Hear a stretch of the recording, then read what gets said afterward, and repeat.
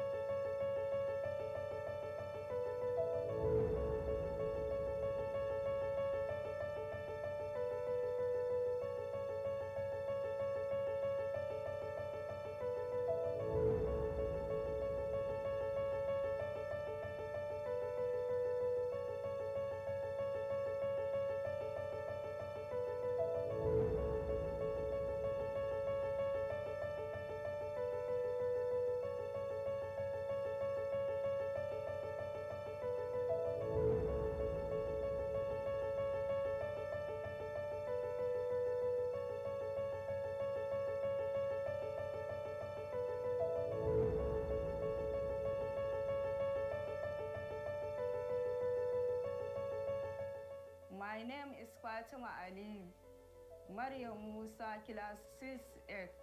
Mun gode wa hukumar makarantar nan da Access Bank yanda yarinyar take da kokari kuma tana iya rubutu da karatu, tana iya karatu da turanci. Mun gode, muna godiya.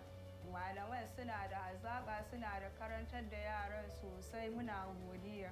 Muna godiya da Access Bank da Fitchoka da UNICEF da all mutanen gari don muna gode ma kowa da kowa kuma ya dinga kai 'ya'yan suna samun karatu mai inganci. Gaskiya zuwan makarantar nan alhamdulillah mun ji daɗin ta sosai saboda suna ba mu gudunmawa sosai game da good education da yara suke samu da kuma yanayin good character ma alhamdulillah. Over the years, it has been a great achievement in this school. I've seen a lot of improvement in the school. A lot of children could not speak, could not write properly. But over time now, we have seen a lot of improvement. That even among themselves, they conduct debates, and which they do in English language. And these are one of the things that have not been done in this school, in the history of this school. So I will count that as a great achievement for this school. And I hope that the support we are getting for this school is going to continue. And I would like to appreciate all the parties involved in this great achievement.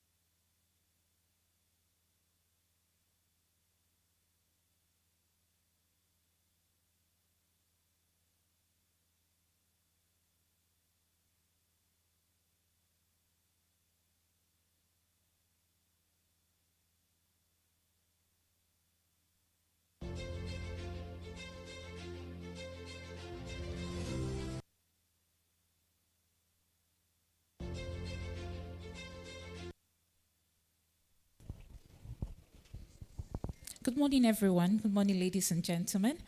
Before we begin, I would like to implore everyone, there's a light breakfast going on at the other hall.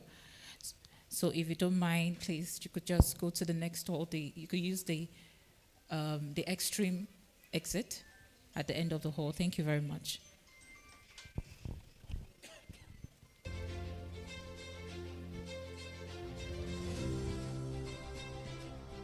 Mu dai a nan anguwa lallai ina tabbatar da cewa ba mu taɓa sanin wani banki tana aikin ma community talakawa irin wannan abu ba. Wannan shine na farko a wajenmu. Lallai wannan banki daga yau ni karan kaina da iyalaina mun tattara mu koma Access Bank. What Access Bank did to Kasuwan Katako today, we will never forget them. 2024 Allah ya sa mai albarka ne. So a yi tafi. Mu je.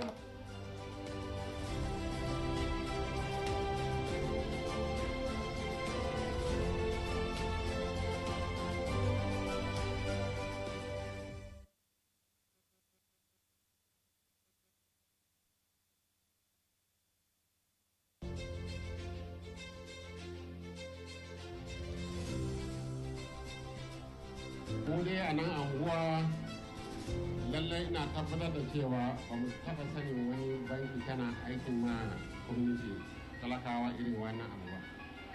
Wannan shine na farko a wajenmu.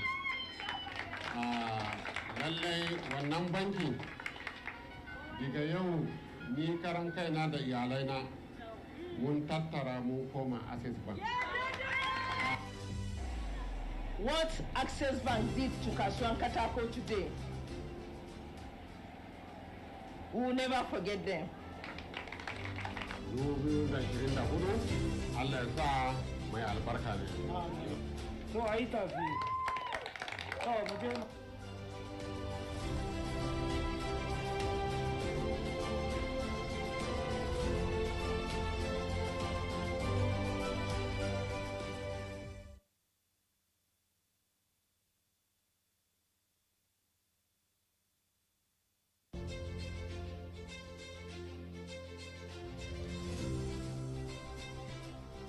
Mu dai a nan anguwa lallai ina tabbatar da cewa ba mu taɓa sanin wani banki tana aikin ma community talakawa irin wannan abu ba.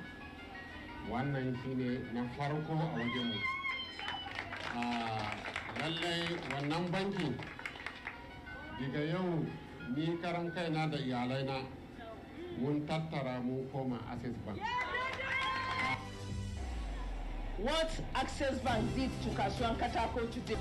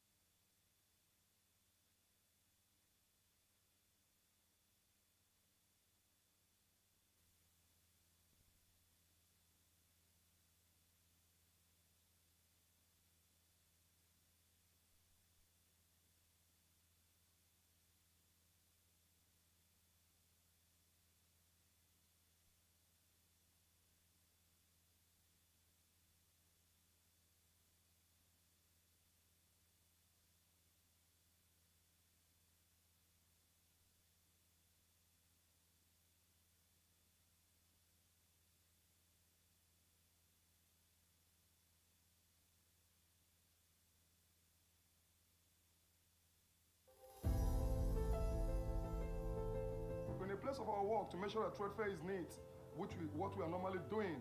But the greatest surprise for me, what I'm seeing this morning, is to see Access Bank.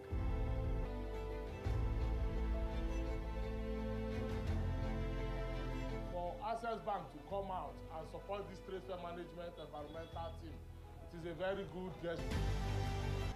Yes, I'm really happy this morning with what I'm seeing. I'm really happy. We are happy to have done this, and we are looking forward to doing more with them and even expand that and the other markets around.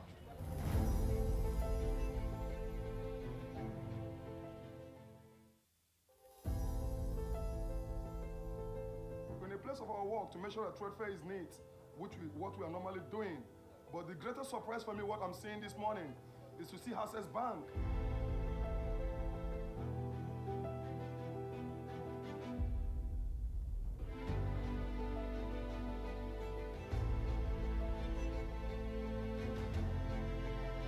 For Access Bank to come out and support this trade fair management environmental team, it is a very good get. We keep the good work going. Thank you very much. People are welcome. Yes, I'm really, really happy this morning with what I'm saying. I'm really, really happy. We are happy to have done this, and we are looking forward to doing more with them and even expand that and the other markets around. I'm saying this.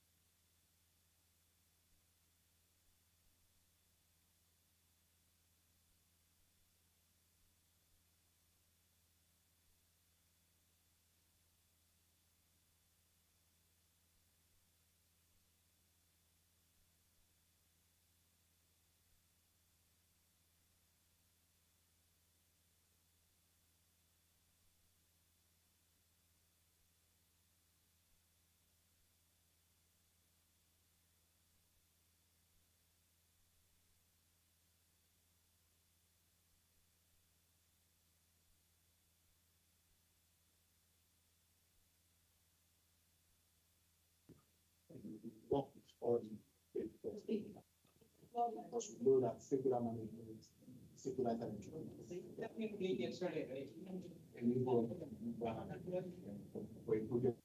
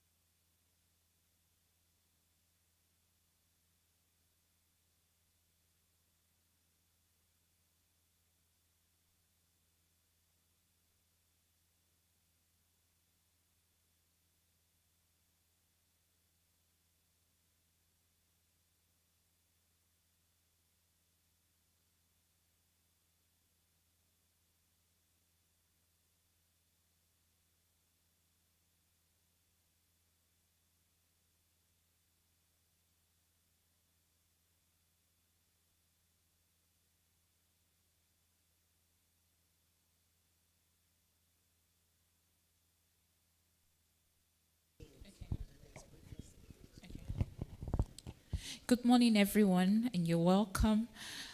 Just before we begin, please, we have breakfast served at the next hall. There's breakfast currently being served at the next hall, so if you don't mind, thank you.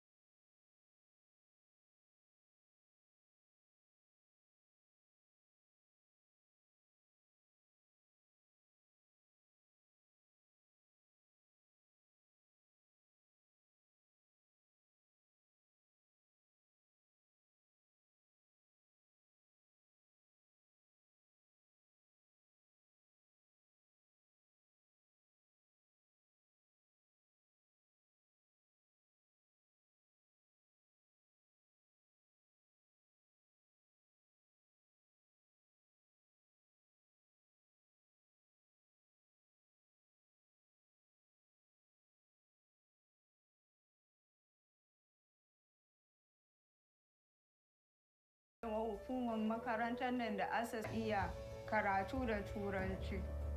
Mun gode, muna godiya. Malaman suna da hazaƙa, suna da karantar da yaran sosai, muna godiya.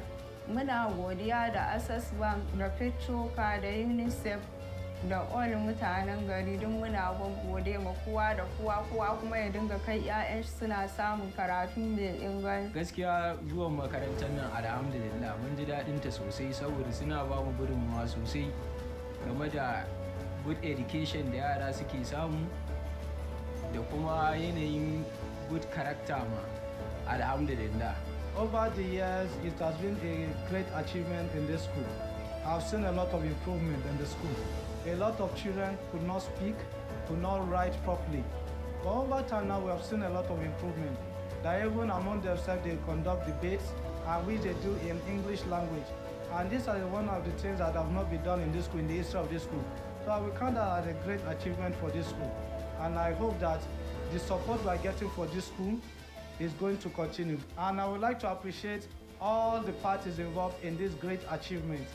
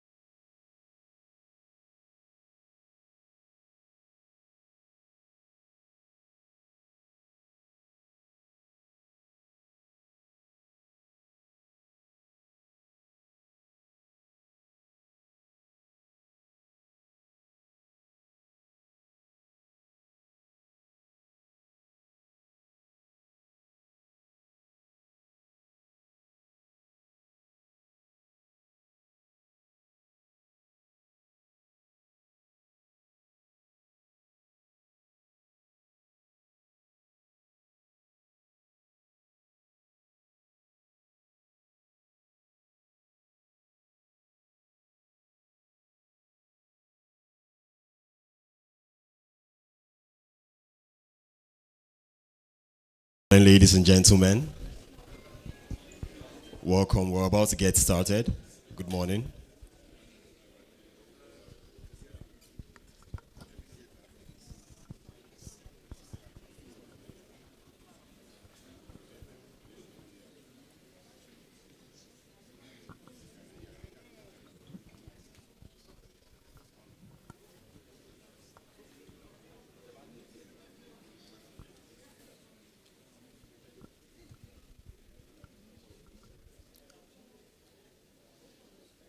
Thank you. Good morning, ladies. Sustainable Finance Accelerator Program 2024. I'd like for us to please begin with the national anthem. Can we please all rise? Thank you.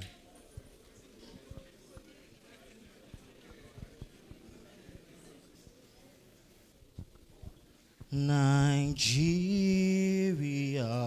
we hail thee, our own dear native land. Though tribe and tongue may differ, in brotherhood we stand. Nigerians all and proud to serve our sovereign motherland. Thank you. Thank you. May please be seated. Thank you. And welcome once again to this program today. We would love one of our esteemed guests, Alhaja Adejumoke, to please help us with an opening prayer. Can we please rise?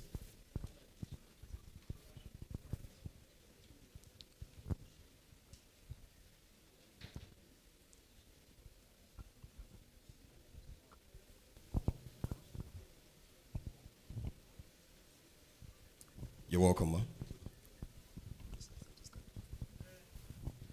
Good morning, sir. Good morning, ma'am.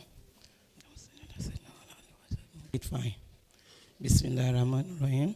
Alhamdulillah Rabbil Alameen. Ar-Rahmanir-Rahim. Maliki Yawmiddin. Iyyaka na'budu wa iyyaka nasta'in. Ihdina as-siratal mustaqim. Siratal ladzina an'amta 'alayhim ghayril maghdubi 'alayhim waladdallin. Amin. Sallu ala Nabi Karim. Thank you very much, ma. Thank you and welcome. Ladies and gentlemen, this event is conducted. It's a hybrid event, as we also have friends and colleagues who have joined us virtually for this session today. Right. Can we please give a big round of applause to ourselves? We're glad we all made it here today. Thank you very much. I am Frederick Felix. I'm going to be your co-master of ceremony for this event. And at this juncture, I'd like to, on behalf of the organizing committee, welcome and extend our heartfelt appreciation for your presence here today. We value you and we thank you. To set the tone for our conversation today and in form of a key note, an address, welcome address, we would like to invite, if she's here present, our Deputy Managing Director in the person of Chizoma Okoli.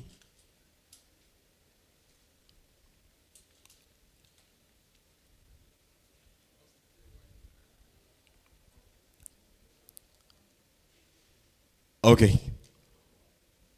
Hopefully she joins us very soon. Moving on. Here today we are delighted to have the coordinator of the Green Growth Finance Coordination Office under the Ministry of Finance, who will be shedding light on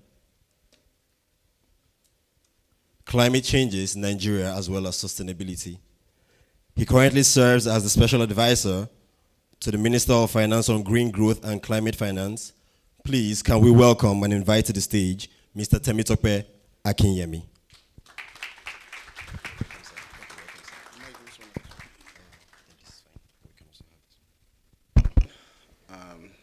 It's a pleasure to be here. I'd like to thank Access Bank for putting together this event. Access Bank has been at the forefront of leading the charge to a greener, more sustainable Nigeria. It's a pleasure to be here again, and I welcome everybody here. I'll be taking a run through basically what Nigeria has done in what we call climate action. Rephrase to capture sustainability, governance, policy that leads to a cleaner and a more sustainable environment. So climate action is really broken down into two, what we call mitigation and adaptation. Climate mitigation are the things that we do to change our way of living to reduce the amount of anthropogenic, that's human-caused, because I've slowed down for 3 months. No, back to the journey, Nigeria's journey for climate and sustainability, climate change and climate action and sustainability. That's what it should be. Can it show on this slide too, or it's only on that one? Excellent, thank you. Africa is noted to be contributing to less than 3% of the climate change effects. So when we talk about anthropogenic effects, it's talking about the human impact on the climate. And Africa, because of our low level of industrialization, is not really a contributor to the greenhouse effect. However, the impact, because it's one world, is mostly felt in Africa.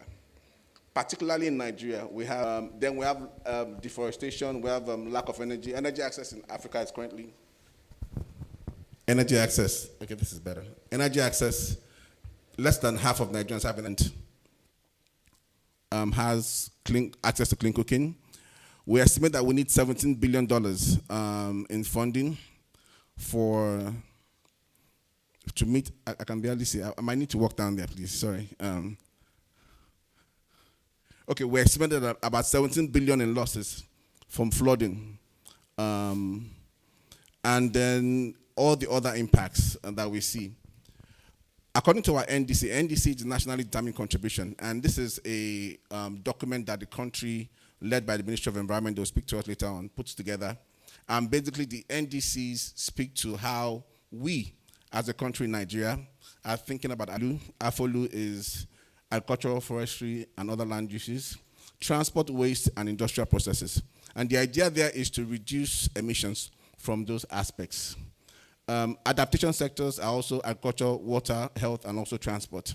And you can see the numbers that we require in terms of investment. It's an emerging, a very big market. Next slide. What are the emerging things happening in the climate space? In 2024, February particularly, the government inaugurated the Carbon Market Activation Committee, which is an intergovernmental committee, which I also sit on, representing the Ministry of Finance. And the carbon market is just a mechanism for internalizing and pricing what we call externalities. So what do I mean by that? If you leave everybody, they will pollute the environment.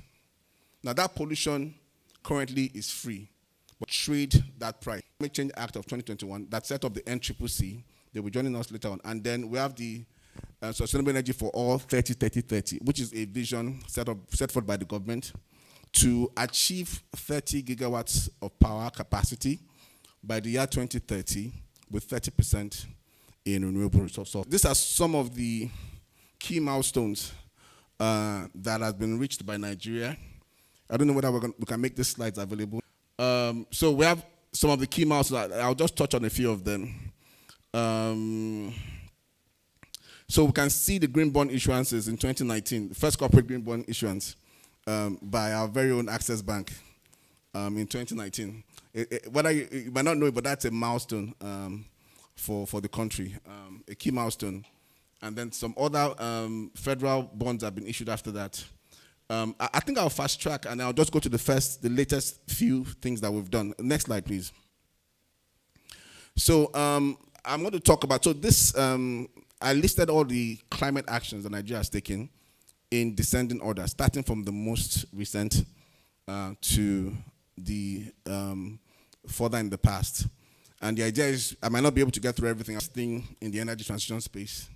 In this, Ajay Banga, who is the president of the World Bank, and Adeshina, president of AFDB, both decided that they wanted to do something ambitious, and they set a target to give energy access to 300 million Africans. That was during the program is a massive program where are in Nigeria. So the idea is to do a homegrown plan to find a way over the next 6 years to provide energy access for 300 million Africans. The second thing on the list here in terms of order is the presidential CNG in EMS. to give people, but the adoption rate is very, very high in Abuja. In fact, 1 out of every 3 cabs that you see in Abuja has a CNG engine now. They've converted. They're really converting really fast. But I think Lagos is a bit slower.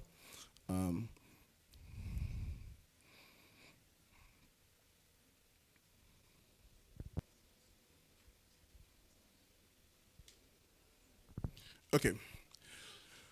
The third, previous slide. Yeah, the third thing on the list is the establishment of the Office of the Special Envoy on Climate Action. We call it OSPEC.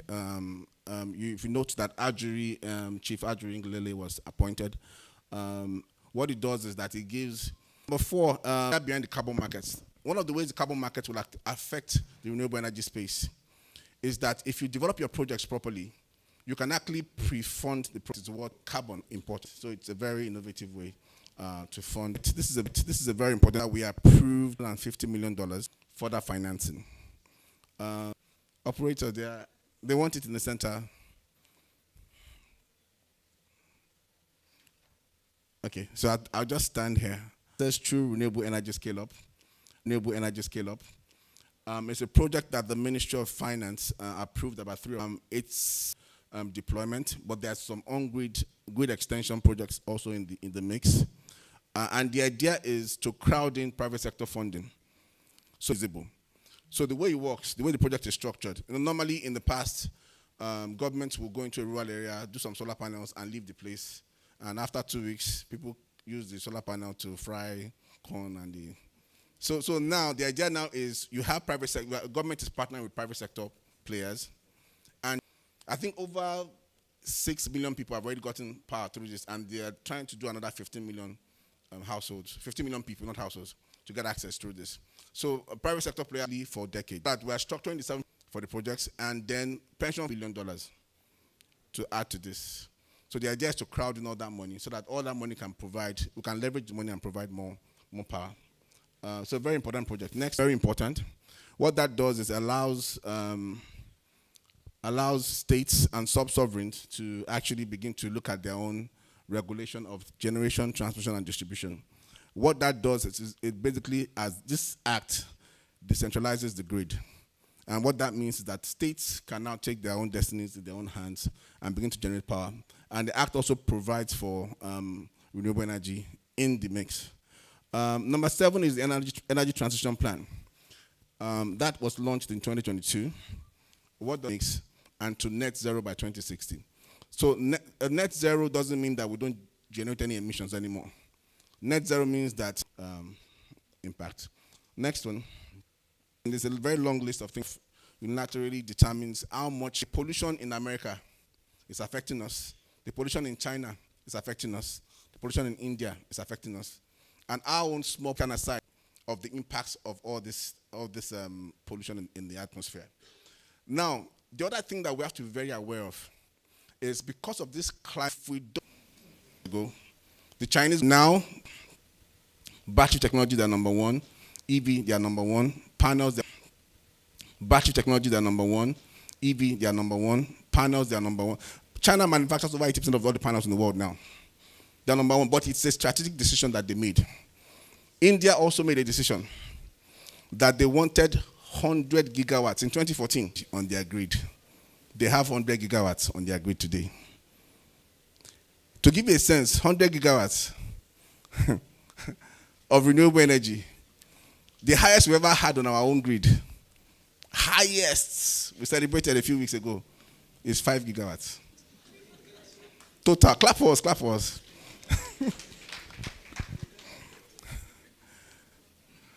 So we got 5 gigawatts. In fact, sometimes the scale of Nigeria sometimes can be funny, but we have to keep at it. I actually have a classmate that we went to school together. I came to Nigeria, he went to India. And he started a renewable energy company, called Meter Energy. Meter Energy has 2 gigawatts. In his company, he has 2 gigawatts. Our country, no, on average, it is 3.5. That 5 is our record. So that's why we're here. Encourage you. It's entrepreneurs, it's innovators like you and I that will make the change. It starts one solar panel at a time. It starts one EV at a time. But particularly on our STEM education, we need to actually understand the technologies and we need to drive them. So that's our NDCs. Then we have a couple of other policies. I'll just jump a couple of slides and go to next slide. Next slide. So we also have the green bond issuances at the government sovereign level. We did green bond 1, green bond 2. Next slide. Next slide. Next slide. Next slide, we're done, up to 2009. Next slide. I want to go to the new things that are coming up. Next slide. So you see, our journey started as far back as 2003. We've been doing all these policies, but we've been seeing little or no impact. Next slide. And so what are the upcoming things? So this is where it gets exciting. We're expecting great change with this government. Great change with this government. How many of us know that we are working on converting our trains to gas? Trains, yes, only one person. So our trains are moving to gas. And we're going to move our trains to gas. The first thing I'm going to talk about is the Green Growth Finance Coordination Unit, which is a unit that I lead. The unit is going to be based in the Ministry of Finance, and I'm going to talk a bit more. So when you hear the just energy transition, it's just a summary of all the things I've been telling you about. That the polluters are in the West, the sufferers, and then the other thing that we have to, part of the just in that concept is that Nigeria is heavily dependent on its oil. Now, someone tells you, oh, your oil is, what will we do with them? So whatever plan you're coming up with to transition the country has to have a way to take care of for the country. As part of that, a new set of things, we have to have a plan and we have to think through them diligently. But with people like, with institutions like Access Bank, the future is bright. Because I know after this, Dr. Greg will write in a couple of checks for us to move the sector forward. So I'll talk briefly about the Green Growth Finance Unit, the one I lead. Next slide. So why are we setting up a Green Growth Unit in the Ministry of Finance? The climate agenda is very strong. Even as the Ministry of Finance, when we go out to borrow money, and by the way, I'm sure the corporates are also experiencing it, like Access Bank and the rest of the banks. When you go to borrow money, a lot of these loans now have green tags on them, or green requirements. And you have to master how to negotiate, understand, and to deal at this level. So we're setting up a dedicated unit in the Ministry of Finance, which I lead now, to look at that. And I'll also talk about some more things that the office will be doing. Next slide. Next slide. So what are the objectives of the office? On the right side, it's to fund Nigeria's climate action. And number 2, to ensure that our climate action are integrated. What do I mean by that? So we didn't call it Climate Finance Office, we call it Green Growth Office, and I'll tell you why. Climate finance is dealing with the environment.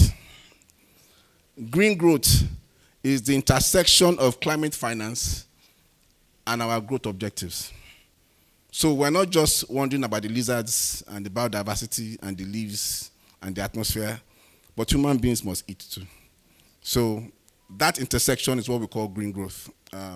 So we must grow, but the growth must be green. It must be sustainable, and we must still grow. So that's the perspective that this government is taking. It's not just climate action for climate action's sake, but climate action that intersects with growth.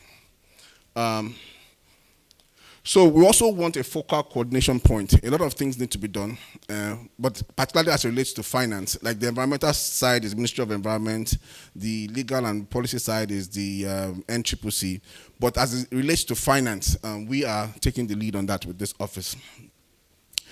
The fourth thing is the fiscal and incentive management framework. Because the climate space is new, we don't expect it to build itself.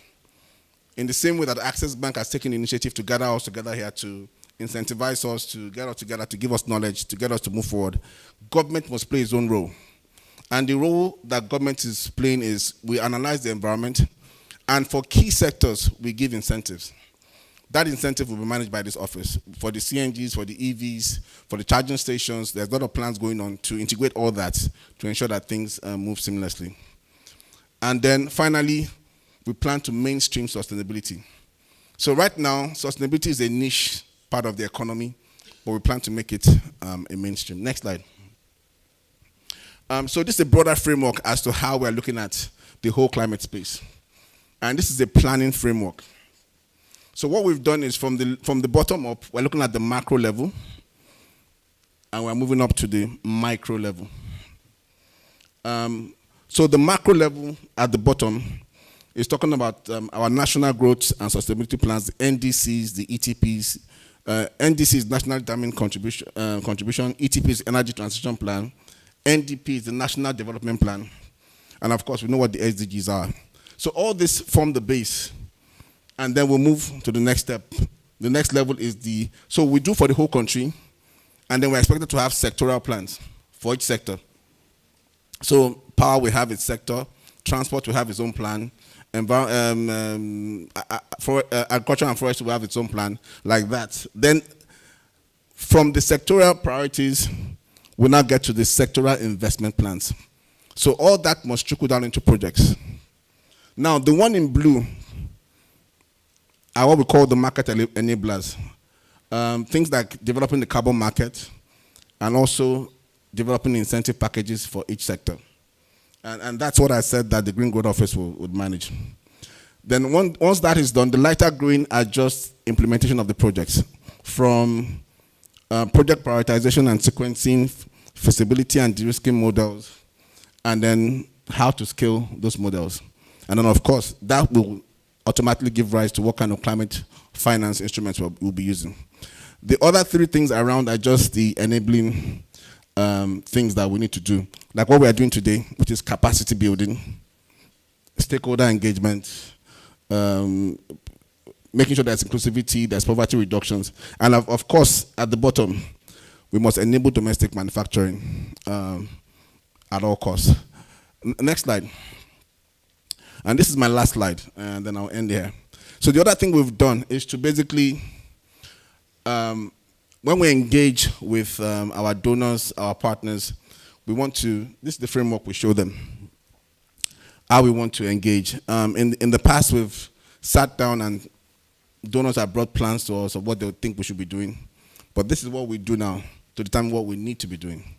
So basically, we have our own plans, which we talked about. All our plans. So first of all, whatever you are proposing to us must be what we want to do. It must be part of our plans.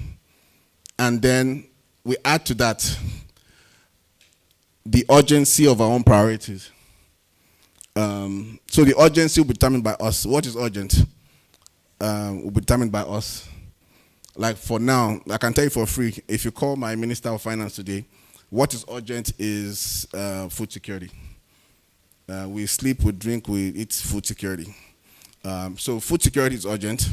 Then the next thing there is the positive. I know in finance you guys use IRR, internal rate of return, but there's something called an EIRR, which is an economic internal rate of return, which measures not just the financial return but other environmental and other benefits. We actually can run a model on that to see how that works, or just basically do a cost-benefit analysis.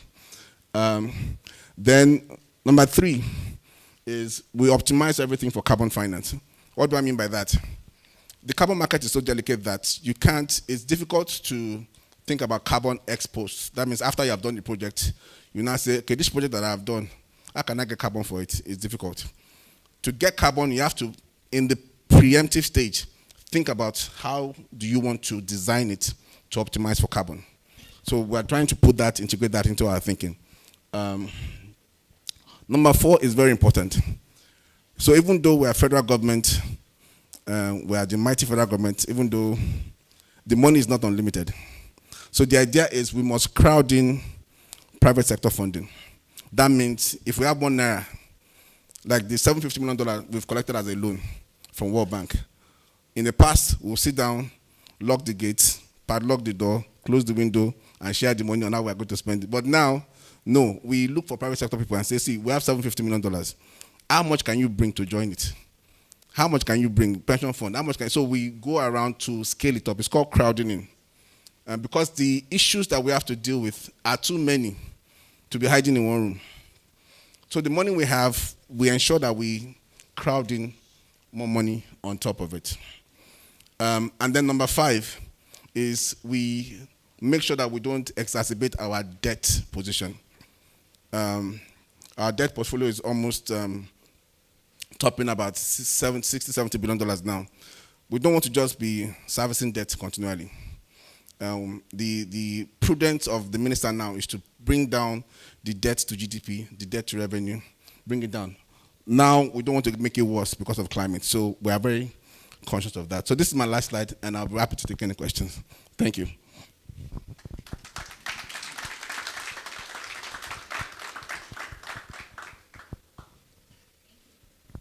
Thank you very much, sir, for a very insightful presentation. Someone ask question. Okay, so we'll take 2 questions. 2 questions, please. Okay, so we'll take you and we'll take you. Oh, wow. I do apologize. Okay, so we would extend it to 3, right? Yes.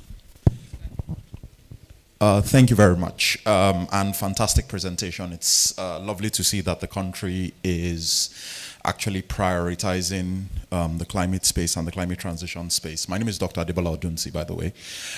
So my question would be, what is the primary focus in terms of carbon markets that we're looking at? Because they're voluntary markets, they're compliance markets. They both have, varying advantages and disadvantages. But what would you look at as the priority in all these plans? Thank you. Okay.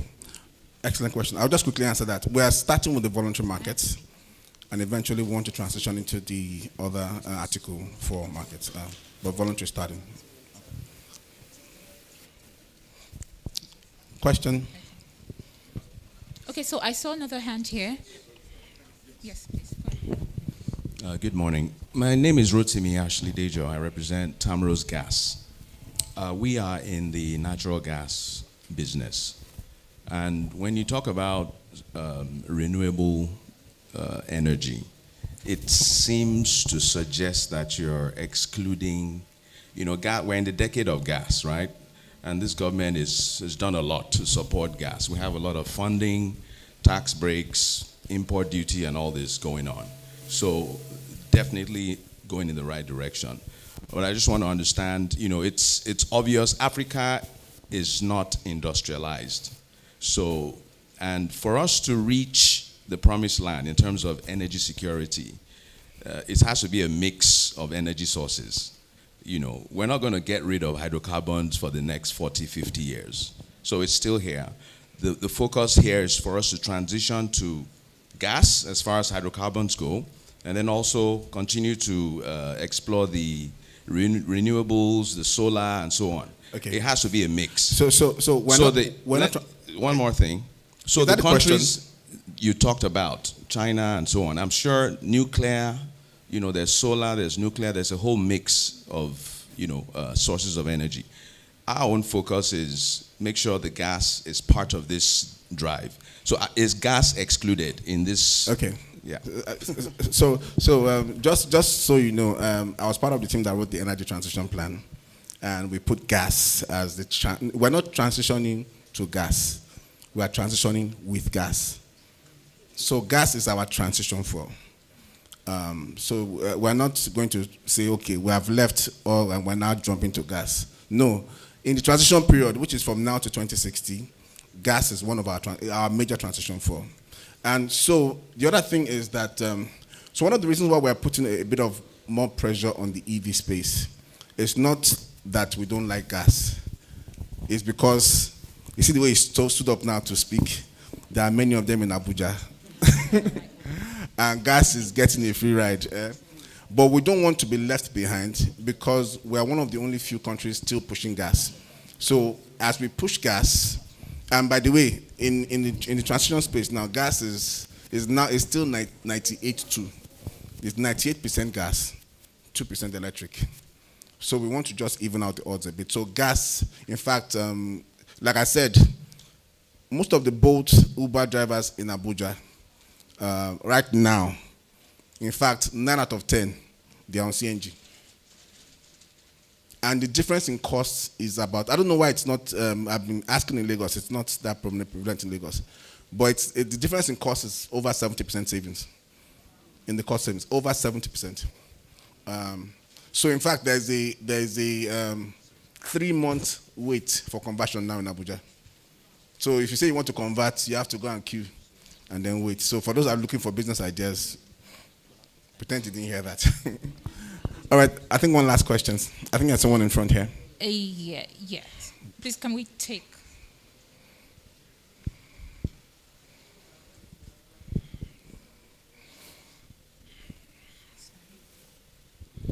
Thank you very much. My name is Alfred Okubeni, representing Nigerian Sino Trucks. A little is being said about the automotive industry. We operate in the commercial vehicle industry. Currently, we are heavy on the gas space. And you said something about carbon market and monetizing your carbon. I wanted, to get more understanding of this. Okay, so for the carbon markets,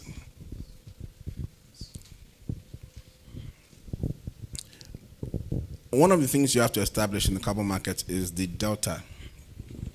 So, for instance, if I were going to have 1,000 trucks that were diesel, and I run them maybe 8 hours a day normally, so what we would do is to compute what the carbon emissions from that is, and then you do a fuel switching. You switch to CNG, and then you compute what the carbon from that is, and then that delta that you've changed, that difference. Before would have been maybe 4 million tons, but now you move to gas, it's now 3 million tons. There's a 1 million ton savings. Now, in a program, you may be able, I won't say for certain, to monetize that 1,000 tons of carbon. The system may be able to pay you for it, but I've not really explored monetizing carbon for trucks. But again, the other thing now is that there may be an additionality problem. Let me tell you why. Even though there's a carbon savings, the fact that your carbon truck is now 5 times cheaper than diesel, the carbon market is not incentivized. Why are they giving you carbon? Because the saving you're making yourself is, monetarily, is much more, it's much higher. So because the carbon market is supposed to incentivize behavior, but whether they give you carbon, they don't give you carbon, your diesel is 10 times the price. So you may not be able to get carbon, but I won't say for sure, but something we can discuss and look at afterwards. Okay, so can you take 2 more questions? Yeah, I'll take 2 more questions. So we'll take 2 more questions. I saw a hand behind there. and I have the directive to prioritize a woman. Do we have any question for a woman? Yes, I like them more. Okay. So we'll take the question behind, and then we'll take a woman. Okay, not a problem. Thank you.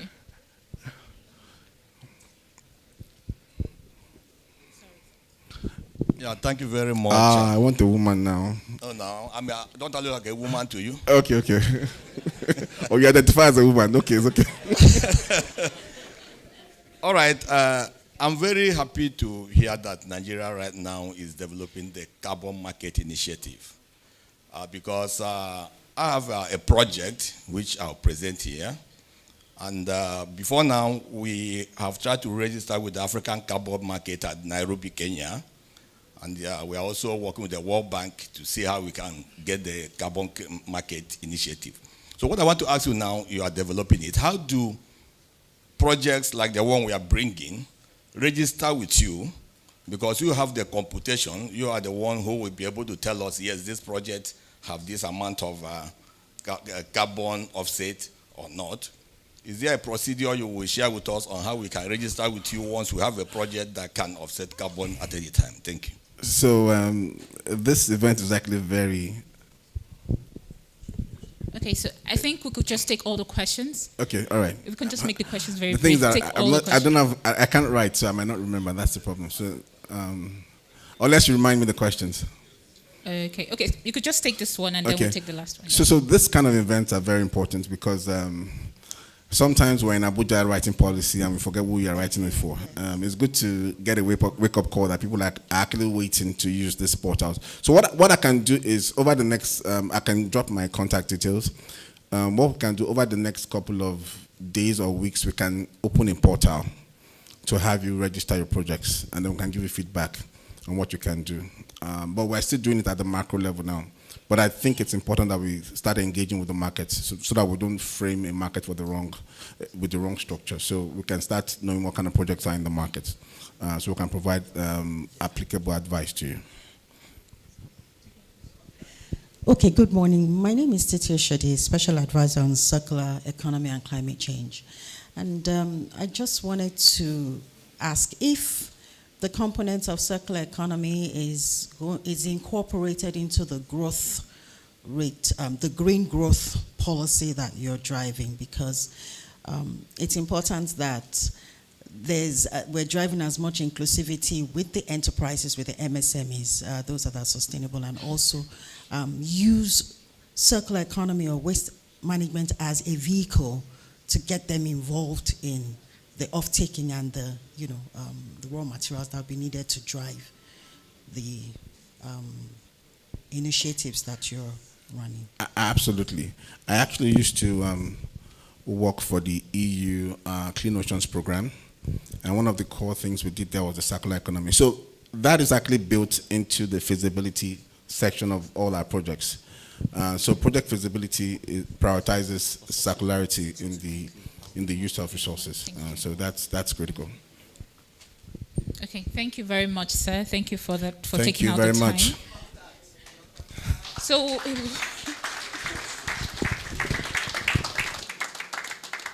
I'll give it to the organizers.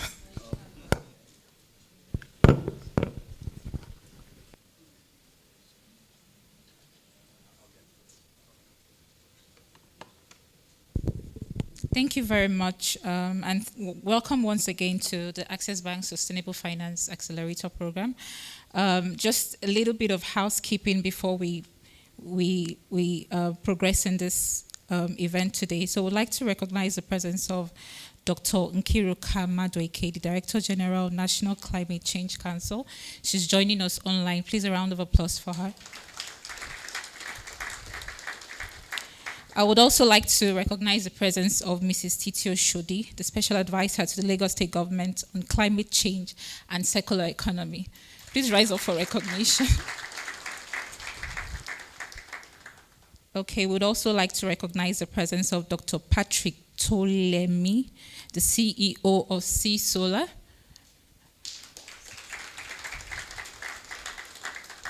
We'd also like to recognize the presence of Ayo Ademilahu. I'm so sorry if I didn't get the pronunciation correctly. The President, Renewable Energy Association of Nigeria.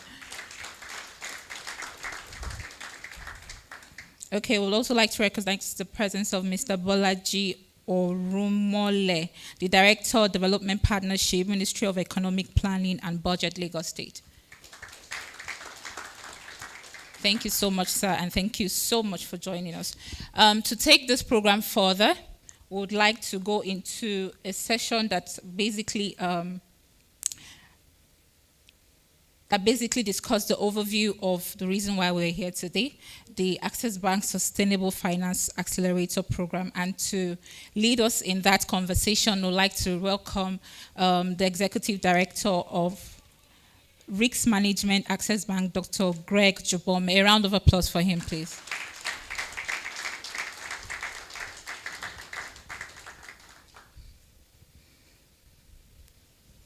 Yes, please. What's our time? 20 minutes. Want me to sit down? Just going to be conversation between myself. Okay, all right. I do want to sit. So I've been ordered to sit down, but I thought before I sit down, Maybe a few words of welcome to everyone. It's been a period of reflection by Access Bank, and that reflection has been one of, so as a bank we've been on this journey since 2008, and it's a journey of investment in people, in systems, in automation, in you name it, and it has led to a whole raft of benefits, engagement, community created in a global context. Our partnerships are actually quite global right now in this space. But we've said, okay, so all of that we've achieved, that is one side of the equation. The other side is that all of that investment now has to begin to percolate into the market because we are still one entity. And even if as a bank we get our operational footprint, as we say, to zero, what about the other side of our business? And that is all of us who are sitting here today. And millions who are not even sitting here today. How do we now begin to impact them a lot more directly? So we said, okay, we are the largest bank in the country by assets, by deposits, by payment capacity, etc., etc. We have to leverage that platform. It has to mean something for transformation of Nigeria, for the transformation of Africa. So that's why we are here. To get that journey, so we've been on this journey like this. We want to take it like this. And that take it like this means all of us are now on that journey together. So I know that the concept is an accelerator program. There's going to be something for everyone.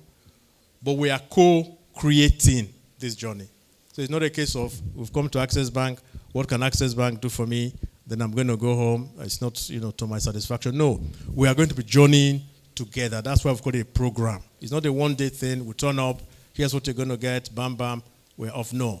If we don't make it a journey together, it's not going to be sustainable, right? So we have to journey together. It's going to mean that you are being contacted more than perhaps you would have loved to. But if we don't do that, then we're not going to achieve the critical mass, the scale-up that we need to achieve. So big thanks to everyone who is here. Many of us here are Access Bank customers. Shout if you're an Access Bank customer or wave. Correct. See, you are the reason why we are here, right? We appreciate you deeply, and we realize that this journey, we cannot do it as an office, just sit down in the office and be churning out frameworks and policies. We need everyone, coming to the party. For those who are not yet Access Bank customers, you are here now, so you are already a customer. So you're either a customer already, or you are a soon-to-be customer of Access Bank. Whether you are physically here or online, there are many benefits that will come from this whole program, and you don't want to be left out. So you need to sign up today, and then we'll journey together. So very welcome to you all. You're going to make this program tick. It is you that's going to make this work. It's you that's going to make it successful and sustained and scaled up over the next years and years to come. Like our brother, Mr. Kiyeme, has set the tone for this event. I couldn't have imagined a more powerful speaker, because I'm sure for many of us, that's the first time we're hearing directly that this is what the federal government of Nigeria is doing, right? It's the first time. And we felt that was really critical, so that we know we're not sitting in a box, in a little corner. There is a national journey that all of us have to key into.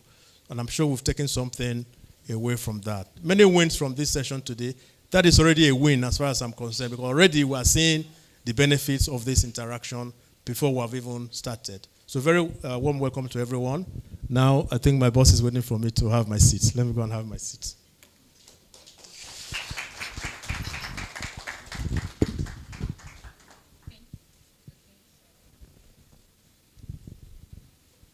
Thank you once again, sir. And we're looking at the overview of the Access Bank Sustainable Finance Accelerator Program.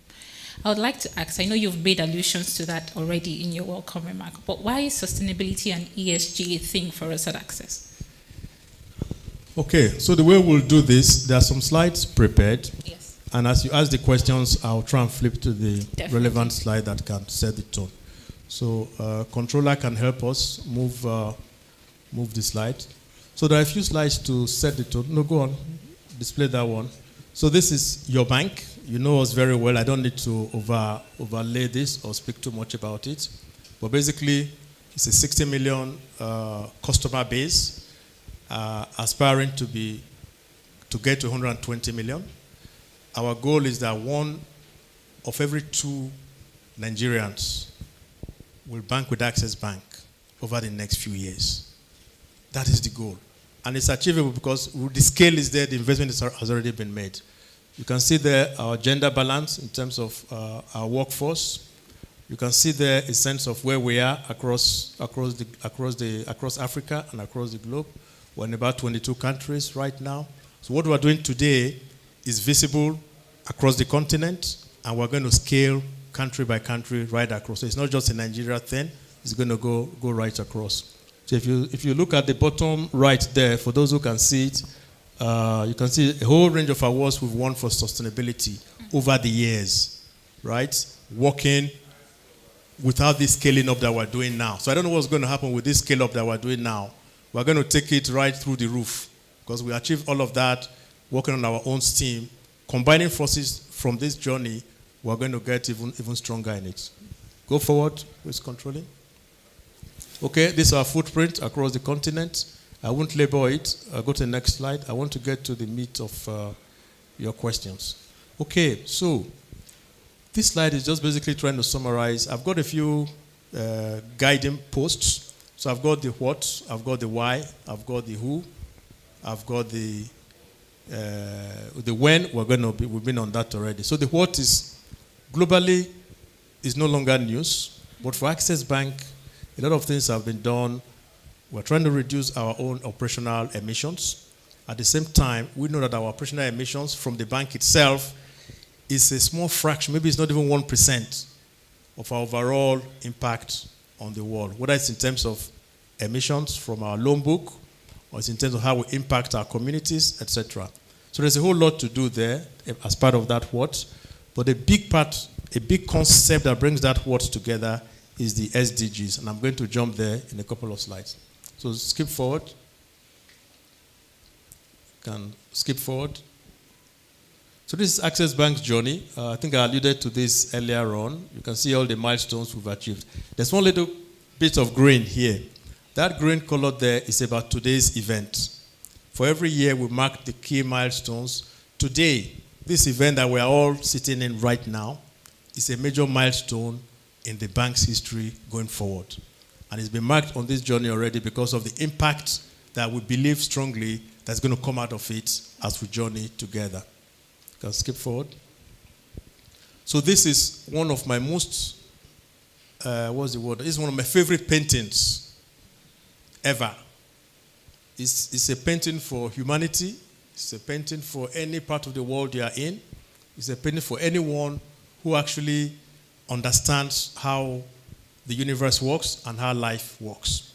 I say it's my favorite because there's nothing you are doing in this room, any aspect of life that you're in, that you won't find your role here, that you won't see your impact here, that you won't see your work cut out for you here, that you will not see the things that you should be doing that you're not doing today here.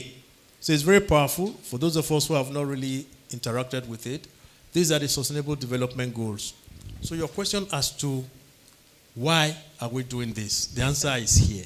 We're doing this because Mr. Kiyemi spoke about the environment extensively, but he also mentioned that there's a whole raft of... So the environment here, if you look at it in strict terms, SDG 7 is important.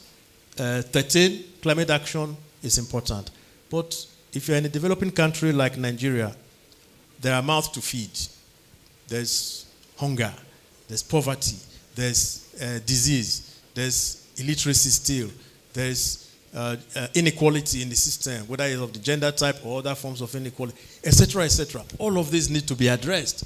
So even if you don't believe in climate change, let's say you just dropped from Pluto, and all these climate change things, you don't even believe in it at all. You still have 15 other SDGs to focus on. So there's no excuse. There's something here for you to do. If you're in this room or you're online today, there's work for you to do, right? Even if you're a skeptic as far as climate impact is concerned. So this is why we're doing this. We believe strongly in impact. I keep saying we have a big convening power. But that big balance sheet has to mean something here for Nigeria and for Africa. And it's not like you do this and then it's not you are throwing money away. It's an investment in the institution, in its people, in the communities we operate in the country as a whole, and in the world that we operate in. None of this has been done so that, the bank will not make money. No, we are going to be an economic agent playing optimally. Win-win for everyone, provided we co-journey together in the way that I've said already. Yeah. All right. Thank you very much, sir. Thank you for that very detailed. I think it deserves a round of applause. Thank you. Thank you. So let's dive right into the Sustainable Finance Accelerator program itself. What is winning like for us for this particular project? The beneficiaries, the persons who would like to be part of this, what are the expectations for them? What should they look out for? Okay. Interestingly, I have a couple of slides on that as well. So skip forward. It's not as if you saw my slides before this session, but you're asking the right questions, so that's good. You can skip forward till we get to this slide. Skip forward. So this slide is important. So this is a slide that we created probably in 2016 or 2017. We were trying to articulate who are we working with in this space and how will we impact everyone that we're working with in this space. It's a bit tiny. You might not see everything here, but it's got something like 16 different segments of players that cover everyone in this room. Those players range from people that work in policy, like Mr. KME does, people that work in education, people that are in the financial markets, the stock exchanges, to drive green bond issuances, people that are working in the circular economy, we have Madam here, people that are working in health, in education, people that are working in certification as it relates to the space that we're in, whether it is green or it's eligible or not, there's that community. People that are working in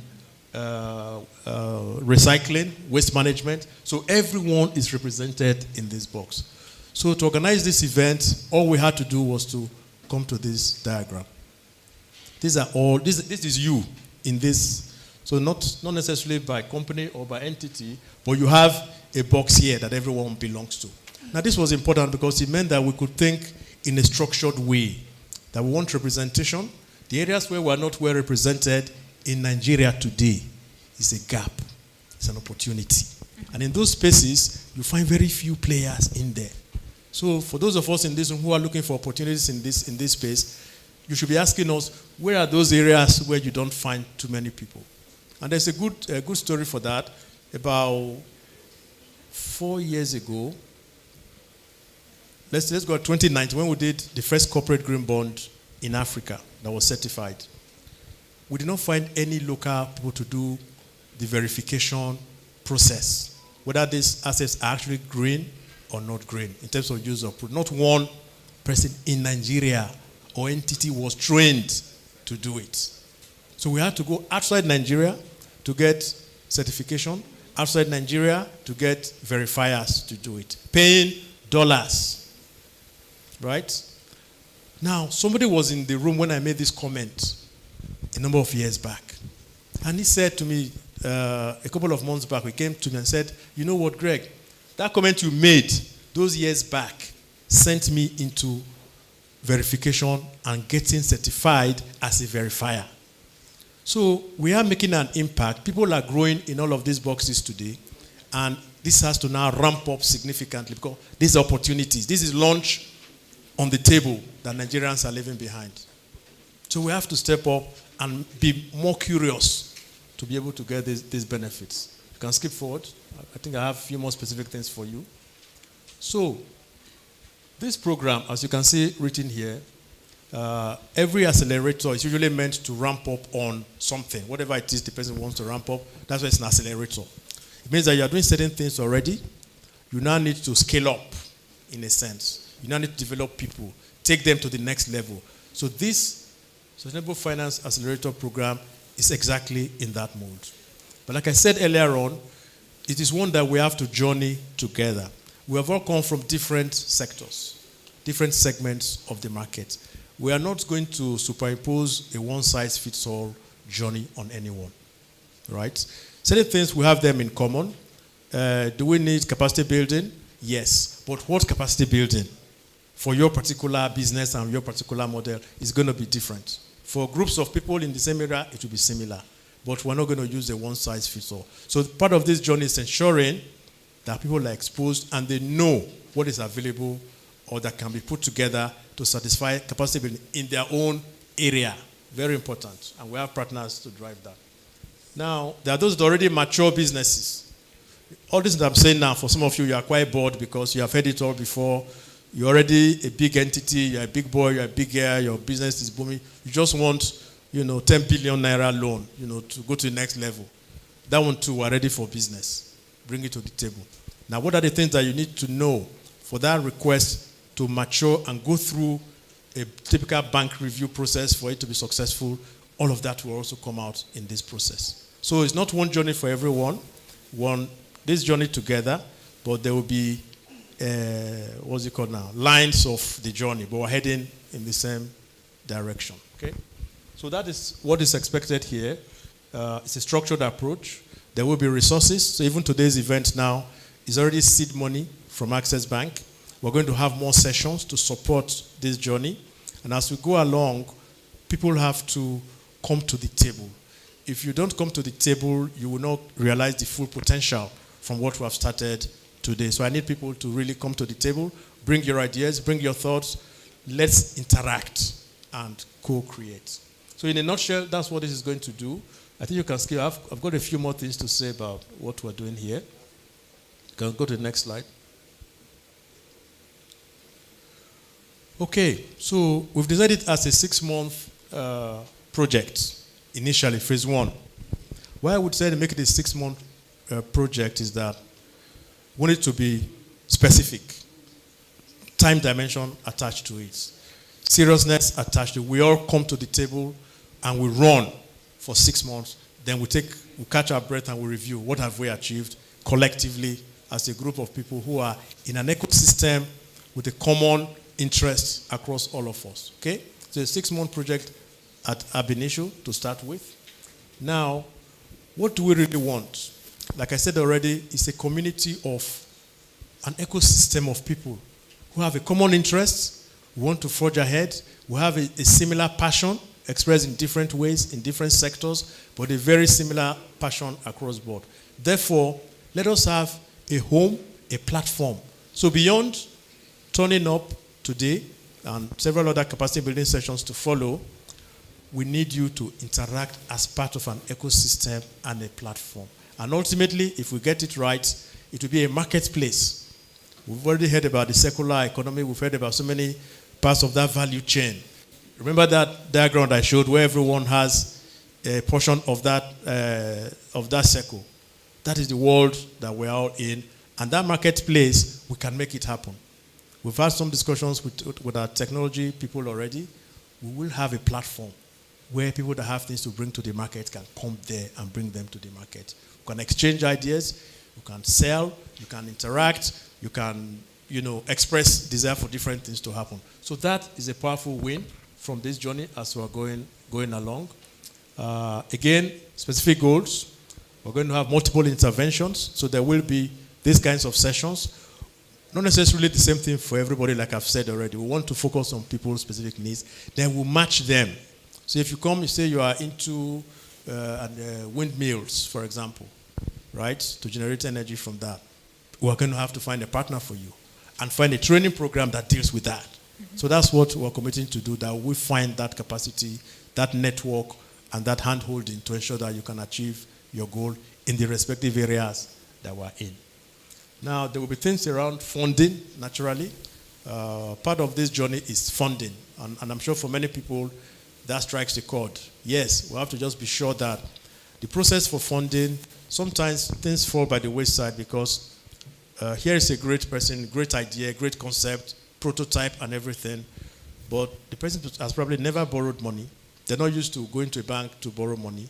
for various reasons. The banks are too bureaucratic, they stress somebody too much, too many forms to fill, they ask for BVN, NIN, they ask for KYC, too complicated. I just want someone that will just give me money so that I can go and do my thing, right? I wish life was that simple, yes. But we'll try and make it, if we work together, we can achieve it. Many banks don't like lending to startups, new businesses, with no track record, with no proven cash flow. There's a slot later on today that's going to address many of those things so that we all also pay attention to that. Therefore, they come not well prepared for a lending process, so they are not successful. Then they abuse the bank, they abuse everybody that was involved in the whole process. They were not really serious anyway, they just wasted our time. But we have to take responsibility. That's why I keep saying that we have to co-create. Understand what the bank is looking for. Then, when you understand it, that's the bank's problem now. Say, how do I help the bank solve this problem so that my own problem can also be solved? So we have to meet in each other and discuss. There's no one size fits all. All our businesses are different. There are some here that we have not actually taken through a lending process before. So how do we engage? So I need to understand you, you need to understand me, and in that process, we create something that works for everyone. Okay? Now there will be things around seed funding. For those that the idea is still in the evolutionary space, but we can see nuggets of potential in it. Again, the bank can put some monies in. We also have partners that will be interested to put monies in. So it's not just Access Bank funding now. I'm talking about funding, a funding pool. Because of the bank's convening power, we're able to pull in various partners that we work with who will be able to support many people here on this journey. So we're committing resources, we're committing time, we're committing to capacity building, we're committing to funding, we're committing to ongoing engagement for a 6-month period. Now that's going to culminate in, hopefully, for several people here, more knowledge created, clarity on what you're doing, right? So your journey is, so even if you don't ask for any funding at all, you should have grown from this journey. That's what our hope is, that we'll all grow. Even the bank will grow because we'll be learning as well from you so that when you come next and say, it is this business, now we understand it better so we can better support this concept, okay?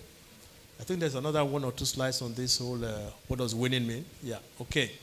So, access to network of professionals, I already mentioned. I think about 200 people were invited to this session. How many people turned up today? Can we remember? I think by my last count, you're about 144. That was 144, which is a big number. How many are online? I would have to confirm that. You have to confirm? Yes. Okay, so basically we have potentially hundreds of people going through this journey for a 6-month period. At the end of that 6-month period, like I said, we want to have achieved something that we can come back to this room. And this room is an ongoing room. Whether we are physically like this or virtual, like I said, we're going to create that platform. There will be a process of accountability, reporting back, and then interacting again to rescale, okay? Pipeline of funding is there. A platform to share your ideas and concerns and concepts. So if you don't take anything away from today, you will learn, you take some knowledge away. You will also be able to share your own concerns. In fact, that is a big one for us. We want to know what is your pain point so that we can be more useful in this journey that we're embarking on. We're not going to give ready-made solutions to everyone because we don't have those ready-made solutions. So you have to come and tell us, here is where you're getting it wrong. Here's what we need from you. And then in that process, you gain something else from all of this.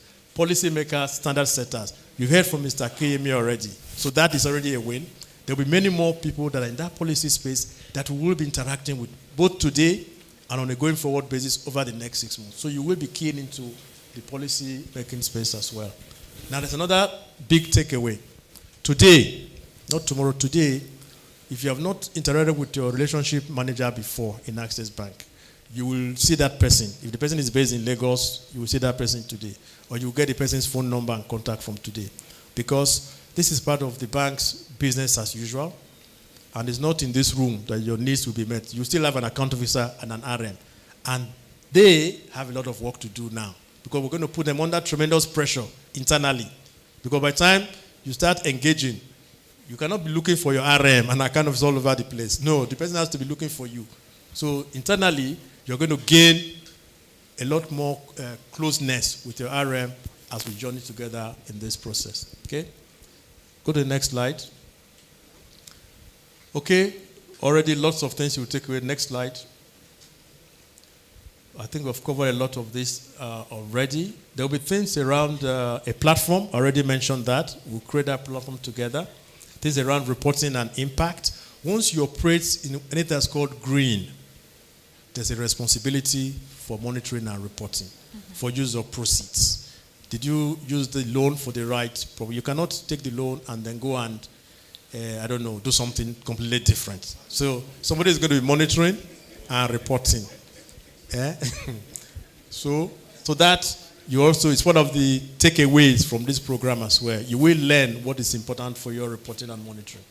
And of course, for your progress reporting, you might need to be, when we did our first green bond, we had to be, our exposure was total. We were exposed to IFC, to FMO, to DEG, to AFD, all the big global players in that space. We humbled ourselves 100% and we sat down with them. What do we need for reporting? Do we need to understand end to end? Even before applying, even before we issue the bond, we had to learn. Now, all of that learning, not everyone here is going to have the resources to invest in it or even have the economic incentive to do that. But it's been done already. We've bottled it and we'll be able to share all of that reporting requirements with everyone as well. So what I have there in yellow is no one leaves empty-handed. So as I've said already, we are all winning already. Are we not winning already? We're already winning and we're just starting. So that's in essence the program. If you go to the next slide to anticipate your next question. Here is a journey map. It's a generic one, but not everyone is going to follow this trajectory all the way through. And there will be lots more on it later on today. Go to the next one so I can wrap up that question. So here are some commitments from us on the Sustainable Finance Accelerator program. We've said we're going to take this very seriously. No one is to be left behind, okay? 72 hours to revert with any clarifications required. So there is a little digital form filling process. There's going to be a session on that today. Once that is done, 72 hours, there will be response that says, we need clarification on this. This bit is missing. This bit is not missing. We are not satisfied with the responses. Can you clarify this? Done. 2 weeks to review all applications and requests made in writing and progress report given within 2 weeks. Okay? And then 30 days for confirmation of a decision. 30 days. So these are clear commitments to tell you that we're taking this very seriously, but we need people here. So if we say we need XYZ from people, and they don't bring it till after 4 months, then the 30 days has already disappeared. It means that you have colluded with your enemies not to achieve the 30 days. So we need everyone to really key in. That's the point I made. To be work for you, you have to take some responsibility for what you want to achieve. But you hold us accountable to what we are committing to as well. Okay? Then stock taking by the end of the year, and then full review by February in 6 months' time. So that's the commitment. That's the journey. Thank you very much, sir. Thank you very much. I think that deserves a round of applause once again. Sir, as we bring this to a close, do we have opportunities for questions? Yes, please. Yeah, okay. Yeah. So would we have an opening for 2 questions? Any? I take it we all understand the component of, okay, I see a hand.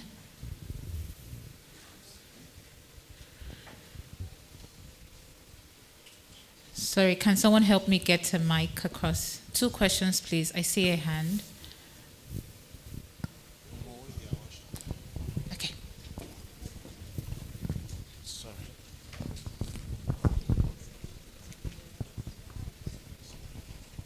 Okay, so we take 2. Good afternoon, sir. Good afternoon, everybody. One thing is about this loan. When you come to the bank, the interest rate is killing.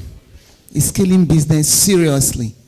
Today, you're on 21%. Tomorrow, they say CBN has said something. It's gone to 23, 25. Is it the way Access Bank 2 is?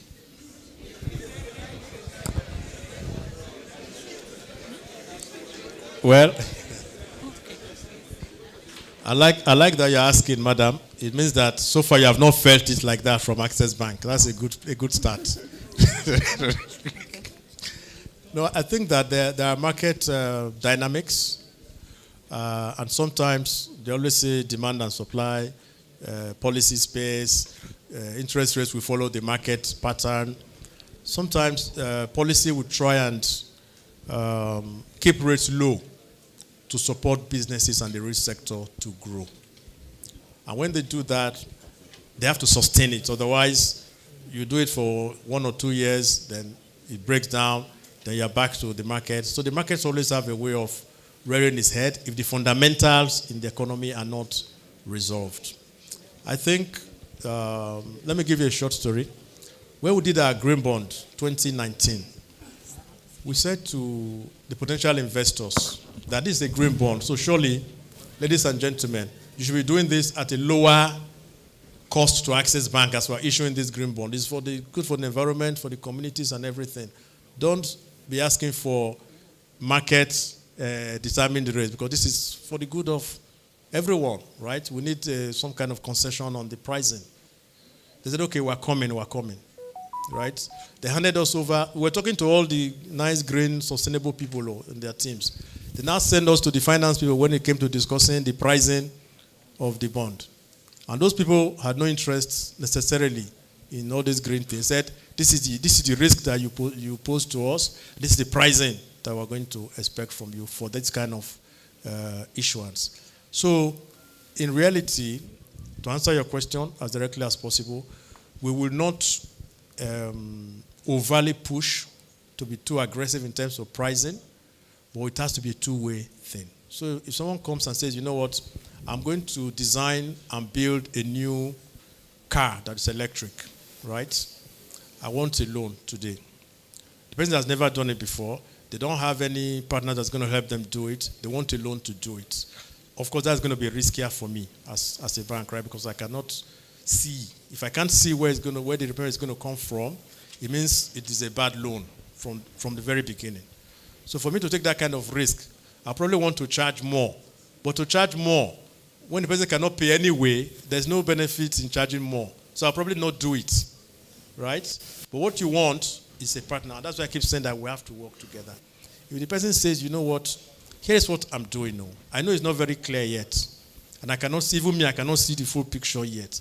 So let me just have some small seed funding to better develop the concept, right? So the person is saying that I'm clear in what I'm doing, and I'm giving you assurance as well as a potential lender. But let's start with small seed funding.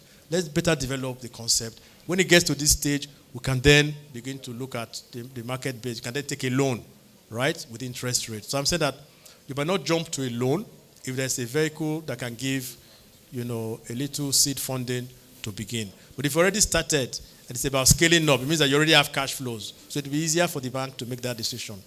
Where we can make those case-by-case pricing differentials, we will.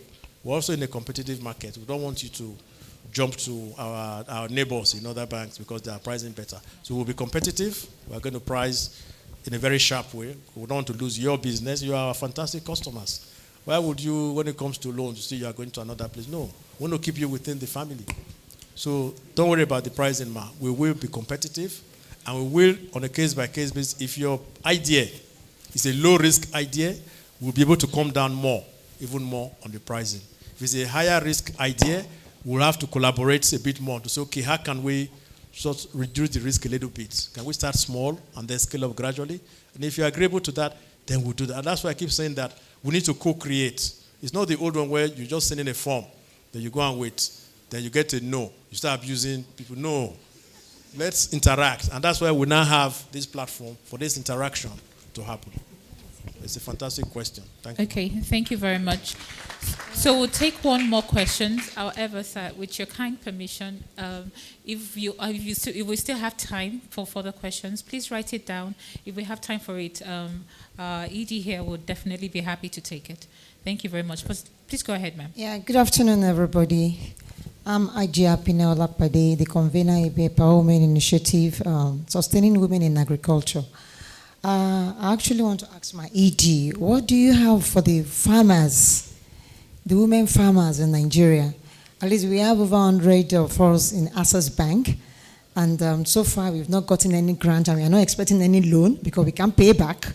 You plant your crops. At the end of the day, the cattle will eat up everything. So we don't want loan. We want grants. Please consider the women in agriculture. No farmer, no nation. Thank you very much.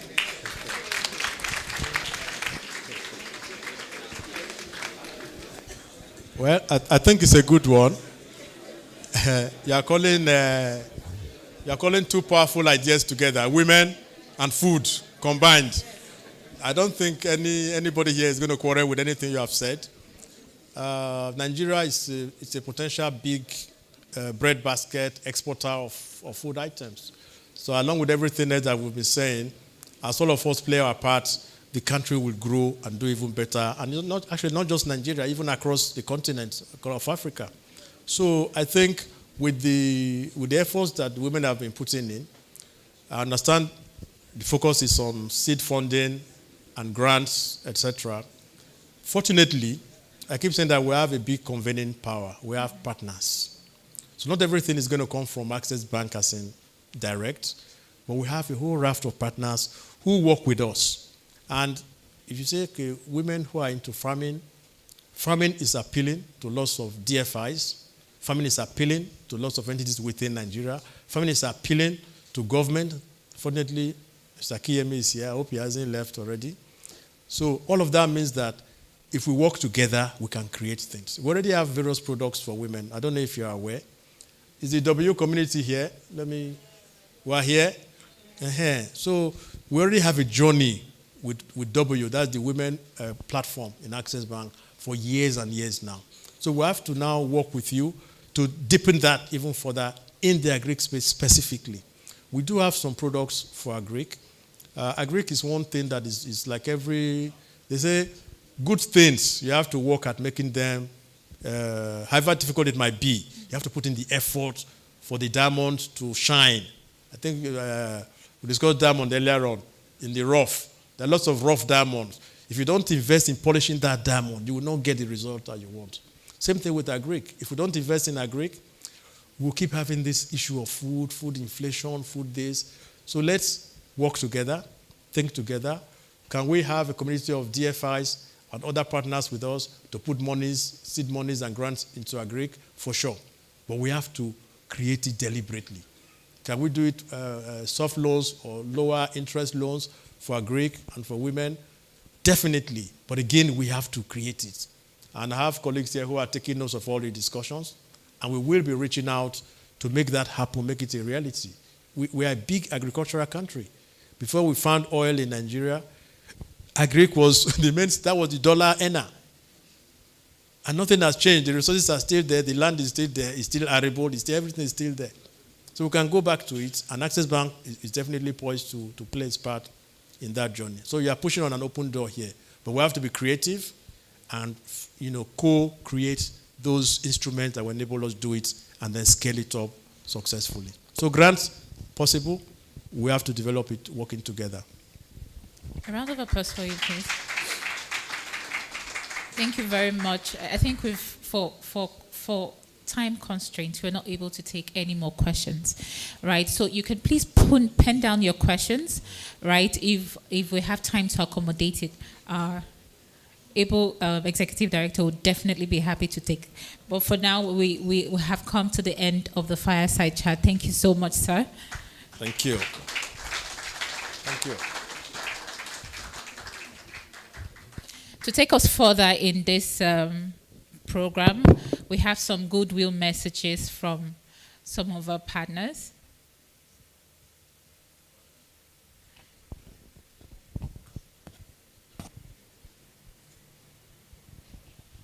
First, we'd like to take the goodwill message from the Director General of National Climate Change Council, Dr. Nkiru Kamadweke, who is joining us virtually.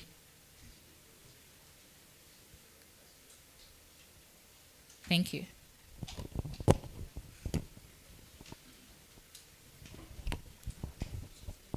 Morning, am I audible, please? Please.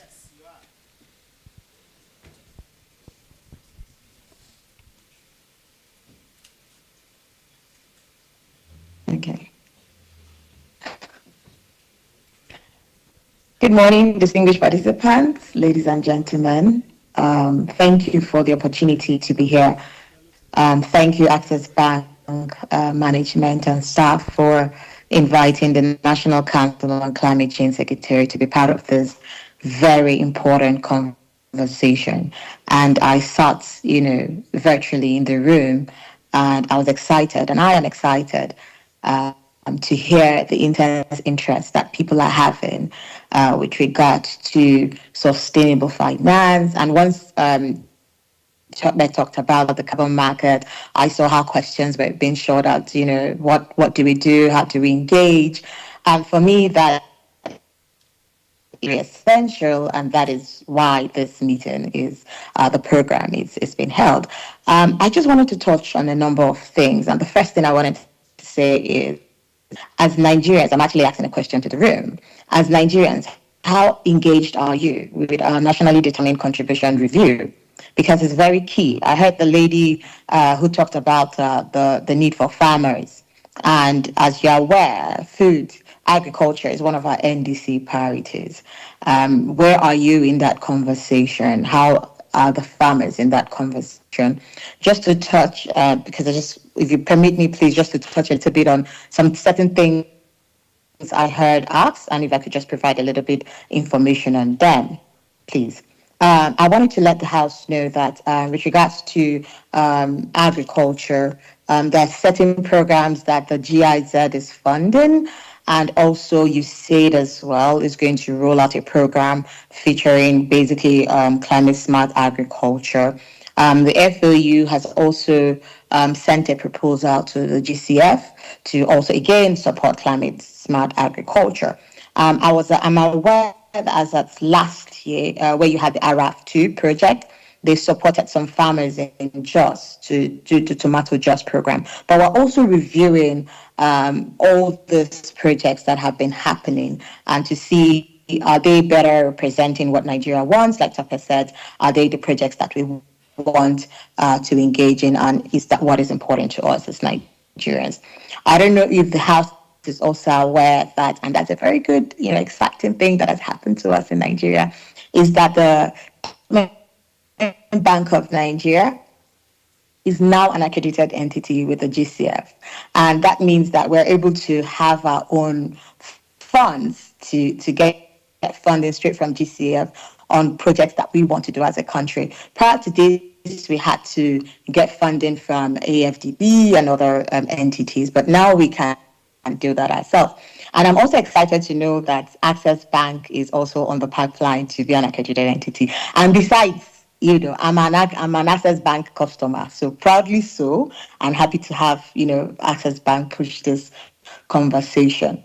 And when you talk about the sustainable finance, it's very important that the participants are aware of what is now known as ISSB S2, which is talking about being able to talk about your report on your climate-related risks. So you have to be aware of this if you're going to go into projects.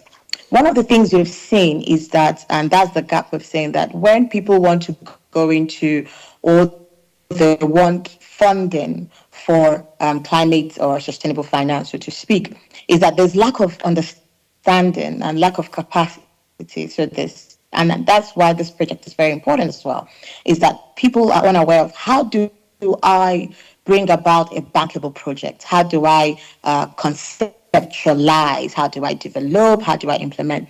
There are so many projects that look so exciting on the sound of it, on the face of it. But then how do I get somebody to invest? And what is the return on investment? That's what people are looking for. So, and this is a very important aspect that we should also consider. And I know that Tucker touched a bit on the carbon market and the project.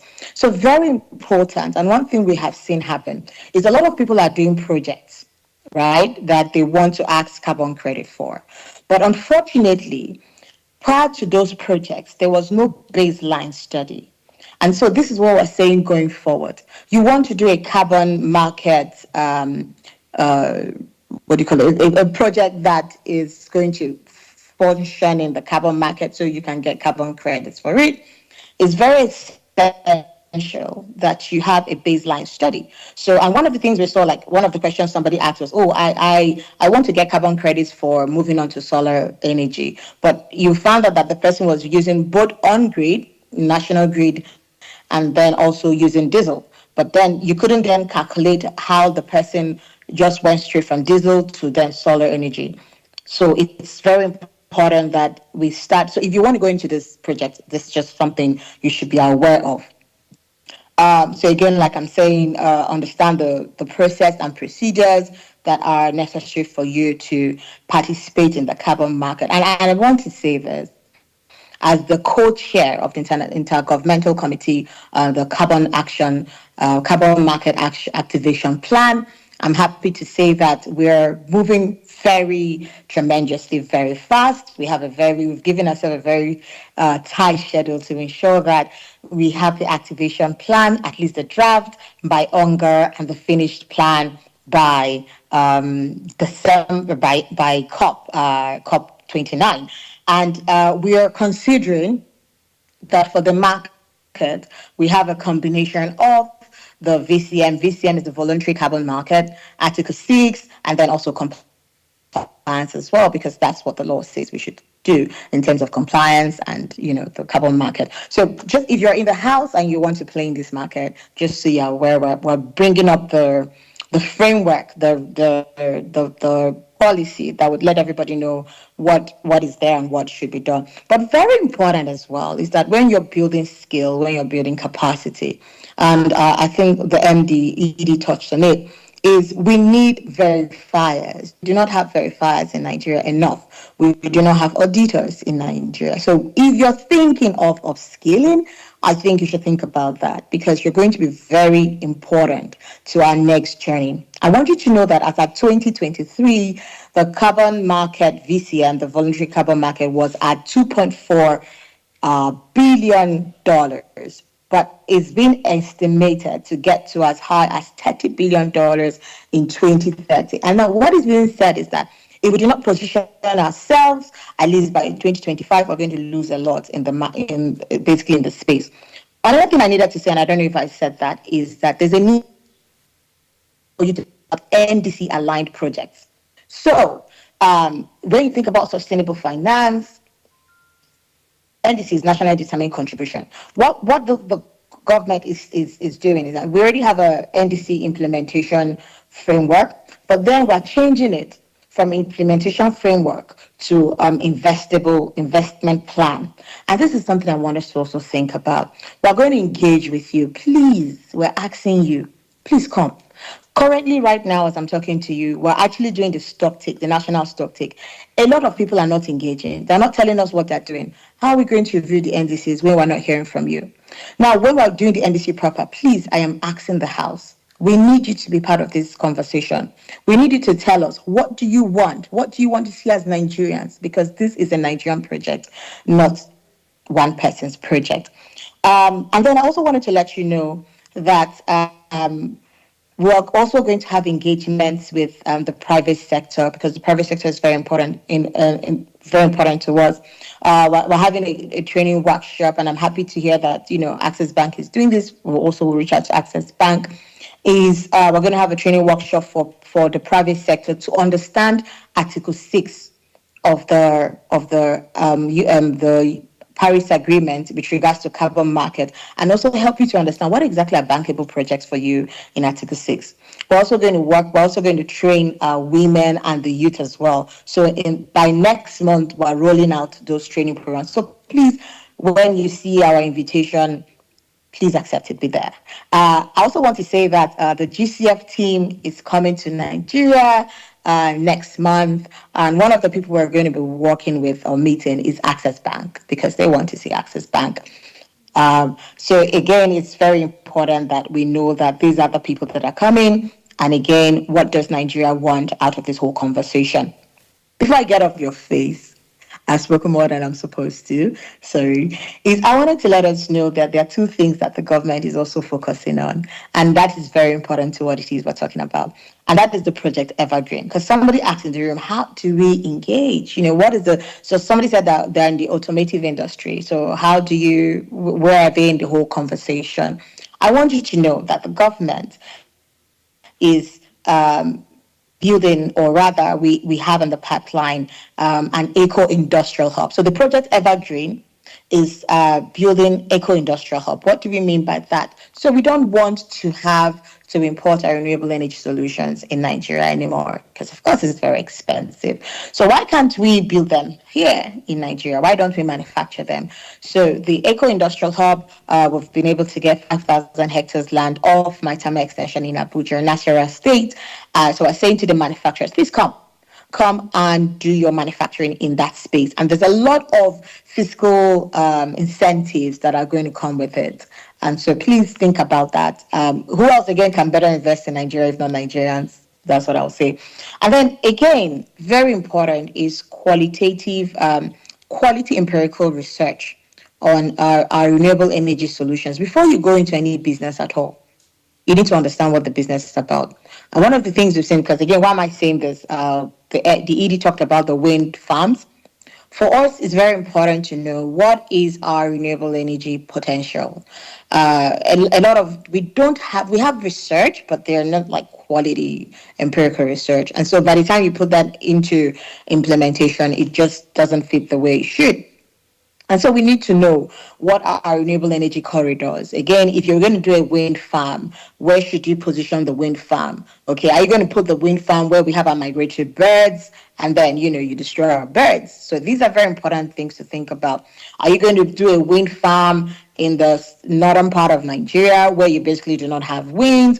Are you going to do solar in the southern part of Nigeria where you have clouds and all that? So it's very important to know where to situate your renewable energy solutions.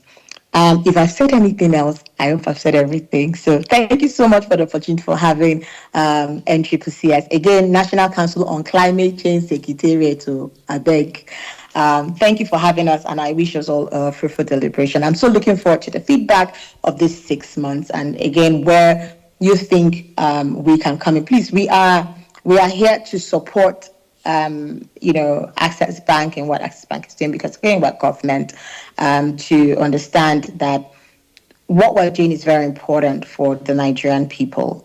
And there's a lot of job creation that's going to come out of this, and I basically believe in what is being done. So thank you so much. And that's all from me. God bless you. Bye. Thank you, Dr. Nkiru. Thank you for that wonderful piece aimed at promoting friendly environment for Nigerians and Nigeria. Also, we have a pre-recorded goodwill message from the immediate past president of the Institute of Chartered Accountants of Nigeria, Dr. Innocent Okwosa, FCA. Thank you.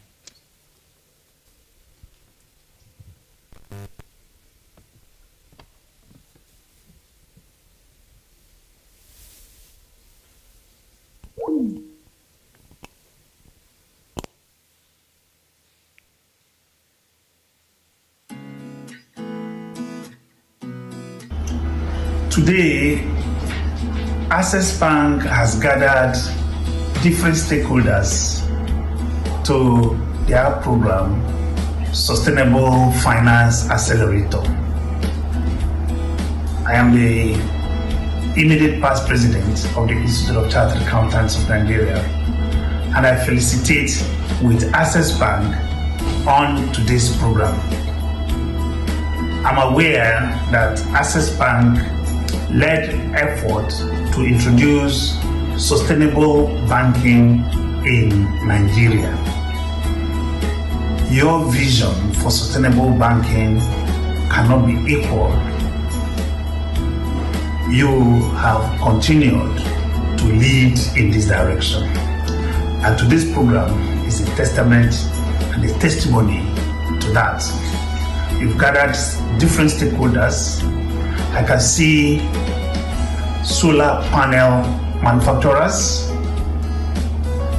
sustainable farming, land restoration. They will all feature in today's program. I wish you success and that you continue to lead in your sustainable banking and in Nigeria generally. Good enough, you are one of the early adopters to the ISSB sustainability standard. Access Bank will continue to be an exemplary bank whenever it comes to sustainable banking. I want to congratulate Dr. Gregory Jobome and his team for today's event. The Institute of Chartered Accountants of Nigeria will always collaborate with you to ensure that you succeed in this venture. Once more, congratulations for your today's efforts. Thank you. Thank you. That was the immediate past president of the Institute of Chartered Accountants of Nigeria, Dr. Innocent Okosa. Thank you very much, ladies and gentlemen. We have over 150 persons, guests, physically present here today, and a host of others who have joined us virtually. A round of applause for all of us today. We are grateful to have you here today. Before we move forward, we would suggest we take a minute or two to say hi to ourselves, to stretch, as the next section is going to be a very interesting and engaging one. Thank you.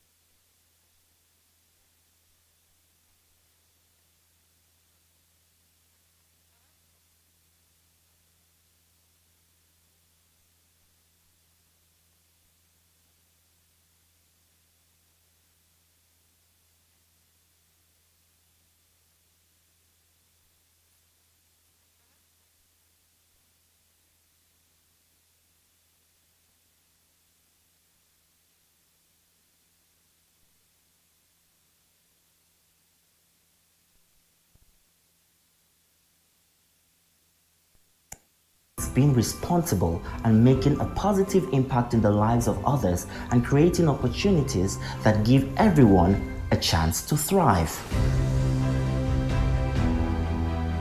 This event is one of our core values, which is impacting the community we serve with inclusiveness and care. This is my first time of witnessing this kind of program.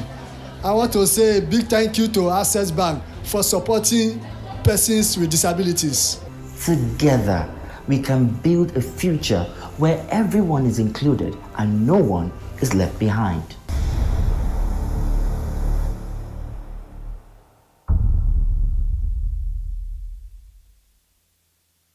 At Access, inclusion means being responsible and making a positive impact in the lives of others and creating opportunities that give everyone a chance to thrive.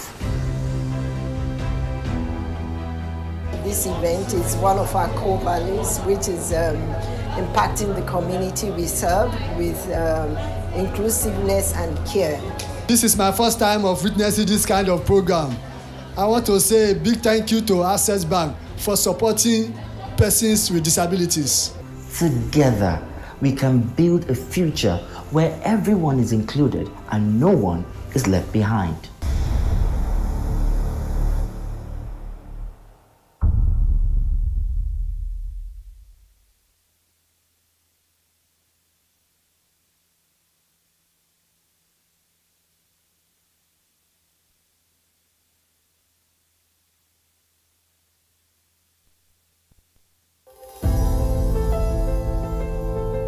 In the place of our work to make sure that trade fair is neat, what we are normally doing. But the greatest surprise for me, what I'm seeing this morning, is to see Access Bank.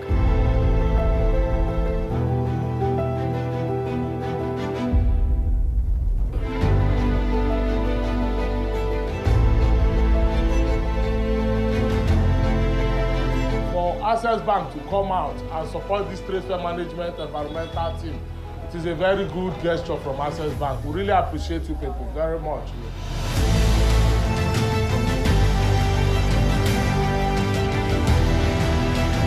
We keep the good work going. Thank you very much. People are welcome.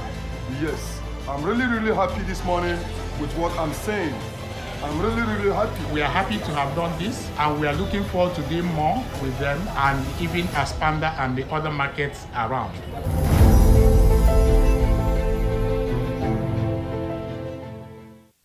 At Access, inclusion means being responsible and making a positive impact in the lives of others and creating opportunities that give everyone a chance to thrive. This event is one of our core values, which is impacting the community we serve with inclusiveness and care. This is my first time of witnessing this kind of program. I want to say a big thank you to Access Bank for supporting persons with disabilities. Together, we can build a future where everyone is included and no one is left behind.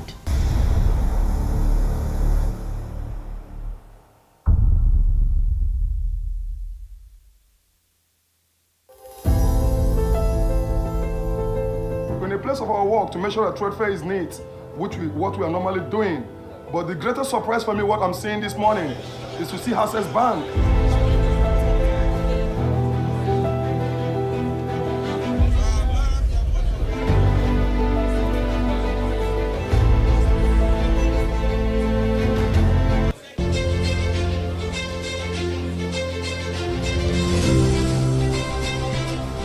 Mu dai a nan anguwa lallai ina tabbatar da cewa ba mu taɓa sanin wani banki tana aikin ma community talakawa irin wannan abu ba.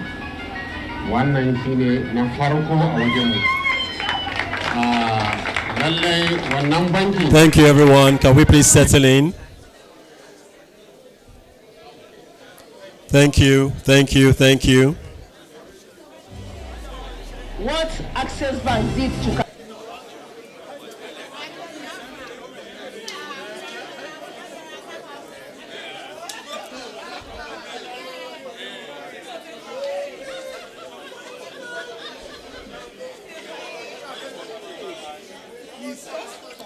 Thank you, everyone. Can we please settle in?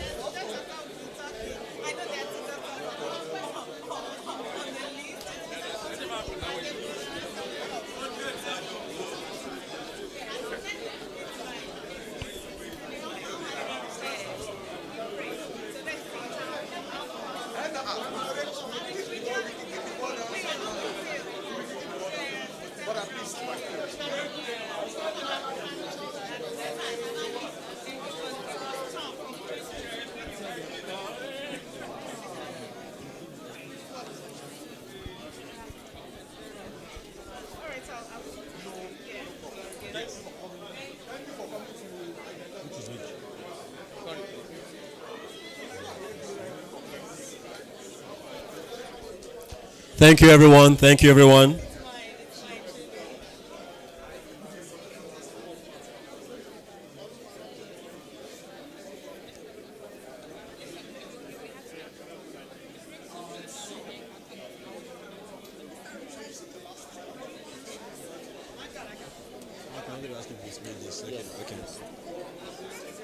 So just tell them, you can announce.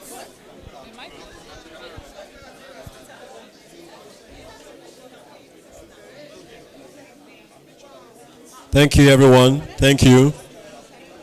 So displayed on the screen is the email address of the Special Advisor on Climate Finance to the Minister of Finance and Coordinating Minister of the Economy on Climate Finance. So that was our first speaker of the session. For questions, inquiries, we can do well to send him an email and he would respond. Thank you, everyone. Thank you.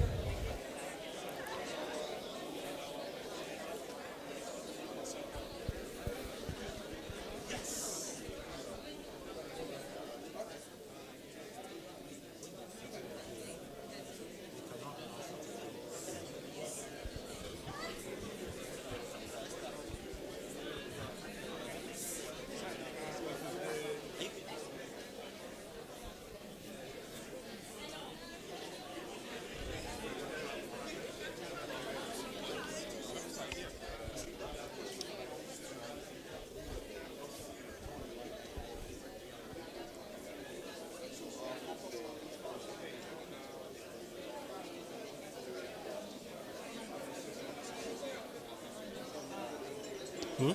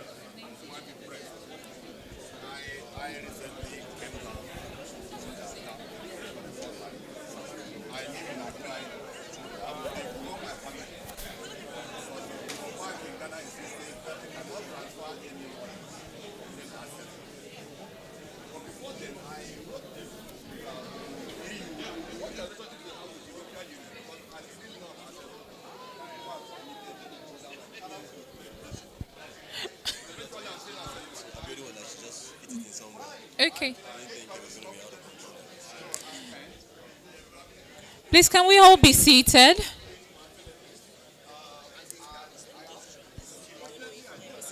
Okay. No problem.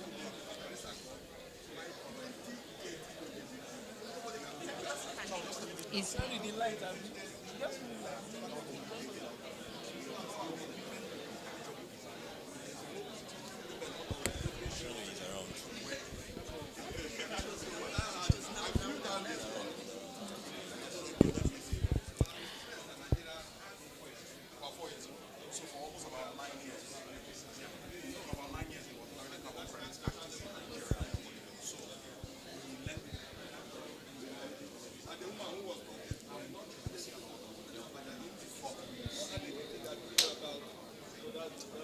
You're behind schedule.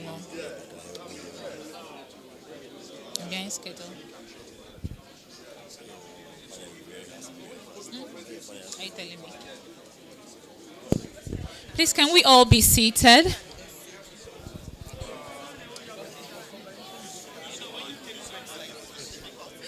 Honestly. This would have been after the panel session. Panel session.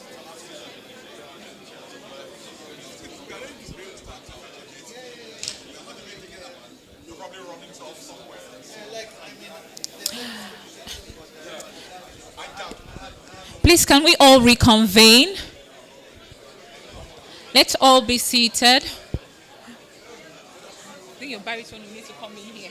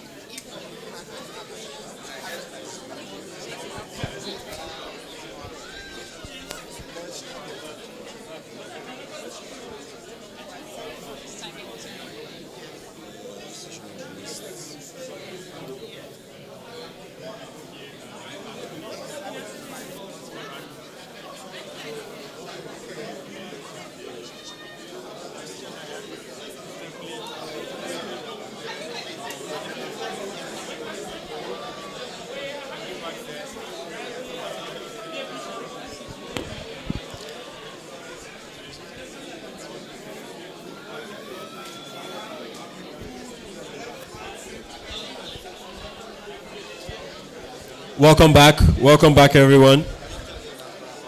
Thank you. Thank you. Thank you.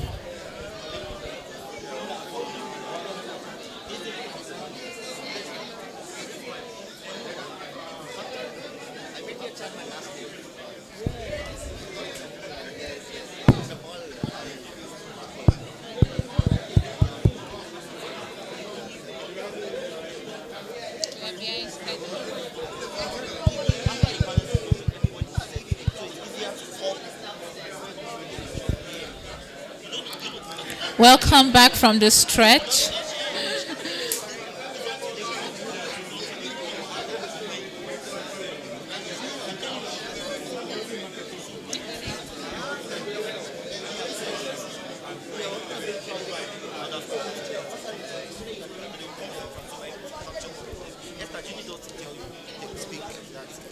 Just start. Just start. I think you should start. Recognize people that you need to recognize. Just start.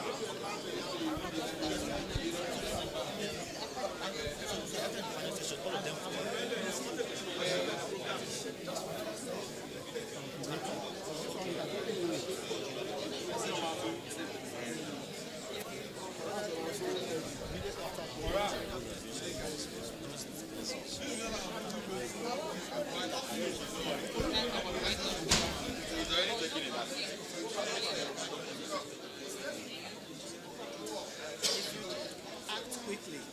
Who taking pictures, they will think that you're leaving. So immediately after this, people start. People will start coming. We'll go and usher them.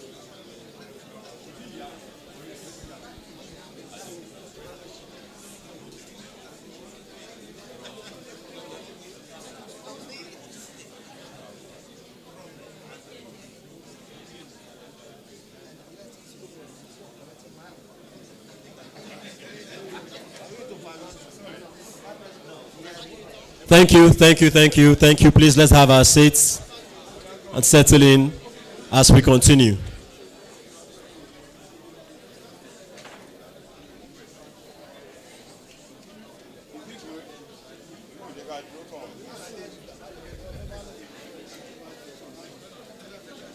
Thank you, thank you. Welcome back, everyone. Welcome back. Please, can we have our seats?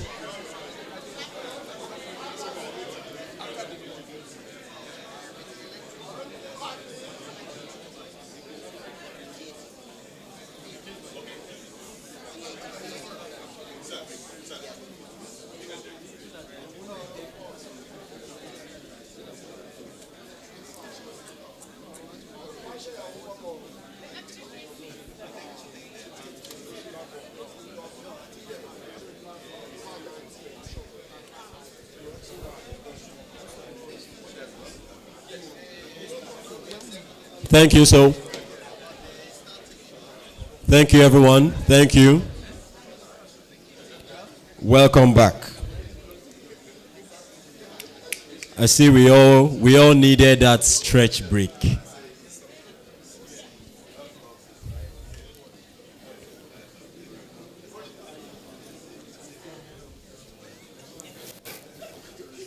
Thank you very much. Thank you.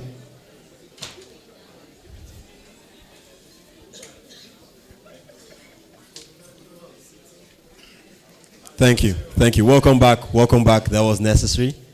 Thank you so much. So, before we continue, I'd like to recognize a few persons.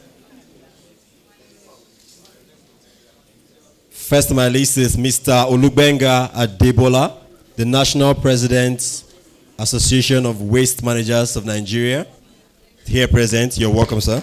Welcome. The Surveyor General of Oyo State Government, Mr. Amos Okunola. Here. Welcome, sir. Welcome, sir. We also have the Executive Director, CIG Motors, Dr. Ram Murugesho. Also with us is the CEO, Saglev Electric Vehicles, Dr. Sam Faleye. You're welcome, sir. You're welcome, sir. Thank you. Now, on to the next part of our engagement and conversations today. Ladies and gentlemen, it's time for us to gain valuable insights on various sectors of our conversation today. The next on our agenda is a panel conversation or discussion focused on a crucial topic, achieving the UN Sustainable Development Goals in Nigeria. Our esteemed panelists will share their perspectives and expertise on how we can collectively achieve these goals working together.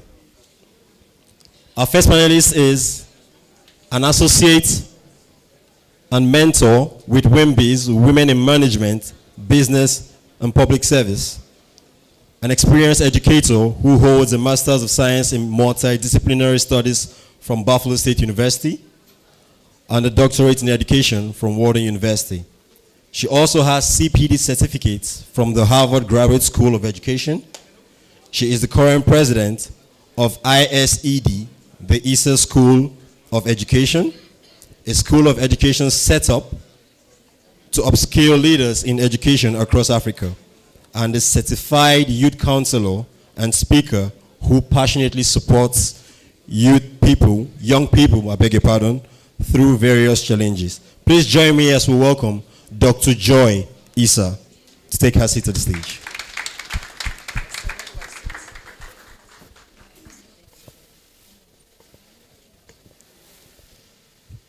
You're welcome, Ma.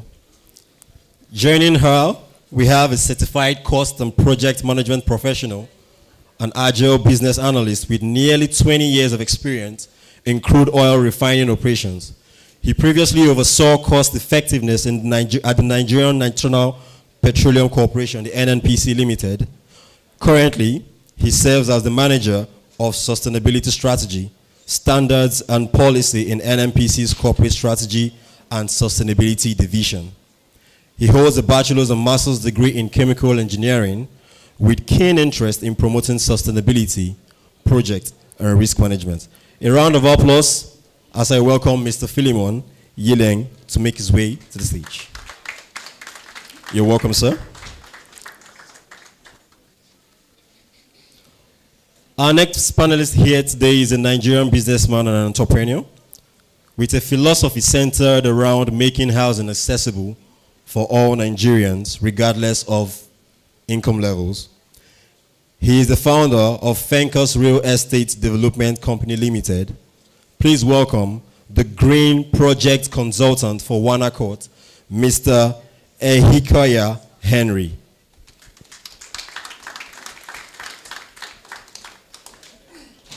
You're welcome, sir.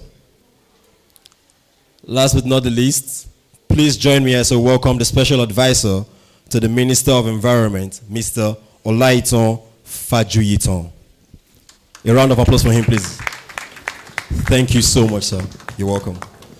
Our moderator for this event, or this part of our event today, will be my amiable co-host, Esther Graham. A round of applause for her as well, please. Thank you.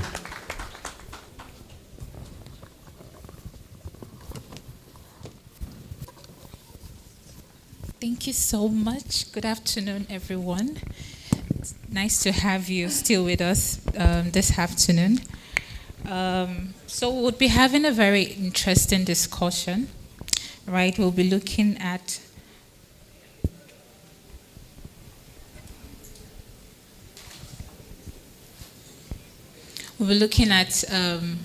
how far Nigeria has gone in terms of achieving the UN SDGs. We'll be taking a look at our progress so far, right, and strides we've made across sectors. To just set the tone for this conversation, I would like the panelists to share their thoughts on how far do you think we've gone? How far has Nigeria gone? What has been our rate card so far in terms of achieving the UN SDGs? I'd like to start with you. Yes, sir. Okay. Good afternoon, everyone. My name is Olaiton Fajuyiton. I work with the Honorable Minister of Environment as a special advisor, and also I am the coordinator of the Sovereign Green Bond. The SDGs, meeting the SDGs is, we are at the foundation level. Foundation level being, I know a lot of projects that are going on to kind of create the enabling environment to meet these SDGs are not very well publicized. I'm sure a number of people here haven't heard of the Accelerator project. Accelerator project has remediated over 1 million hectares of land in the north. It covers the 19 states of the North, is fully funded by the World Bank. So this backs food security. So this is one of the ingredients we need to achieve a very important SDG. Like the guest speaker said, the main thing, what is on the front burner now is food security. Right. And without these foundational things, you can't achieve the food security. Our food yield is really poor. The insecurity is fueled by the adverse effects of climate change. We are also doing the Great Green Wall to arrest the encroachment of the desert, which is one of the major drivers of the insecurity in the country. So, like I said, we are at the foundational stages, and I have to commend Access Bank. I was speaking to CEO of one Tier 1 bank yesterday, and I pointed out to them that there was nothing green about them. So I commend Access Bank for their leadership in this role, because the government cannot do it alone. The government cannot even do 1% of what's required. Right. The funds have to come from outside the government spaces. To conclude, this year the administration has embarked on the largest climate action project we've ever seen in the country through the Ministry of Environment. We are going to do 20 billion in projects to arrest the adverse effects of climate change. And this is a start, because the president made the commitment at COP last year and he's fulfilled it.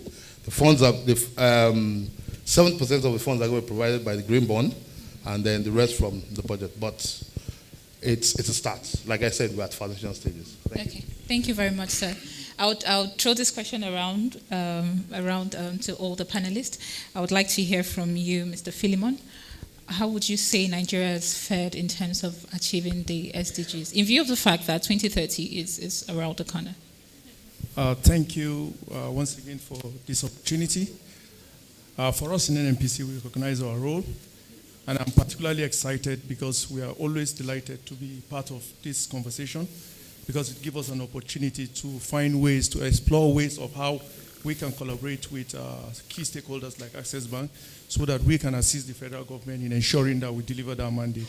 So having said that, I want to leverage on some of the information gathered from the keynote speaker earlier, who has told us a lot of things that has been done. You know, for you to be able to meet up with this climate issue, there's a need to put the cart before the horse, and that is to say that there's a need to put policy. You have to put policies that are very, very fundamental issue. You have to ensure that there's leadership buy-in, and that is evident by the fact that Nigeria is a signatory to the Paris Agreement, and it has led to the development of the national determined contributions. And also, there's also governance and compliance in that area. And I would like to say also that this has led to the passage of the PIA for us in the industry, that has necessitated that we become commercially profitable, as well as to ensure energy security and economic impact, and to ensure environmental sustenance. And these three bottom line mandates are exactly what sustainability pillar speaks to. So the government have done a lot. We are not where we used to be, even though we've not gotten to where we want to be. Right. But I would like to say that we have equally integrated the SDGs in our national planning, and there's this data collection and monitoring that is going on. So for us in the NNPC, by virtue of the passage of the PIA, it has made us to be more sustainable, and that means that we must go to source funding, unlike how it used to be in the past. And for us to do that, there is a need to put several frameworks of policies, processes, and procedures, because if you don't put them on ground, there is no way I can come to Access Bank to even try to gain or to access the climate financing you people are talking about today. So the government have done a lot, but then there is a need for awareness and sensitization, and I sincerely believe that this avenue provides us the opportunity to do that. So we're not where we want to be, but we'll get there. Thank you. All right, thank you very much. I would like to also hear from this side of the panel. Dr. Joy, do you want to share your thoughts on this? Yes, thank you. So I'm representing the education sector in this conversation. And for us, our main SDGs are SDG 4, which is the quality education, and SDG 16 actually, which speaks to, justice and strong institutions. So we have a number of organizations who have invested deliberately in EdTech. We have locally developed digital boards, digital blackboards that the children can use in classes. We've got tabs, Success Tab in Lagos. We've got tabs in Edo State. Enugu State is really trying to digitalize. So we've got a lot going on. Unfortunately, what seems like a lot going on is only accessible to about 2% of the country. So we need to scale the interventions. We need to scale the teacher training that the teachers require to work in these wonderful organizations we've been hearing about all morning. My assistant and I kept chuckling to say, okay, it's nice to have these green organizations, but where are the children? Where are the young people? Where's the educated workforce that is going to graduate through existing organizations and come and work, in these industries? So we are not where we should be, but there is marked progress, and some of it, yes, has been funded by, impact investments and things like that. But we still have a long way to go, and 2030 is literally next door. We're not sure where we'll be by then. Okay, thank you very much, Dr. Joy. Mr. Ehikoya, do you want to share your thoughts on this? Thank you. First, I just want to thank Dr. Greg and his team for putting this together. And my thoughts are very simple. We're on a journey. And the journey is literally to take our country and our nation from where it is today to becoming an industrialized one. And speaking to Goal 11 of the SDG, which sits squarely at the heart of what we do within the housing space, my principal, Mr. Gideon Ekanem, and myself, along with a team of people consisting of professionals to engineers and architects, have come up with a plan, and the plan is very simple. We want to be able to deliver 100,000 houses between now and 2040. Now, these houses are going to be 100% green, underpinned on a green building standard called BREEAM. And in attaining that goal, we are also looking at capacity development, pulling together financing structures that would enable us to achieve delivery of that goal, and ultimately to be able to make Nigeria a green building resource, a green building hub, where if you're looking for, whether it's technical skills, whether it's you're looking for commercial expertise, legal frameworks, we want to be able to create that kind of ecosystem that enables housing delivery, particularly green housing, because based on research is there that buildings contribute close to 40% of greenhouse gas emissions. Now, marry that with a 24 million housing deficit and what the demand is for housing in Nigeria today. So that in itself is a huge investment opportunity, which can nicely compete favorably with the oil and gas space in terms of employment generation, in terms of wealth creation, in terms of development on the physical side.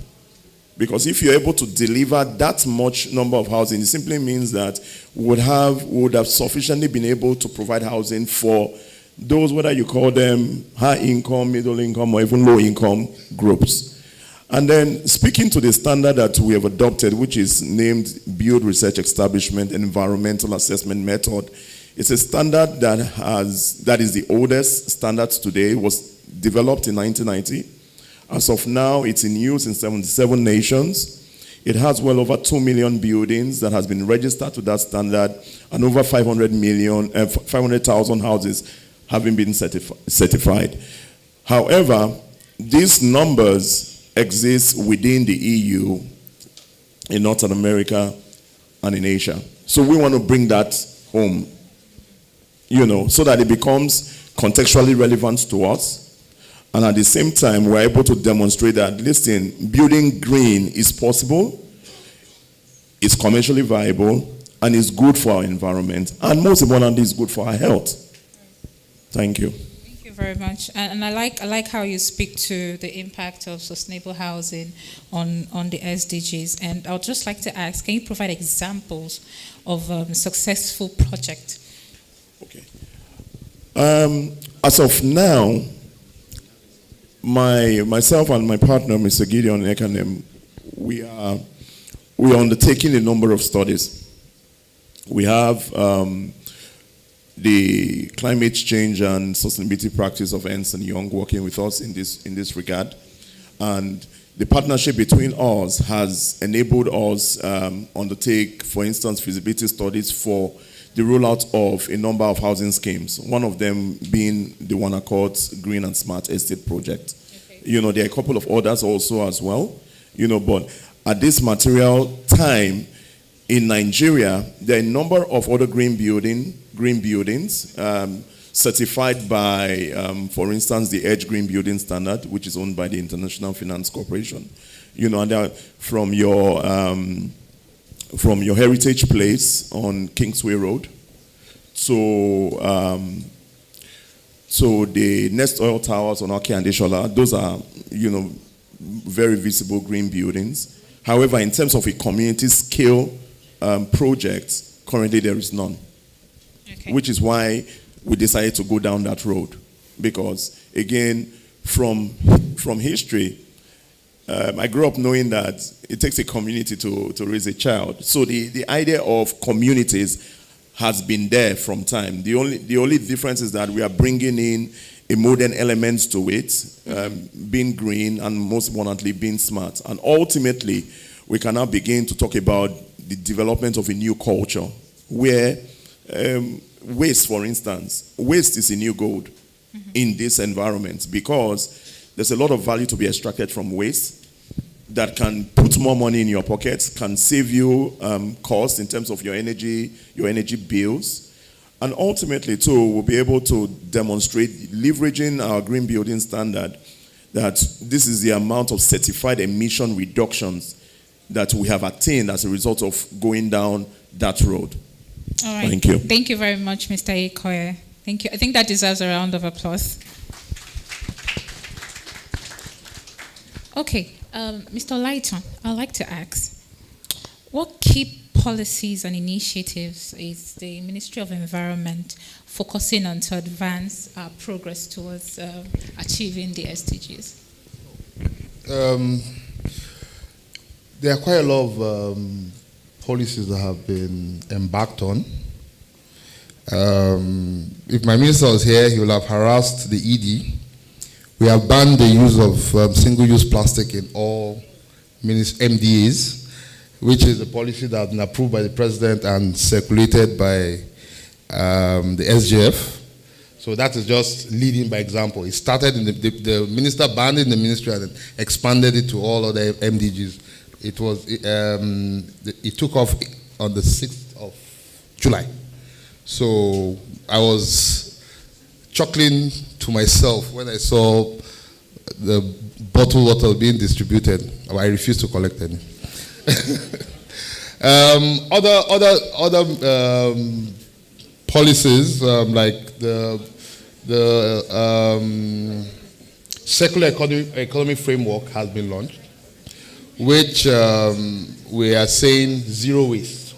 So every output is an input, and it keeps going like that. We have launched the mangrove restoration policy, which aims to take us back to where we were. Nigeria had the longest mangrove coast in West Africa, and the amount of carbon sequestration that mangrove does is tremendous, and we've almost lost everything. So we are coming back to that. Then some more silent policies that have not really been announced. We got scared when we found out that we have the lowest forest cover in the world. Our forest cover is 3.7%, recommended 25%. We cut our trees and sell to China China has 33% forest cover. Vietnam has over 40% forest cover. So processed wood exports have been banned.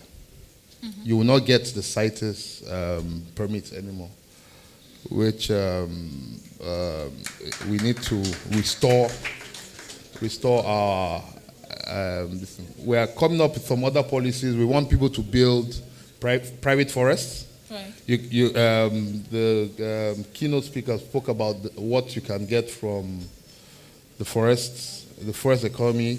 We launched the bamboo rattan economy because it's a more renewable form of wood for wood consumables. Right. So instead of cutting down the trees, you can plant bamboo which grow faster and cut them down, and they shoot up in no time. So there are quite a number of policies. If I keep reading them out, we will not finish. But Right. like I said, we're at the foundational stage of a lot of things. Off the back of the 2 elephants that were killed, we with the UNODC we are starting to rejig our laws. We are starting from the foundation. We want to put environmental law as the forefront thing in the universities, in the law school, and then at the bench to strengthen. And then we want to strengthen the laws and the punitive measures because some of these things you get a slap on the wrist. You kill an elephant, it's 3,000 naira fine. So we have to change a lot of these things. The president has told the Minister of Environment to work with the Attorney General, and the UNODC is also involved in to strengthen our environmental laws, the punitive measures and everything, and then we might even get an environmental court to prosecute this. So like I said, there are a lot of policies that are coming up, which when put together, it will form our total climate action. Okay, thank you very much, sir. Thank you for that. And you've spoken to the implementation, right? So those policies are policies that would rise and fall on the extent of its implementation. And would also like to know the plans in place for grassroots enforcement. I know you talked about the court, but how about sensitization and getting people aware that these are the new policies in town? Any plans for that from the ministry? Okay.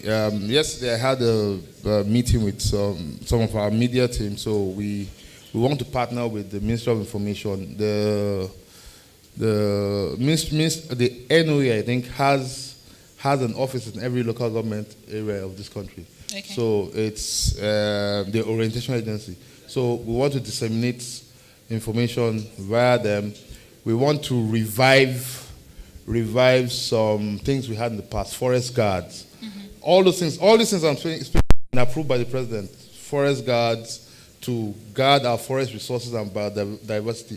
And because they are going to be sourced from the local populace, they also serve. You don't just guard; you serve as an educator to let people know that these are the ills that doing things like this cause.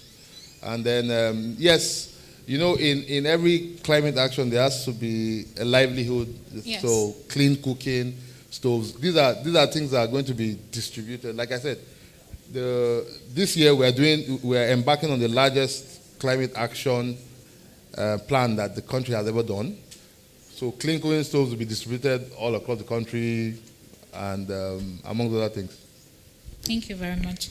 Mr. Philemon, I'd like to ask, how can the oil and gas industry contribute to Nigeria's SDG?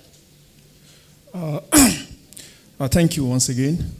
Anytime we have this conversation, it's more like an irony, because as an oil and gas sector, we are the major contributors or emitters to that. And in the other hand, what are we doing to ensure that we limit or reduce this greenhouse emission? So for us in the SDG, 3 SDG speaks to us. That is SDG 7, that's providing affordable energy and clean energy. And it goes further than that. How can you even access the energy? And also the second one that speaks to us is the SDG 13, that is issue with climate action. And the last one is SDG 17 partnership and alliance, because that is very, very critical. Now, if you look at the national determined contribution, it was modified, I think, in 2021 to adjust to 47% conditional contribution by the federal government of Nigeria in greenhouse gas emission. And that is occasioned by the fact that if there is room for capacity, finance, and technology, we will conditionally be able to reduce our emission by that. Then for us in the oil and gas industry, what speaks to us more is the decarbonization strategy. How are we going to run our business in a responsible manner, ensuring that we reduce our carbon footprint? Because in Africa, we are challenged with energy injustice, energy insecurity, and equally what we call energy poverty. So, and that was what the first speaker was trying to talk about, the issue of just transition. Now you want a cleaner environment, you want a greener and better environment. How do you achieve this without ensuring that you do not take away the mainstay of the people? Our mainstay here is oil and gas. But for us, the decarbonization strategy speaks to, luckily for us here, we are a gas nation with associated oil.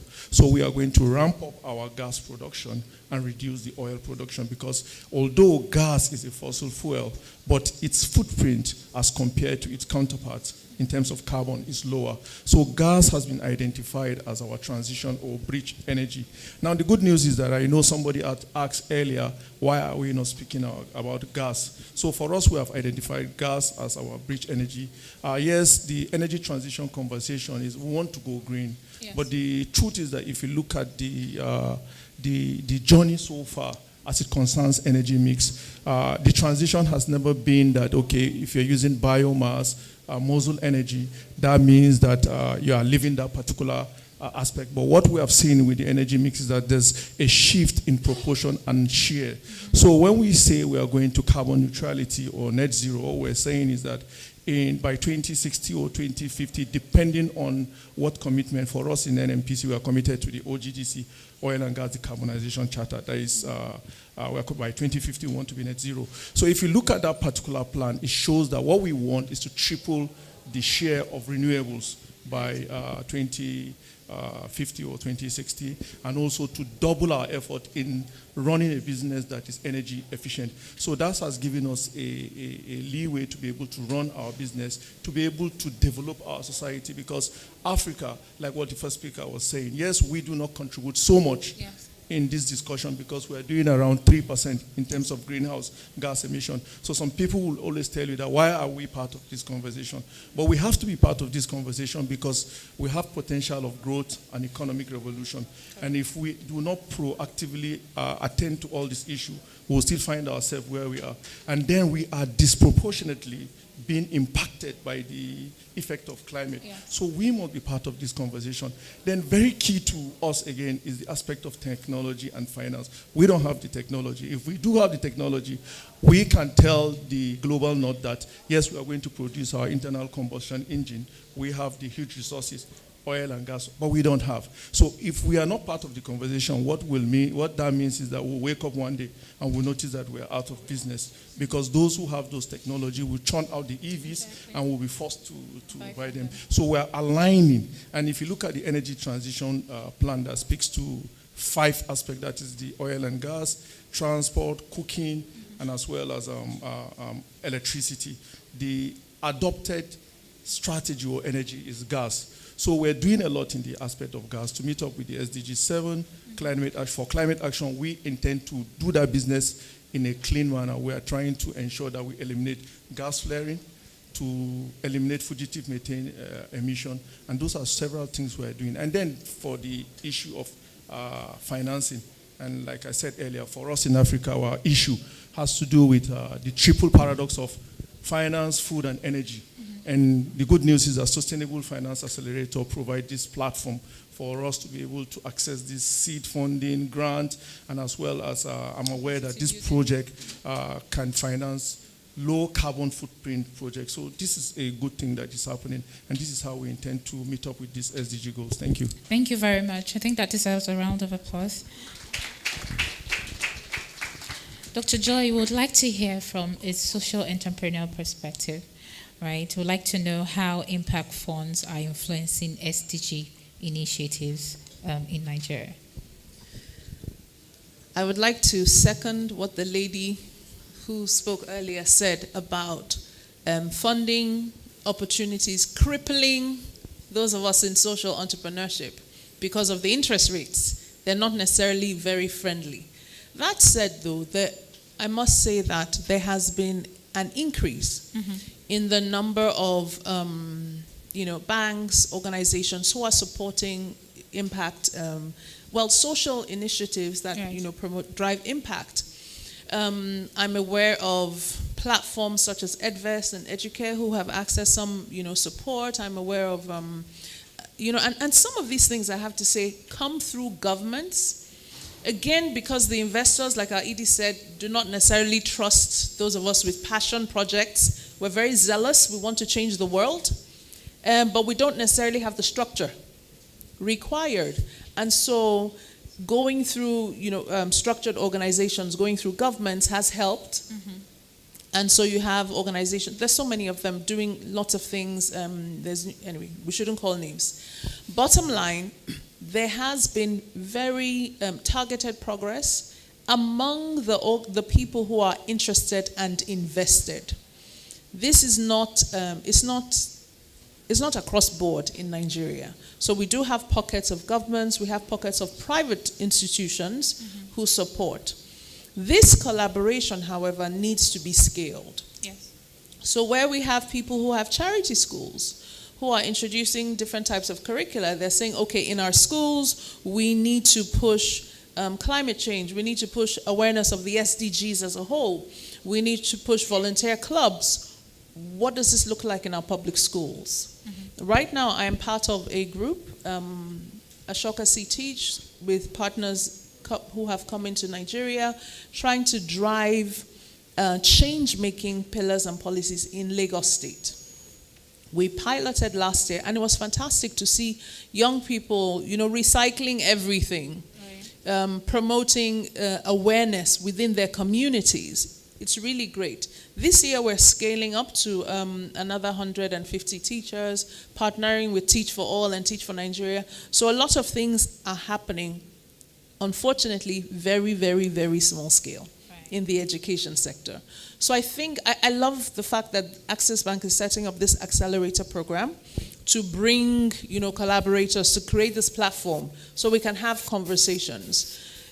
People like APEN, the Association of Private School Entrepreneurs in Nigeria, who are setting up the advocacy committee. So there's an advocacy committee. I happen to be the secretary, and we're advocating for, yes, tax reforms, changes in the curriculum and things like that. A lot is happening, but we're not speaking to each other. And so if I leverage on your strengths and your opportunities and we collaborate, then I think we can scale this across board. Interventions are happening, but they're not across board.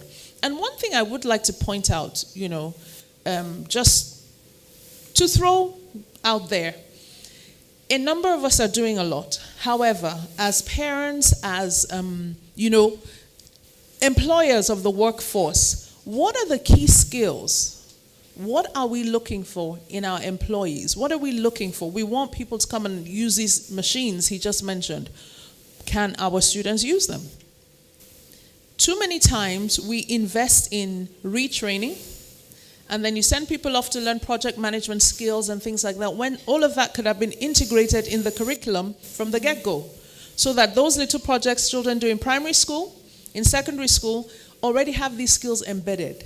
So going back and making a demand on our learning organizations to move away from that archaic, as someone said, it's la crème la pour. You memorize all the information and you pour it out and in exam, and because it's from short-term memory, it's gone. We need to evolve and not, the keynote speaker, no, our guest speaker said we're becoming dinosaurs. And it's true, the education sector, honestly, is the most, permit the word, dinosauric.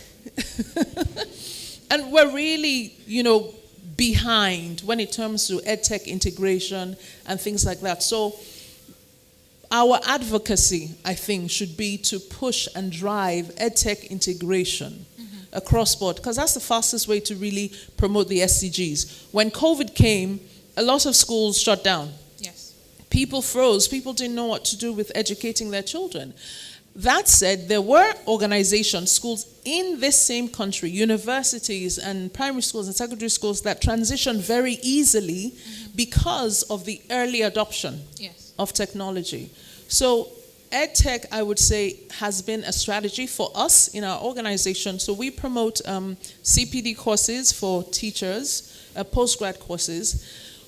All our courses are online, and we're promoting EdTech. You'll be surprised at the number of educators who are not able to use their phones to open a Google document and read something and type in. So we had to develop a literacy and technology skills course specifically to mitigate this gap. And I'm talking educators in urban settings, not in rural areas. So the gap is huge. We don't have as much funding in the education sector, I must say, because the changes are not visible. It's not like, some building nice houses or, cleaning out streams. It's mindset shifts, and those aren't visible. It takes time, and our cultural orientation is more short-term wins than long-term. Research says that clearly. So having to shift our mindsets to move away from short-term investments to more long-term investments, where we see changes in mindsets, in attitudes towards the environment and things like that. That is why I think we need to shine the spotlight. And so having the Accelerator program and other hubs where we can have these conversations to influence our curricula at the primary, secondary, and tertiary levels, is something that is really, really welcome. So there are gains, but there's still a lot of ground to cover. Thank you very much.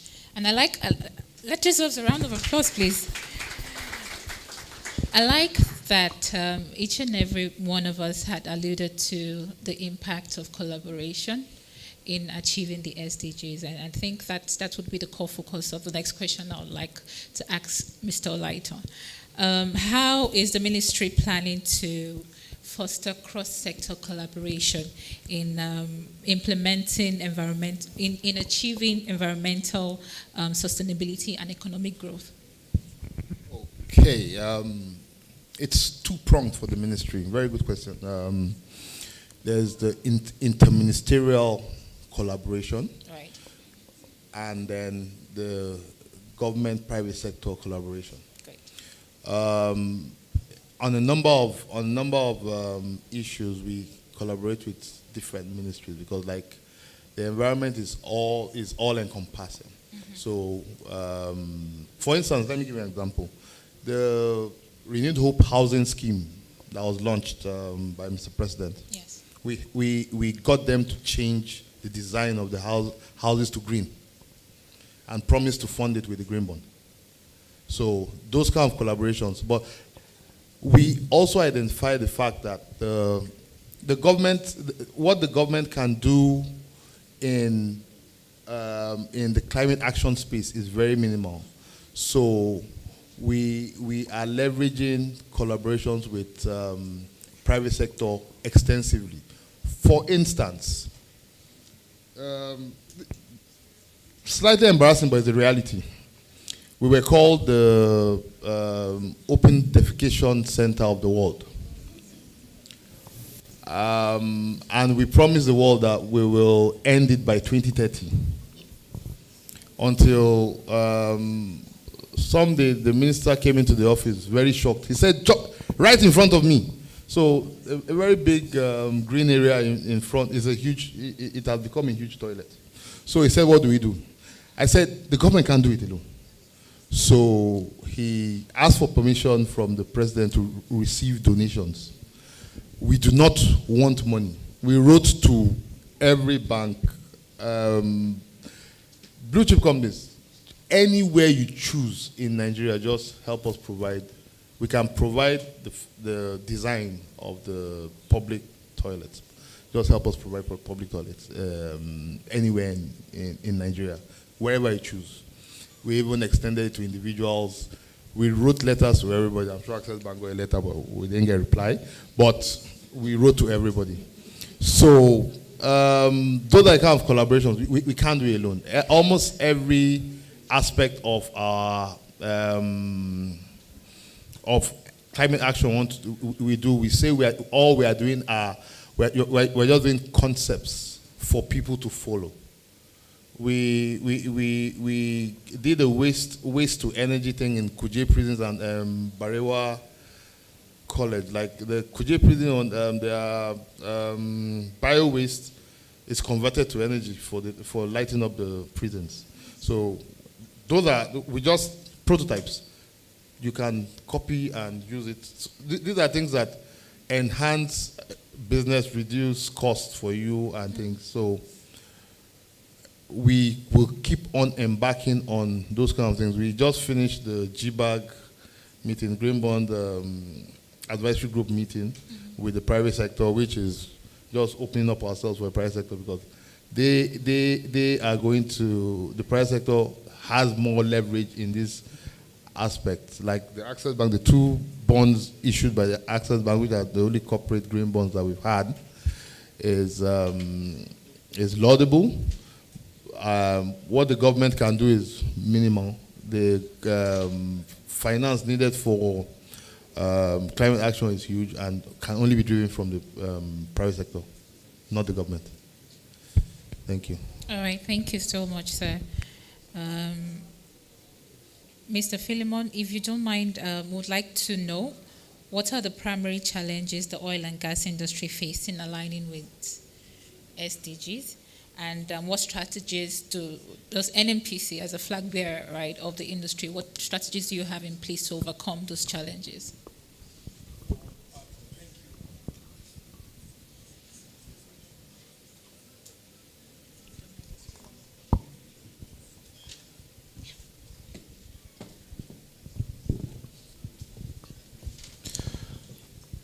So there's a lot of challenges, and I try to itemize one earlier, which is very prominent with sub-Saharan Africa and even Nigeria.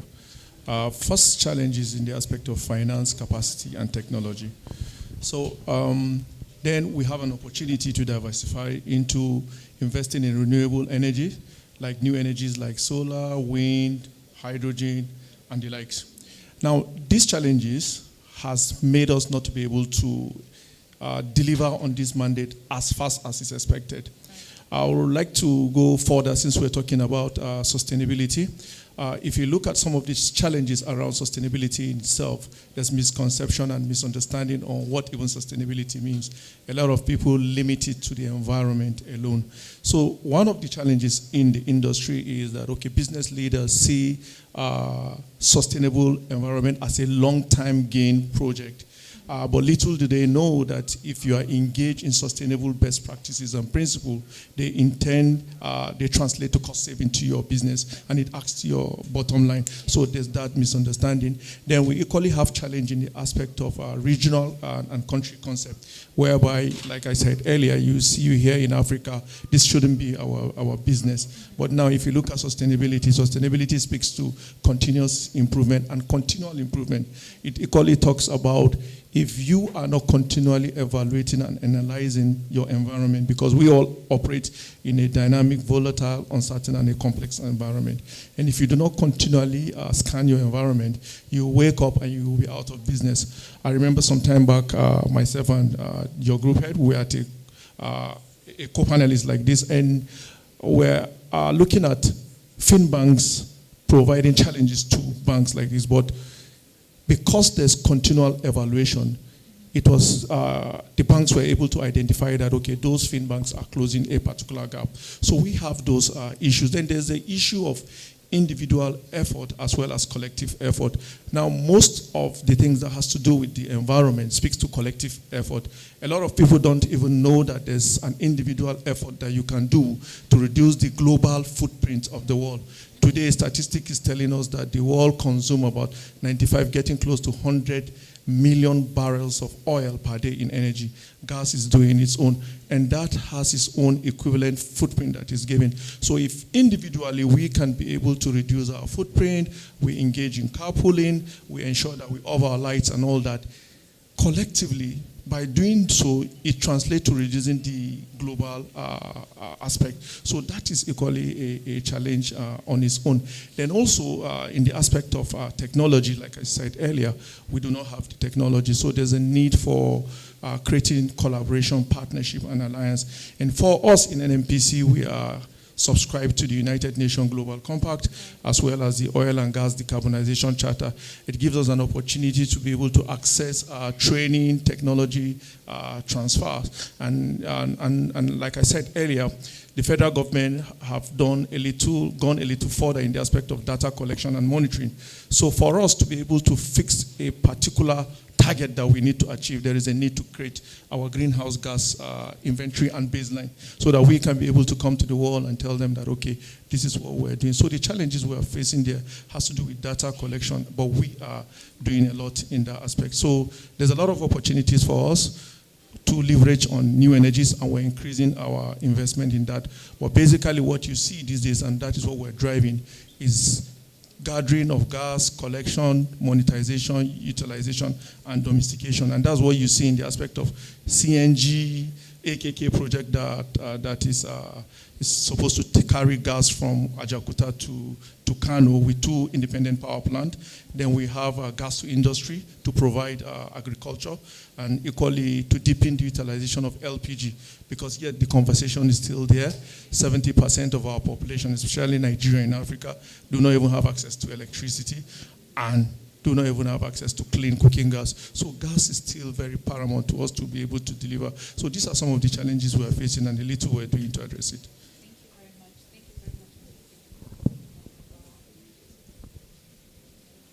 Yes. So I would like to come back to you, Mr. Ihikioya.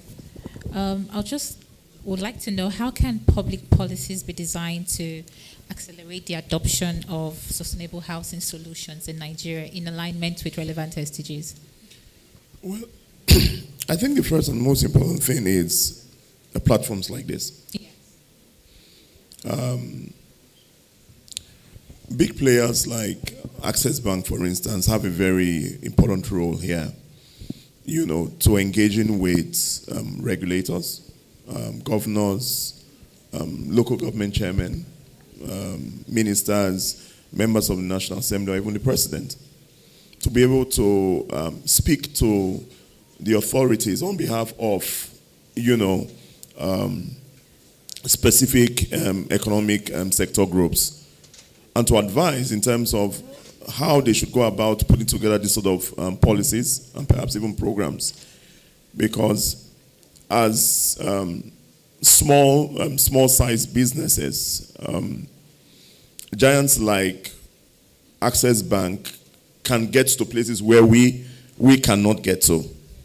So they can actually be an advocate on our behalf to say, we have identified that because we have these relationships with them, we have identified the potential that these sector groups hold, and this is how you should go about designing your policies, because it would enable those economic sectors to deliver value in terms of jobs, in terms of getting more Nigerians out of poverty, and most importantly too, in terms of meeting our obligations under the Paris Agreement in terms of our NDCs, And then ultimately too, government can also intervene in terms of, for instance, what are the financing challenges for specific economic sector groups, and come up with those kind of programs to encourage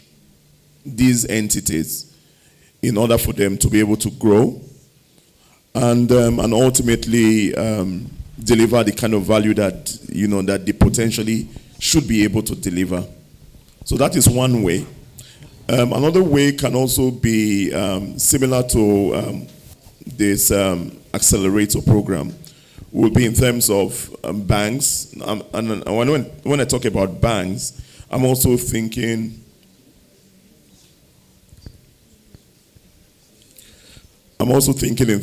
beyond just banks, also insurance companies, right, can come together to say, okay, how can we help to de-risk certain economic sectors and the players in that space, provide whether it's seed grants, or more importantly, work with, for instance, big consulting houses like the KPMGs, the PwC, to say, can we put some kind of funding together, project development financing, to say, if you have, for instance, a green building project or any kind of project that enables us attain our NDCs, we can work with these partners, provide you with this sort of financing to helping you take your core idea, create a winning concept, and ultimately incentivize the players.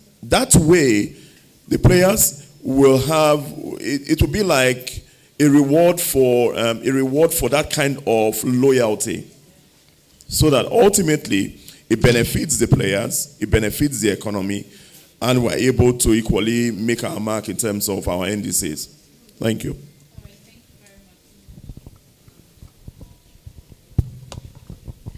Okay, thank you very much. For want of time, we'll just like to wrap up with a final thought. Looking ahead, what bold action should your sector take to ensure that Nigeria not only meets but potentially exceeds the SDG target? So I would like to get that thought across the room. 1 minute, in 1 minute. What bold action do you think your sector should take?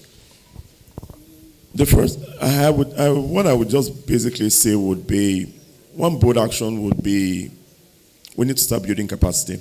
Right. We need to. There's no gainsaying that. The better equipped we are, the more we are able to meet or even surmount the challenges that we are faced with. So capacity is important. Thank you. All right, thank you very much. I will piggyback on that and say yes, build capacity, expand digital infrastructure so that the EdTech is available in rural, low socio-economic spaces. I also think we need a lot of training for teachers because they're the ones, or we are the ones, I should say, who are supporting the young people to get to this, the desired spaces or mental spaces where they can achieve the desired goals by 2060. Okay. So infrastructural development, just investment, deliberate investment in educational technology, capacity building in that regard as well, and partnership so that the policymakers are talking to the investors, right, talking to the ISPs, you know, we're having conversations together. So the interventions are well targeted to meet our own needs in the country. Thank you very much. Thank you very much. And before we come to you, we would like to take 2 questions. Do we have? Just 2 questions, please. So we'll take one from this row and one from the other row. Just 2 questions.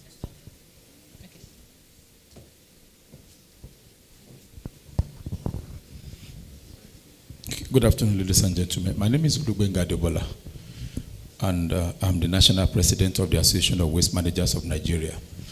I first of all want to commend Access for this wonderful initiative. Issues of environment, sustainability, resilience, and so on and so forth actually requires a whole lot of capital. And I want to talk specifically about waste management, circularity, circular economy, and all that and all that. I want to crave the indulgence, while I'm coming to the question anyway, crave the indulgence of Access Bank and other development partners to create a sector-specific funding initiatives, especially for waste management. Why? Because waste management is highly, highly, highly capital intensive. And the return on investment is long term. So the kind of funding that we have in Nigeria right now, which is mainly for commerce, get some funding, high interest rates, and then use it for a very short period, max 2, 3, 4 years and thereabout, cannot fit into funding waste management in particular. And ditto for all other subsector sustainability and all that and all that. So, like I told the ED, as the national president, we're still going to engage more to see what can be done. The waste that is generated, if it is properly and properly managed, it will solve about 65% to 70% of all these climate issues. In Nigeria alone, we generate over millions of waste, which can be converted into energy mix, generate electricity. A gentleman was talking about gas production, utilization, and all that and all that. Through the waste, it can be converted even to generate syngas that can also be used. Cooking in the dormitories, wherever, you can convert your waste, either the organic waste or even the non-biodegradable, to generate gas that can be used. The SA was here sometimes before she left. We worked with her at one of the girls training whatever in Lagos to convert organic waste into biogas for their cooking and so many other things. And I believe we can solve a lot of problems if we are able to tackle the waste. Now, the question and contribution to my dear brother from the Ministry of Environment. I love the fact that you talked about there's going to be some enforcement which is being worked on at the federal level. How much are you doing to cascade this enforcement or the climate action, whatever it is, to be domesticated at the state level and then at the same time at the local government level? Don't let us forget that even within the Constitution, issues related to waste management, environmental, social, is actually a local government kind of a thing. But for instance, like in Lagos, it's been taken over by an agency like Loma. But we still need to. And once this climate action, like the enforcement, is done at the grassroots level, for instance, the ward level, at the local government level, like I used to tell somebody in government in Lagos, that once the unit, which is a ward level in a local government, is clean, policed, then the entire local government is clean, the entire state is clean, and the entire country will be sustainably managed.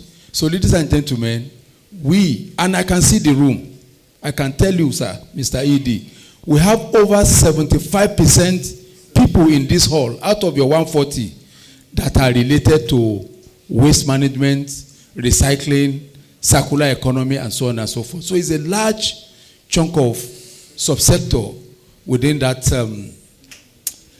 space to be engaged with. Thank you, ladies and gentlemen. Thank you very much, sir. So we'll take one more question from this.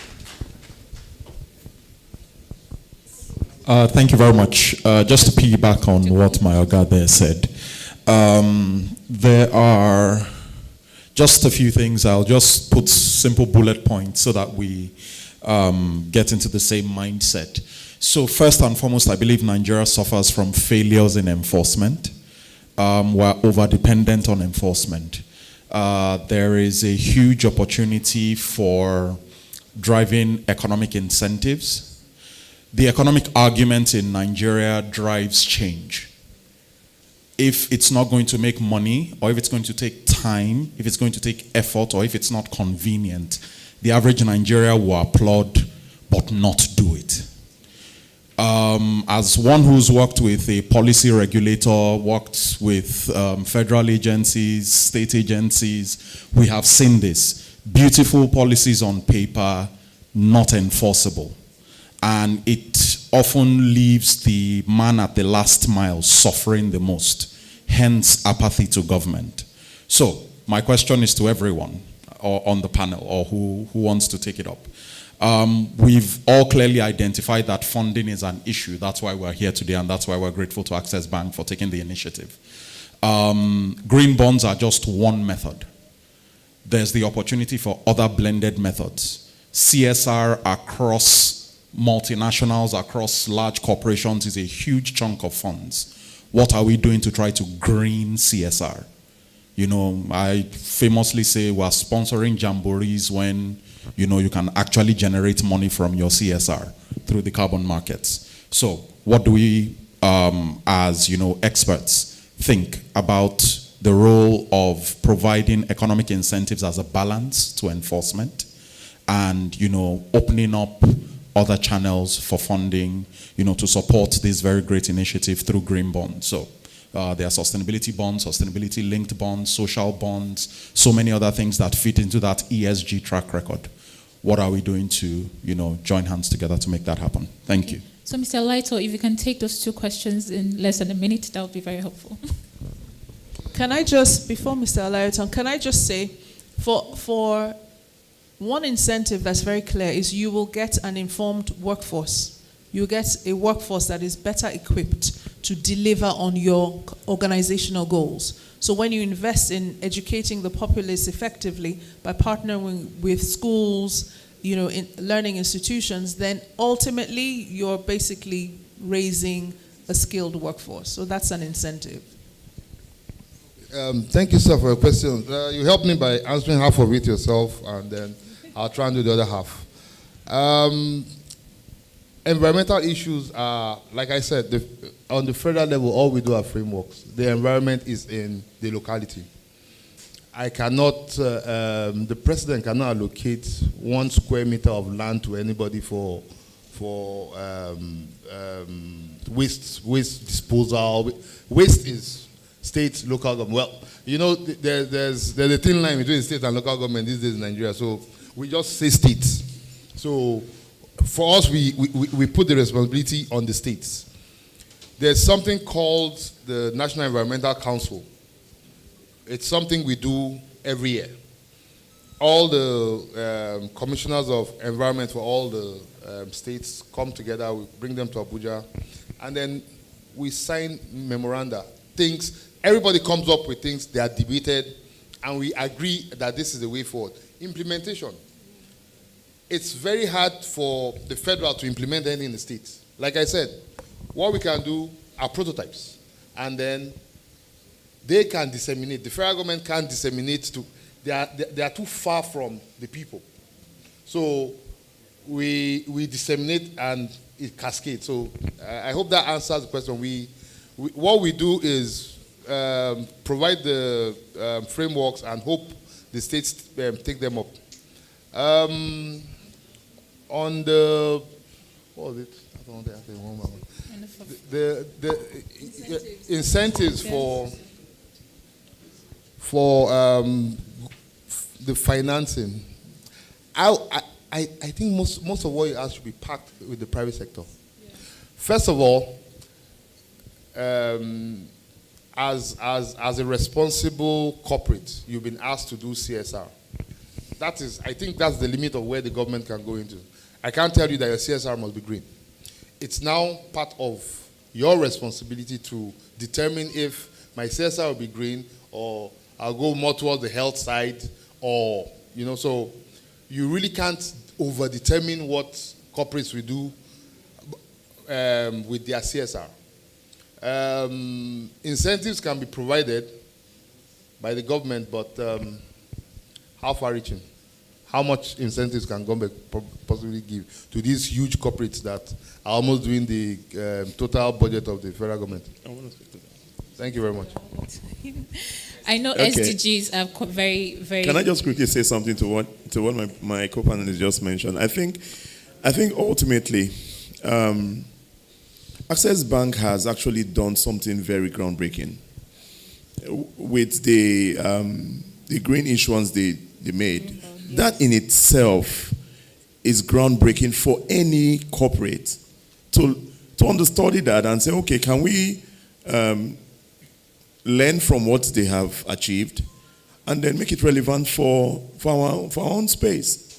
As of today, as a corporate, myself and our team, we engaged with FMDQ. We've also gone as far as reaching out to the LGX in Luxembourg. Mm-hmm. And we're looking at setting up funding vehicles in Nigeria that is Naira-based, and in dollar-based funding vehicles in Luxembourg. All right? Now, there are those frameworks from your ISSB, your BRIAM standard, and most recently there's a new one called GRESB. Okay, so these frameworks exist. We're talking with Ernst & Young, who are going to be advising us in relation to setting up these vehicles. And ultimately, the goal is that we are able to demonstrate that this thing is not rocket science. You can achieve this. All it takes is for you to have the right pipeline of transactions, have the right team, consultants now, who will be advising you as you take those steps. And you have an Access Bank who has already gone to the market and has done this. You can learn from them and then glean from their own experience and say, okay, this information is relevant. This is how we should go about doing the structuring and listing these vehicles. And then there's also infra credit, who will give you some kind of credit enhancement, products to be able to make that issue attractive enough for whether your pension fund, whether your venture cap, whether your private equity, or even individuals who are really disposed to greening our environment. Because the truth be told, we are stewards, and the responsibility is on every one of us to ensure that our stewardship is one that we have done well for our generation, and with that we can bequeath a better economy, a better environment, a better government to those who are coming. True. Thank you. Thank you very much. Thank you. A round of applause for our esteemed panelists. The topic around SDGs can get very interesting, and we would all have comments and questions, but we would have to bring this to a quick close. Now I think it's time for photo ops. We would like to invite our ED and the head of retail banking, if she's here, Mrs. Njideka Someju.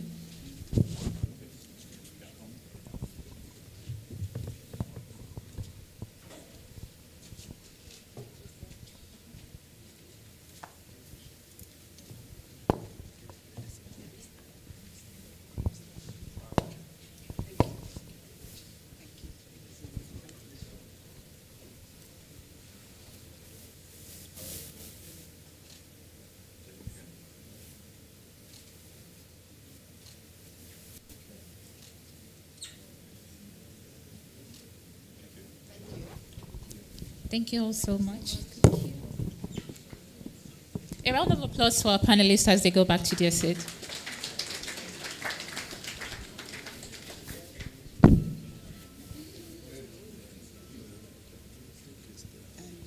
Yes, yes.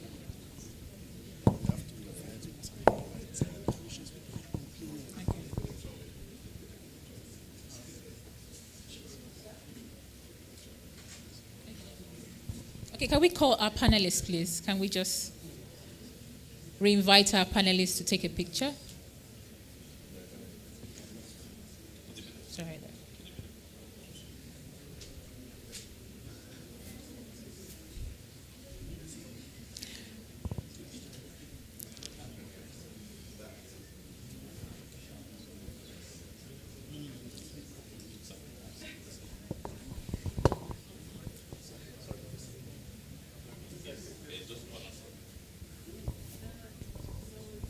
While that is happening, we had identified certain persons who would come share their experience, certain sustainability-related businesses. So if you know you're one of those, kindly be on standby.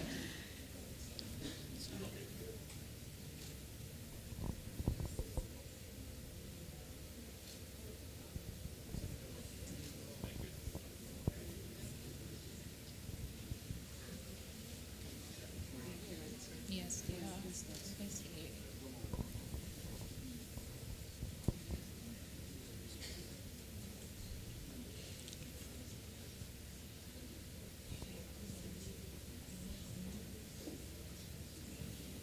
So as we all know, the Sustainable Finance Accelerator program aims to support and finance sustainability-focused businesses. And we have some 2-3 businesses who would like to share their experience running a sustainability-focused business. Yes. Okay, so first on our list we have Miss Doinsola Ogunye, if she's in the room. Miss Doinsola Ogunye. Okay. Can we have the representative of Babangona?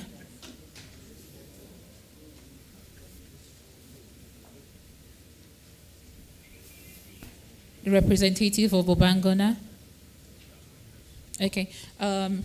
Last we have the solar panel manufacturer. Okay.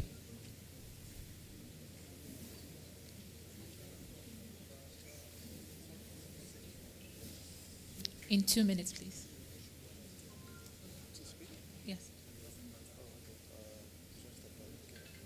Okay. Miss Doinsola Ogunye, is she in the hall?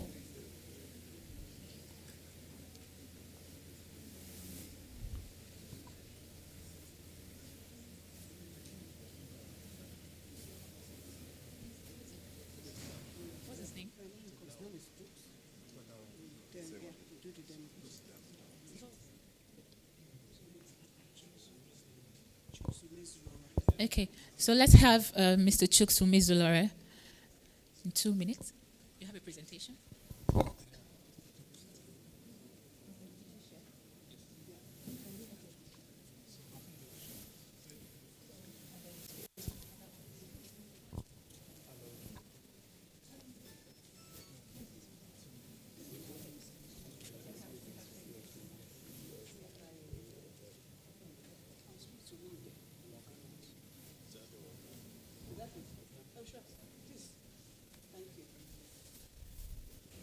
So, good afternoon, everyone. Thank you so much, Access Bank, for this opportunity. So, I think we'll have a short video. Maybe I think that just kind of tells our decent story. So, can we play the video? Okay, you don't have the video. Okay, so I'll just say a brief about us. So, Oxano Solar, so we're situated here in Lagos.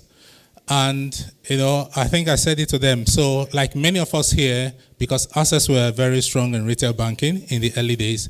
So, Access was our first corporate account. I think that was sometime in 2015. So, but then in 2016, we got into solar panel assembly and manufacturing. And I think that was basically as a response to, some of the challenges that we started seeing in the distant space. Because as a technician myself, so there were some issues with some of the Disney quality, for some of the Disney components coming from Asia. So as part of our own response, we got into the Disney assembling. We started with a 6.5 megawatt in 2016. And then sometime late last year, September, we completed a new facility at Ibejuleki, just after Dangote Refinery. We built a 100 megawatt, solar panel assembling. This was before the commissioning. So we commissioned that late last year, and then that's where we are functioning from right now. So part of what just have been said is this. So we strongly believe in domesticating manufacturing, especially when it comes to the modules. And then, solar modules is a major part of a solar system. And there is just so much to how much a container can take. A 40-feet container can take just about 1,000 solar panels. And then you think of the, several millions of solar panels that will be required, if we are going to do a whole lot more in the renewable energy space. And that's what we are doing. And we are encouraging many more people to come into the space, because the opportunities are enormous. And that's also why we are happy with what Access Bank is doing, because there's a whole lot more, that our financing institutions can do, to encourage players in the space, because for us, because it's a new space, so sometimes the bank think it's too risky and all that, but I believe that it's not so complicated. Sometimes it may look risky because you're looking at it from afar off, but the technology is not complicated at all, but the time is right. The time is now, for us as Nigerians to begin to look strongly at how do we begin to industrialize our nation, because we can't rely on just importing all these components, from China, from India, and I think that as Nigerians, we have to lead this. We can't rely on foreigners to do this. They won't do it for us. We are the ones who take this lead. So I think I will stop there for now. So Oxano Solar, you can check us out online on this website, what we've done. We walk our talk, basically. Thank you so much. So I don't know whether, I want to take any questions, ask any questions, so I'll be glad. All right, sir.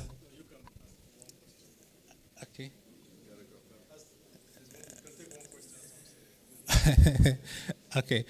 All right. So I don't know if anybody want to ask anything. But for us, we've worked with Access Bank. It was just normal banking transactions, deposit take. So right now we are telling Access it's time that you support this in business. Because we are at a stage where we are scaling our business. So that's the stage where we are in, and there is no better time to support us. This and that now.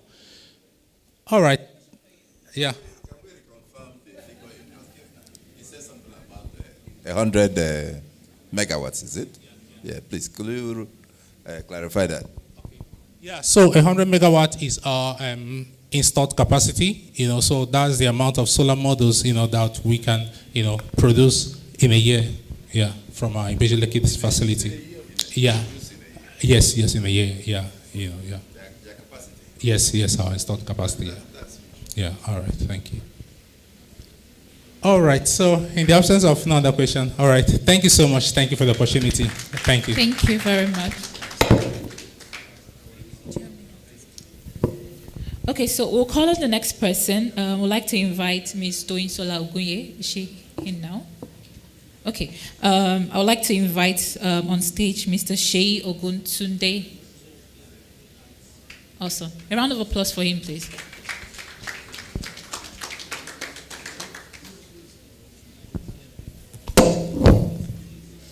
So you have 3 minutes. My name is Timileyin Odushina. I'm representing Sheyi Oguntunde. We are with Swap Technologies. I'm sorry we don't have a slide. What we do is we are converting existing kekes and korokbes. Those are your mini buses from petrol engines to EVs. We've been working on this for 4 years. A lot of people want to go the EV route and are thinking of shipping those EVs in. But we do have a lot of existing vehicles locally. And in a bit to lower that cost of conversion, what we've been able to do is innovate and look at the exact technologies and the vehicles that exist in Nigeria today. And we look at first and last mile is by far your most popular. And so we've been able to convert them to EVs. But there are two other issues that some of these companies or vehicles face. First is the conversion cost. And so what we did was we refinanced the project where it's free for them to convert. The second problem is around the cost of the grid, right? How do I charge my vehicles? Even if I add 24-hour light, can the grid actually support that level of conversion? So what we did is we set up what we call swapping centers. So it just acts like regular petrol stations to them. They come, we convert them for free. They drive around. When their batteries are down, they come and swap, and then they keep driving. It's right at the bus stop. We are currently saving them 30% compared to the cost of petrol. And this is assuming petrol is at 600 naira today. If you look at the cost of maintenance, which by far, until we got into the business, we did not realize how important the cost of maintenance was to the keke riders. It's costing them almost more than 50% of their operational cost. Now we've taken away all that cost away from them totally. The way they put it is we have increased their profit margins by 40% on a daily basis. Right? This is what we currently are doing in Swap. We just started our first commercial site earlier this year. The station is profitable. We want to set up the next one. We hope Access Bank will be willing. We hope for government and partnerships from everywhere. Thank you very much for listening to me. I don't know if anybody had any specific questions, how we can help and how we can work with different teams.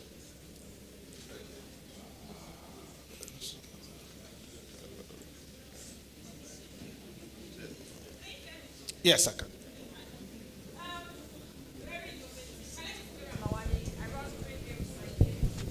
Thank you. Good afternoon, everyone. My name is Miriam Lawani. I run Green Hill Recycling Limited here.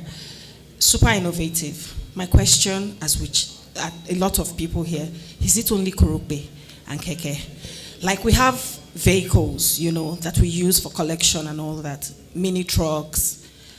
Are there any plans to deal with those sort of vehicles? Because it makes a lot of sense what you're doing. Well done. Thank you.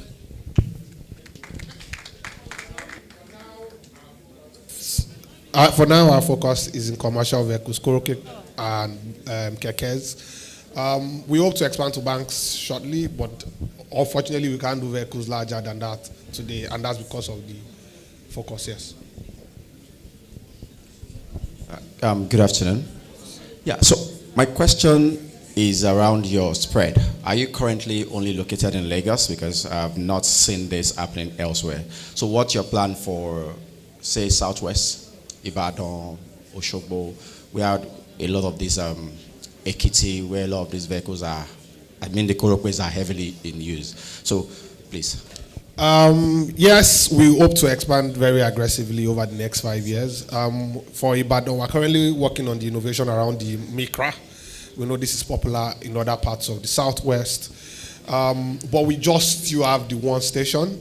We started, like I mentioned, in March. So we've been running the Kekes for over a year. So we've proven the technology. We ran the business since March to date. We've broken even. We are profitable, at least that one station. The goal now is to set up the subsequent stations over the next 5 years across the West and the North. Thank you so much. Good afternoon, everyone. I'm Hafsat Sali from Adamawa State, founder, CEO, Adamawa Westwell Cyclers Limited. First of all, I would like to thank Access Bank for giving me this wonderful opportunity. Always when we are having like a climate talk, we have it in Lagos, in Abuja. So thank you for bringing us in from far from the north. Thank you so much. Yeah. We'll take it back. Yes, and my question for you is in terms of partnership in other states. We see a lot of hike in fuel prices, queuing. So how can you bring in this to far north, south, east, west? We are willing to partner either in setup or to maybe go into partnership with your company. Thank you so much. This is a very good and a wonderful initiative. Thank you very much. I think the North is by far our most exciting market. I think some of these questions, I hope Access Bank is listening to our questions. We have plenty customers begging for our product. I was listening to the solar question. These are the partnerships that we hope to bring together. We hope to be able to deploy this as far as Borno, Maiduguri. We've had people coming asking us. For us now is the ability to scale, and that's why we are at this event, and we're hoping to be a part of the Accelerator program. Thank you very much, everybody. Okay. Yes, you can.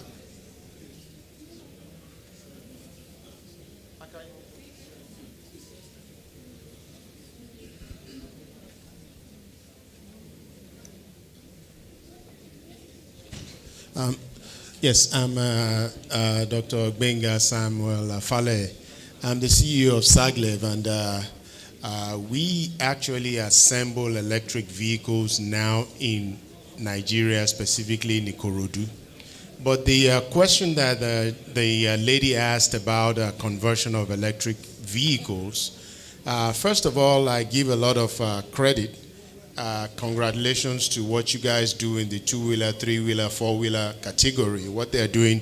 But as far as vehicles, the journey is still a little bit out there because it still costs about 70% of the cost of an electric vehicle to convert a vehicle from internal combustion engine. The problem is that when you do that, currently, you are still ending up with a used internal combustion electric vehicle when you spend 70%. So currently, you're just better off buying an electric vehicle.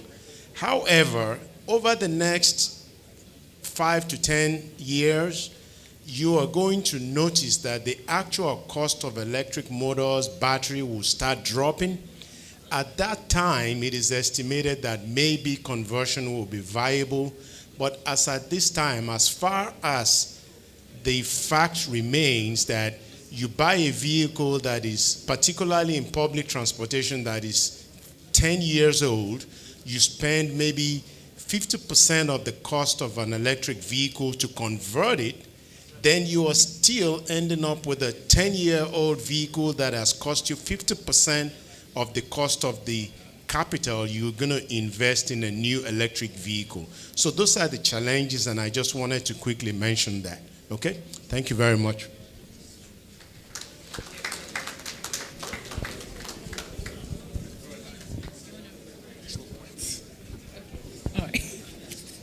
All right, thank you very much, Mr. Shea.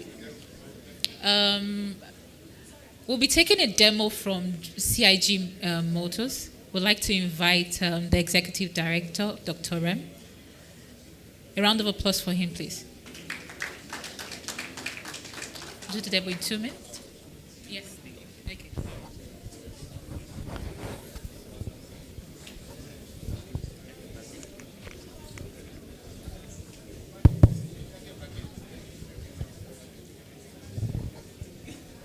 Good morning, ladies and gentlemen. Good afternoon, ladies and gentlemen. So, myself, Dr. Ram. I'm an Executive Director of Finance for CIG Motors. Okay. Here we are presenting our EV vehicle. Okay. We recently bring a lot of EV vehicles to the country, and we are exploring in the market right now. We are one of the biggest, I would say, manufacturer or assembler of gasoline vehicle in Nigeria. You know GAC Motors. We are from GAC Motors. Now we are expanding into electrical vehicle. Please. I would like to share my videos.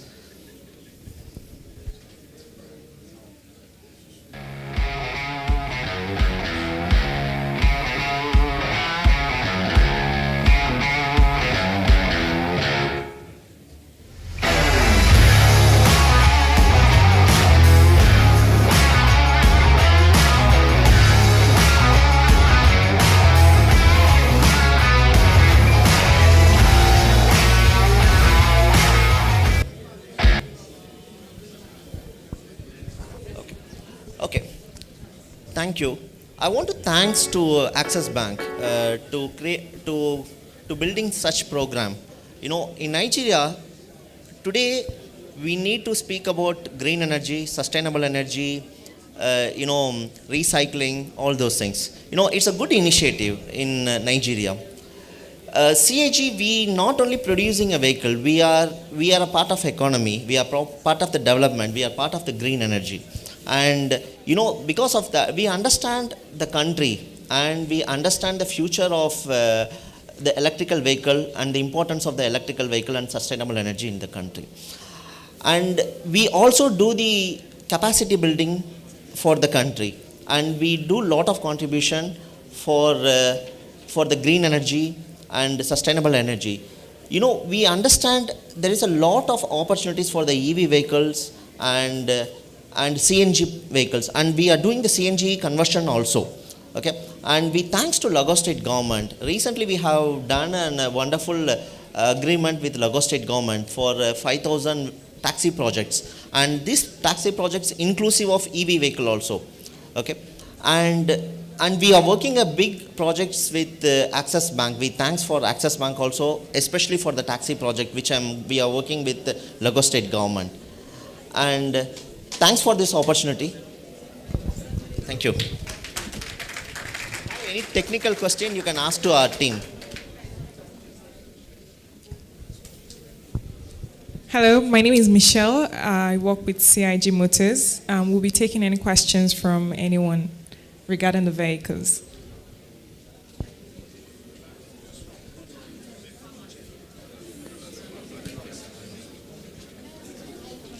It goes for 36 million naira.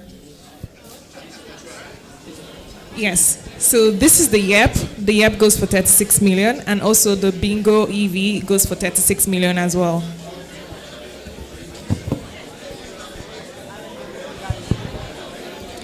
Okay, thank you very much.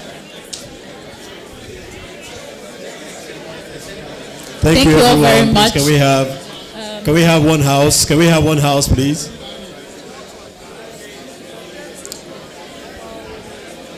Do we have? Can we have one house, please? Thank you, thank you, thank you, thank you. Okay. Please, we have Please, a question. We have a question. Okay. Can we have one Can we house, take- please? Okay. Do we have a question in Yes. excess of any? I have a question. Okay. My name is Godsine Abata, representing Zone East West Consultant International. My question is this your vehicle? Is it assembled here in Nigeria or you imported them? And another question is, do you have the same type for waste collection, like the, compactor? These are what I want to know. Thank you. Thank you. Thanks for your question. See, presently we are importing, okay, but we have a plan of assembling in Nigeria soon. Okay, we are expanding our factory. When my colleague said the price is 32 million, I was seeing a lot of people were smiling. Presently the cost of importation is very huge in Nigeria. Okay, we are not getting any subsidies from the government or any other agencies, but we are working on it, and government is supporting us. Government have a lot of plans on subsidies and many other things, and once we start producing or assembling locally, the price will be drastically come down. Okay, but we are you will see the EV vehicles in the market, in the taxi project. While we are running the taxi project with the government, you might be seeing the taxi project. You will be exploring the EV vehicles. You will enjoy the EV vehicles during that time. And now, okay, there is 3 segments of vehicles. Okay, it's a high range. It's a high range which we have showcased here. There is a lesser price also. Okay, thank you very much. In the absence of any other question, thank you very much for your presentation. Okay, I would also like to indicate that we have the cars here in the building, so we can give you a proper tour of the car once the program is over. And we yes, and we also have more cars for you to see. So we have the hybrid E9, we have the Bingo YEP, and we have the Mini EV as well for you to see. I'm sure most of you have seen the cars we gifted to Chibido, so we have the hybrid here for you to see as well. Thank you very much. There's a question there. I think we're not able to take any more questions, so if you'd like to ask them any question, you can engage them directly, right? So thank you very much. Thank you. Thank you.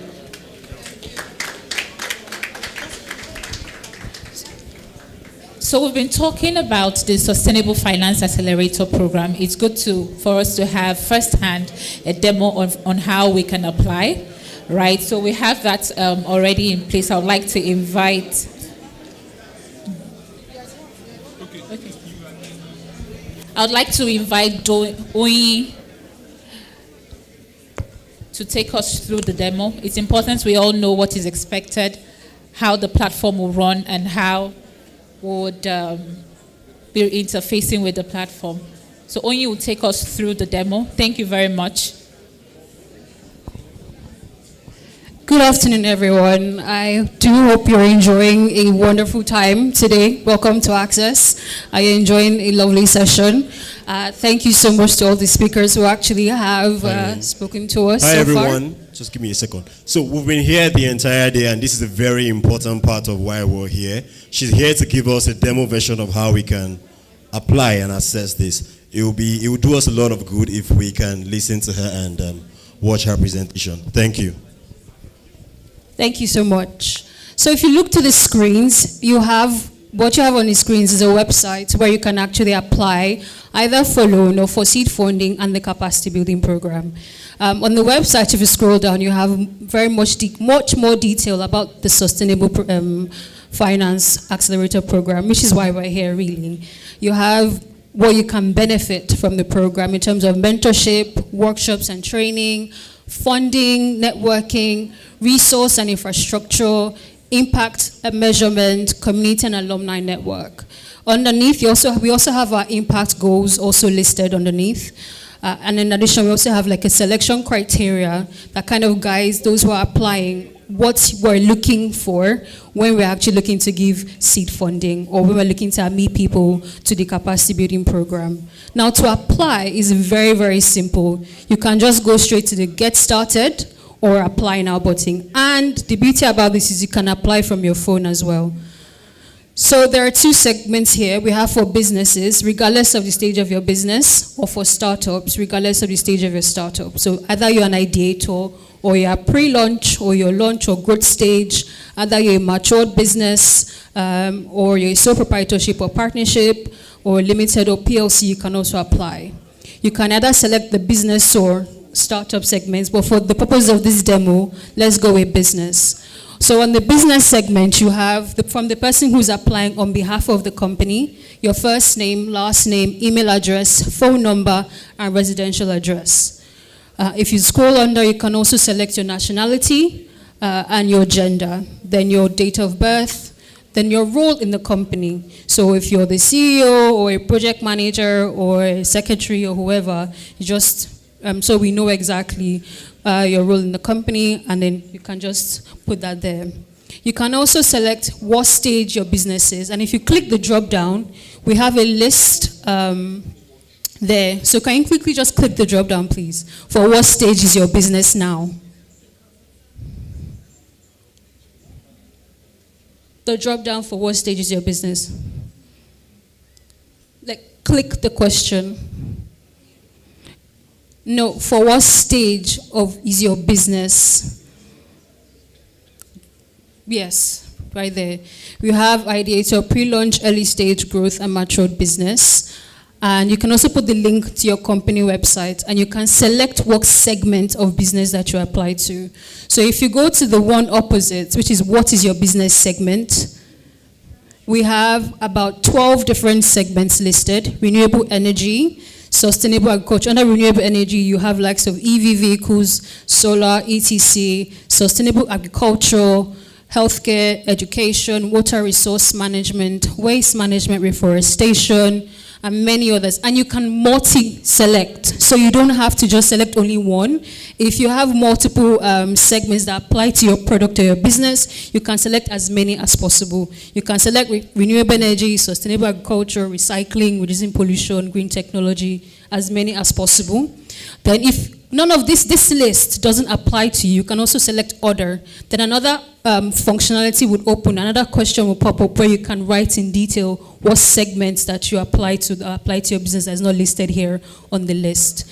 Then if you go down, or if you scroll more down, you have like what problem does your business solve? What's your target audience or market? When was it established? Now those are the basic information that we're looking for from you. Then you can go to next, please. So when you go to next, you can either select loan or seed for capacity building. So can we go to loan, please, just to run through. For loan, what we're asking is your annual turnover, the loan amount that you want to, you're requesting for, and then if you have an access back account. So if you select yes, we'll ask you for your account number. If you select no, we'll basically ask you to give us consent to reach out to you to open an account for you. Or you can also, there's a link as well, a pop-up link if you click no, that pops up for you to select the kind of account that you want to open, and a link for you to actually fill the form. But still, our team will reach out to you to assist with the process if you do not have an account number. Then you also have what's the purpose of your loan. But before we go to next, can we just quickly move to seed funding and capacity building? So here we have a much longer questions. We have, do you have a minimum viable product in terms of, do you have an MVP? How many SDGs your products align with? Describe your competitive landscape. What's your business growth plan? Because we want to understand the business, growth more. Are you generating revenue? How much in revenue have you made in last year? How much are you looking to raise in terms of, like, if you're looking for seed funding, how much exactly are you looking for? What is the estimate of your market segment that you operate in? And how would the fund be used? So basically you can have like a list of questions. And once you've applied to either loan or seed funding, now you can only apply once. If you're applying for loan, you can apply once. If you're applying for seed funding, you can only apply once. So you cannot multi-apply multiple times. You can only apply once. So for loan, it's important that I just share with you that can you quickly go back to loan? Once you've filled the form, the team will reach out to you in 24 to 48 hours or within 2 weeks to actually ask for more information in terms of documentations, in terms of many additional information that they might need, or they may not reach out to you. They may just automatically let you know that you've gotten the loan, or just give you more information on what to do to get your loan. Then if you click next, if you have any other information you think we should know that could enhance your application, you can put it here. But can we please go to previous? So we can just run you through some good, and then go to seed funding, please. Yes. So if you scroll down to seed funding,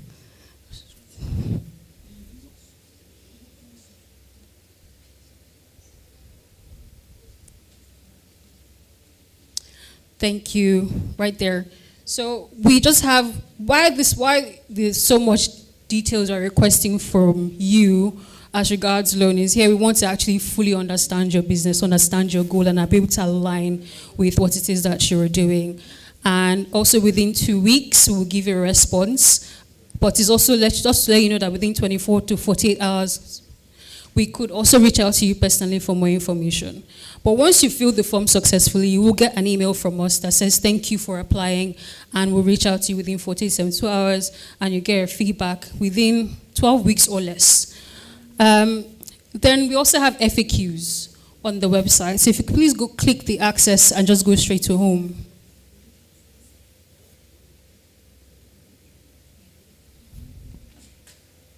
Like scroll up to the, just access the icon, the Access Bank icon.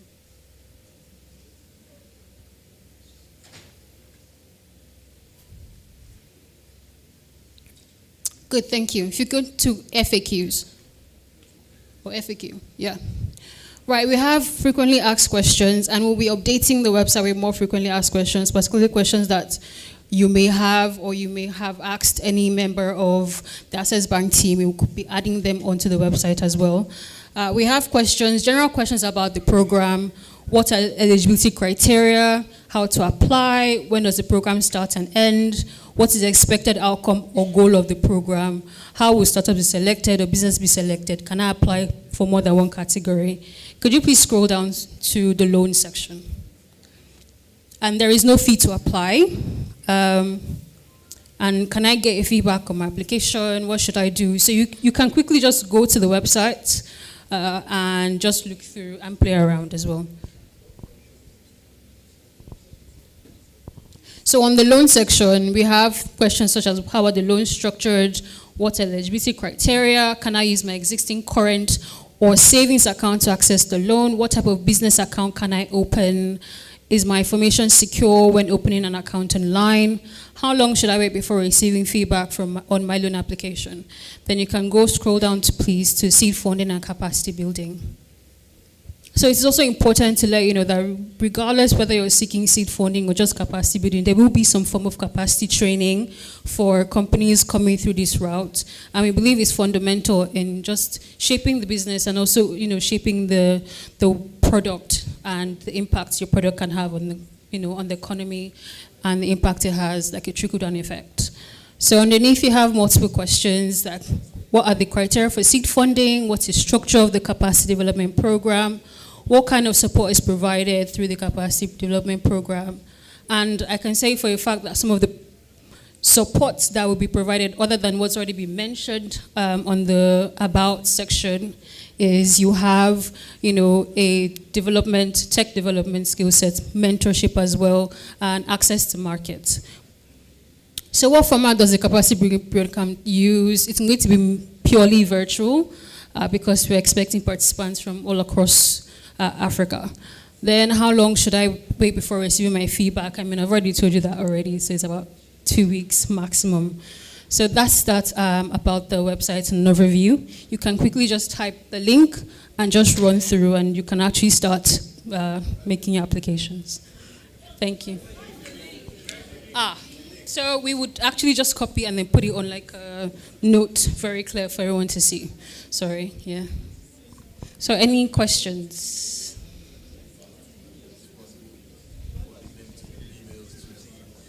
Yes. It'll be sent to groups that, the links for registering was sent. It'll be sent to groups. It'll also be put on here as well. It'll be put on the Access Bank page, on the Access Bank Instagram page, and, all our other digital channels as well. So any other questions?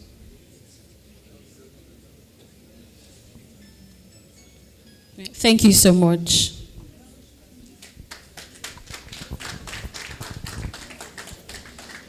Thank you very much, Oyin, for that very succinct demo. We're gradually winding down, coming to the end of this particular launch. But before we do that, we would like to just take a brief presentation from Mr. Olumide Lala, the Managing Director of Climate Finance and Investment Accelerator. You'll be taking us for the next 10 minutes on how to position your project to access the sustainable finance, to basically benefit from this accelerator program.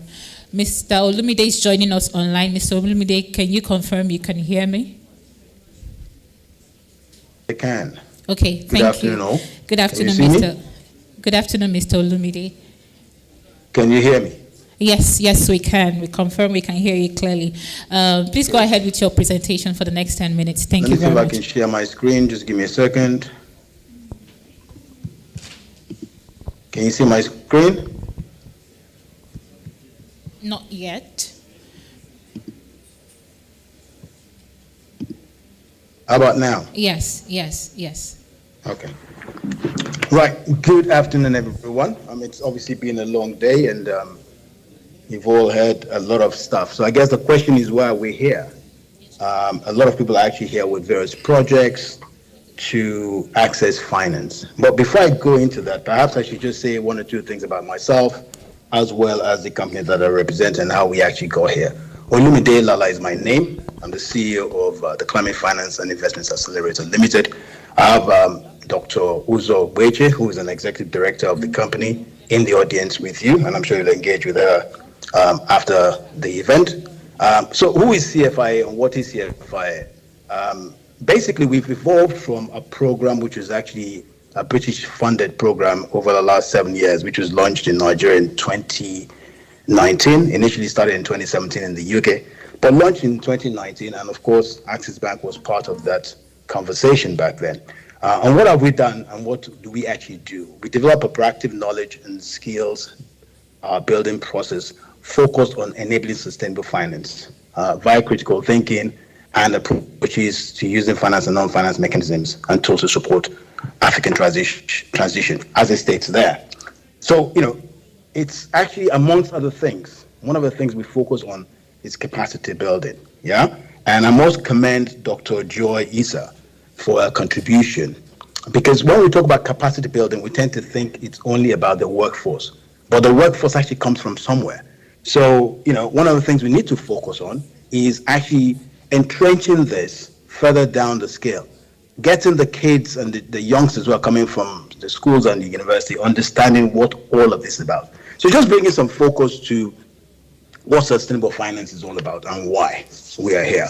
I have a slide set here. I believe I have about 20 minutes or so I'll try and keep to time as much as I can. 10 minutes. Sustainable finance basically is required for two things. One is to integrate and embed the environmental, social, and governance factors into finance. But more importantly, is the core benefits, the SDGs, that enables the delivery of the nationally determined contributions, which will drive this climate transition. And it's something that the government has actually signed up to. Now, we've made reference to a number of instruments earlier, and we'll come to that, and what they mean. But understanding what all of you here are gathered to do as a nation, you're all here to obviously access funding for yourselves, because that's what your main interest is. But collectively and collaboratively, we're trying to contribute to something. Nigeria is committed to reducing its green gas emissions by 20%, unconditionally, and with a 40%, conditionally, and 47% unconditionally, unconditionally, and 47% conditionally. Now, Mr.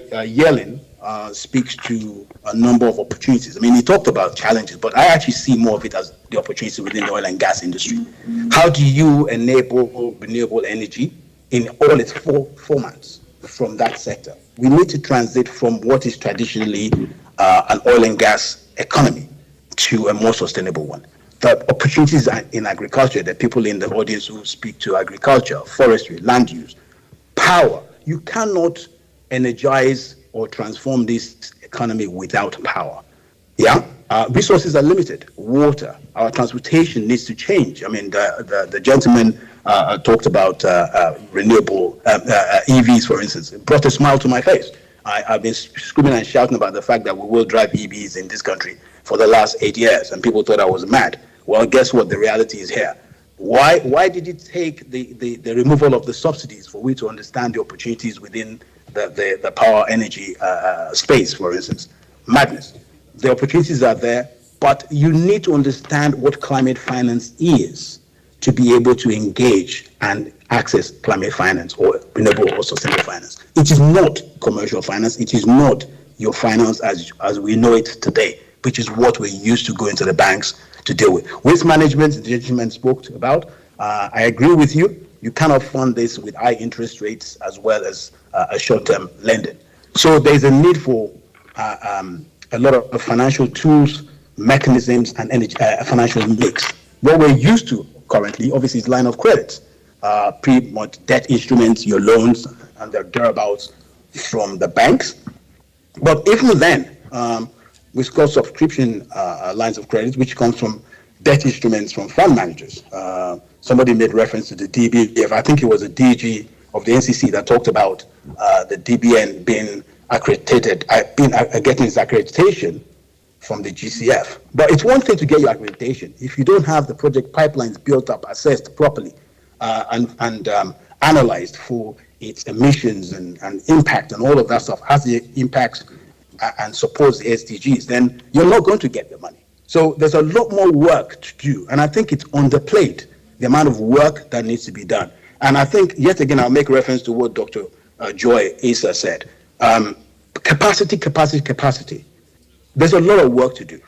But so why? Because you need to understand the why, even before you start talking about the what and the how. We don't have time anymore.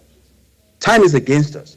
It's one thing to talk about the fact that, we only emit 4%. Well, it's interesting we say that because that's from an African perspective. Maybe Nigerians should ask themselves question, relative to your African neighbors, what percentage of emission do you actually make of that 4%? And then ask yourself what you're doing to fix that. We have a growing population. Food security is an issue. If we don't deal with it, we're going to starve. I'm telling you that for free. We will starve. So there's a need for us to actually understand how money flows into that space. And for all the points that we've made about, yes, Axis Bank was innovative in trying to get the first green bond that was certified against the green bonds issued way back in 2019. But where's everybody else? That's not to say green funding is not flowing through the economy, but it's not as evident. The question then is, how do you access it? There are blended structures that we need to look at. And when we talk about finance, by the way, and you're accessing finance, it goes beyond just the money itself. You can de-risk opportunities even through insurance instruments. And we'll talk about that because that also forms part of the blend. So, to my dear lady who spoke about the agricultural sector in the women's section, talking about grants, it's not just about that. At the end of the day, banks are there to make profit. That's primarily what they're set up to do. They're not there to lose money. But at the same time, I do appreciate the fact that unless you look at the risk return section of it, it's difficult to access money. But the reason why it's still green and how we can access green, you've got to start looking at the SDGs, the impacts, the emissions, which affects the economy generally. So there's an element of reporting that must come from that. So from those of you sitting in the room, it's your primary responsibility to understand the risk associated with your business and the potential returns that are going to come from it. But more importantly, you need to understand the elements and components that you need to report against. Unless you do that, you just saw the demo of the system that you've been asked to complete. A lot of that speaks to what your profits are, what your returns are, your cash flow, but it also speaks to the impact that you're going to make. Yeah, it speaks to how do you assess that? It has to be independently assessed, by the way. You cannot do that unless you've contacted independent assessors. And to the point which I think it was the DG of the NCC said, just a point of correction, we do have 2 verifiers in the country, certified actually by international standards. Rubicola is one, Augusto is another, but we don't have enough. So speaking to the DG's point about we need to reduce and obviously have less money in dollar terms being spent on verification, there is more work to be done, but yet I suspect some of the monies that we're talking about here collectively, and by the way, Access Bank cannot work in isolation. I know, look, you compete with the other banks, that's a given. But as the Africans saying, if you want to go fast, you go alone. If you want to go far, you bloody well get a few people around the table and then move together and build a bigger pie. So there's also space for collaboration with all the other banks. Why is that important? Bank financing itself.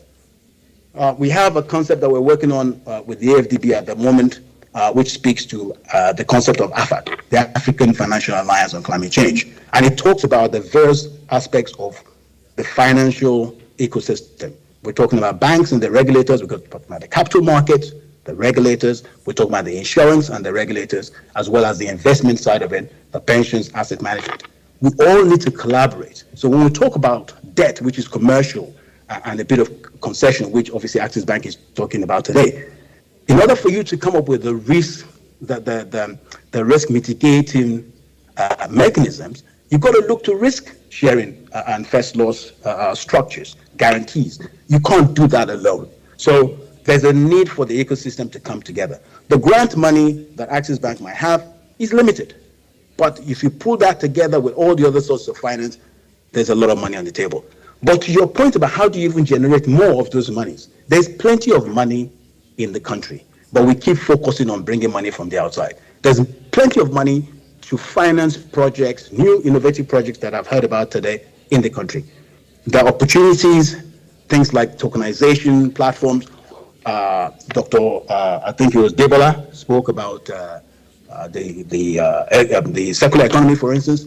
You can democratize access to finance by bringing more money into the system, right? What we're trying to do here is ensure that you have your financial data to hand, you have your sustainability factors understood, you have your ESGs factors, and the governance, especially the government, all understood. You cannot do this unless you know what it is you're looking for. You cannot access this money unless you're able to demonstratively report against it. So it's imperative that the capacity building which is on the table, you take advantage of that. But we need to go beyond just those in the room. There's a need to obviously extend that beyond. Because as Dr. Joy said, where is the labor force coming from that is going to verify and analyze this data that we're collecting from the economy and the project proponents? More importantly, data. It's often said, in God we trust, everybody else brings data. Unless your data is foolproof, you're not going to access the money. How do you understand your data? You've got to understand the information that is required of you. You've got to analyze your project. You've got to spend time on your projects. You can't just assume that you turn up and money will be given to you. It doesn't work that way. But it's not impossible. It's just that we need to spend more time doing the right thing rather than just thinking the money is available to you. Yeah? So what are the things that you need to do? These are some of the things that banks will expect you to do anyways for any project. Your financial projections,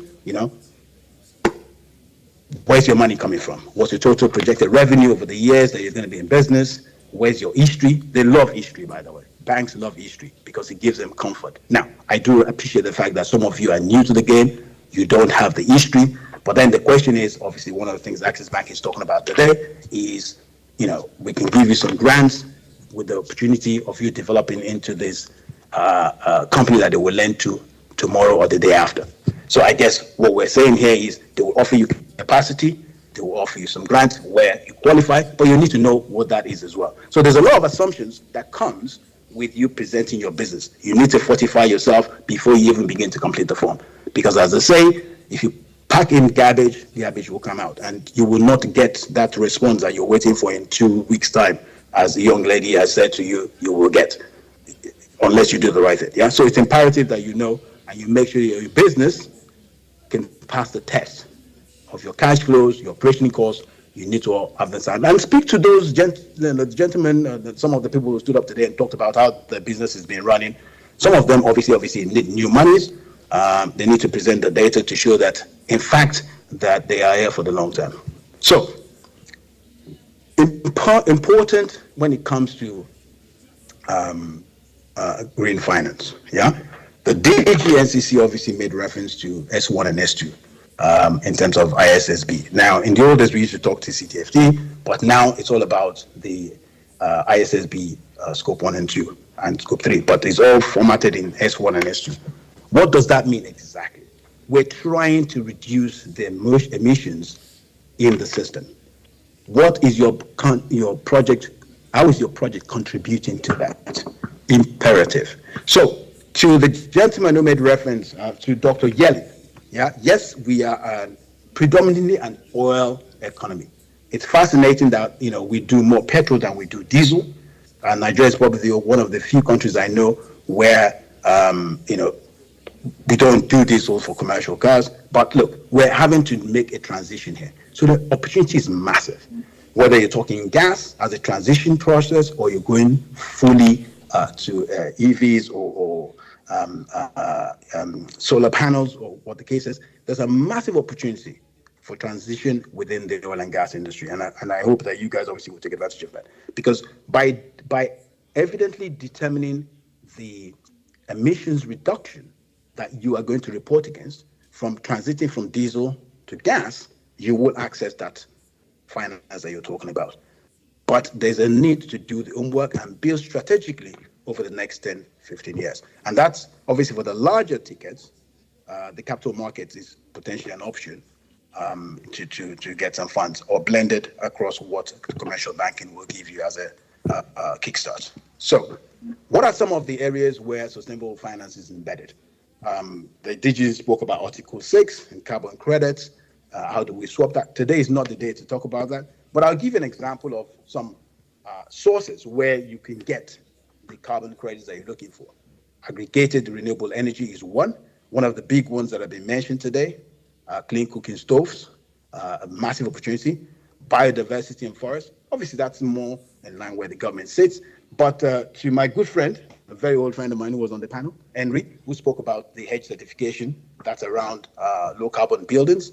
Look, we don't have enough properties in Nigeria at the moment. So there's massive opportunity. We just need to rethink how we build our properties to make it more efficient and how we finance those projects with long-term money.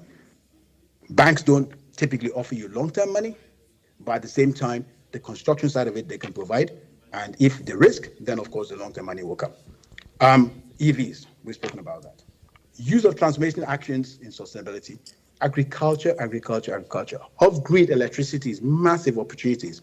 I think it was the DG that spoke about the 5,000 acres of land that have been set aside in Abuja. Yeah, massive opportunity to energize what will become a manufacturing hub. Digital technology, we're talking about that. Gender-based business, certainly massive opportunities to bring the women folks into the business and finance them. I know Access Bank has already done something similar recently opportunity to do that. But the one thing, obviously, that they're talking about here is actually improved savings. So, where does this all bring us to? Yeah, you basically have to do, we at CFA have created and we've worked over the years to create the monitoring and monitoring, reporting, and verification systems to ensure transparency and green funding. Yeah, that's the massive space. But unless you understand how that works, how you track your financial flows, Sorry, Mr. how you Olumide. engage your private sector. Pardon? Sorry, Mr. Olumide, we have 3 minutes to wrap up. Gosh, I thought I had 30 minutes. Anyways, let me see if I can move to the next phase. So, risk analysis concept components of this. Banks are in the business. Basically, investment is all about risk management. So you identifying your risk up front, qualifying those risks, enables you to get the type of assistance you need. But part of that risk, obviously, in terms of mitigation and allocation of your funds is important. Okay. This is plain. These are some of the risks around potential projects like solar projects, for instance. My slides will be shared, so you can look through all of that stuff. It's quite detailed in terms of the kind of risks that you need to deal with and the opportunity to risk them. Okay. Now, finally, the ecosystem and collaboration, mitigating risk and de-risking your green process. So, bringing us back again, yet to areas of responsibilities and who owns what. Axis Bank has spoken a bit about grant today, but there are a lot of other grant providers and development agencies that will fund and finance research, baseline needs assessments, your development, business development opportunities. Quasi grants will come in terms of grant or equity share. That all forms your blended finance point. And to the gentleman who the essay to the environment, policy in itself, it being written doesn't work unless it actually understands what it is written for. So we need to understand our ecosystem first. It's not enough to just write policies and then offset that to somebody else to implement. It's got to be a coordinated effort. So we need the government to talk to each other at all levels so that when funds and the development finance comes, we're able to obviously find a way of providing partial guarantees or equity investments and blended funds there. But Axis Bank has obviously talked about offering some guarantees. There are other insurance entities within the ecosystem that can provide that. But ultimately, unless we're able to aggregate all our projects, it's difficult to refinance and securitize your receivables, which is in itself has massive opportunities if well structured. I think I'll stop here and take some questions if you have any. Okay, thank you very much, Mr. Olumide. Thank you for that. A round of applause for him, please. I don't think we have time for questions, but we can accommodate one.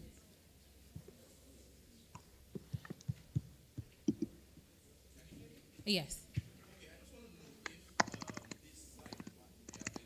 Okay, definitely.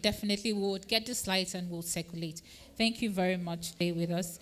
I would also like to thank our over 100 online participants.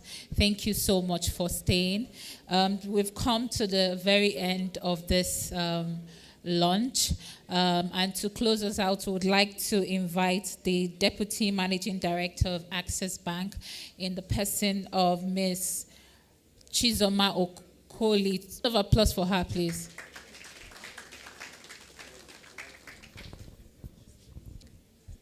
So good afternoon, everyone, and thank you very much for making our time to come here today. We have over 100 people online, and then for those of you who made our time to come, we really appreciate it. We appreciate you. Importance of sustainable finance program. So what I would like to say is that I encourage each and every one of you to take advantage of this. Because what this will do is that it will push your businesses to the next level. And of course, we want to create that impact that is necessary for us to move to the next level in our beloved country, Nigeria. So thank you very much. please, it's important for you to know that our executive director, who has spoken to you, Greg, has created a team that is dedicated in handling this. So when you apply for your loan, it will be given the speed. For us, this is a partner. Thank you very much. Another round of applause for our Deputy Managing Director, Mrs.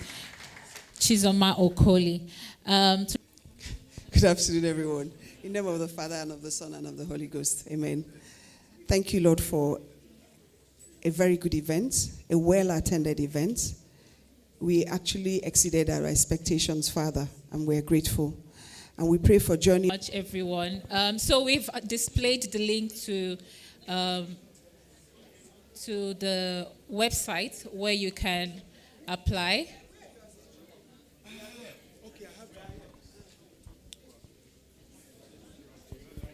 And please very much for spending your day with us.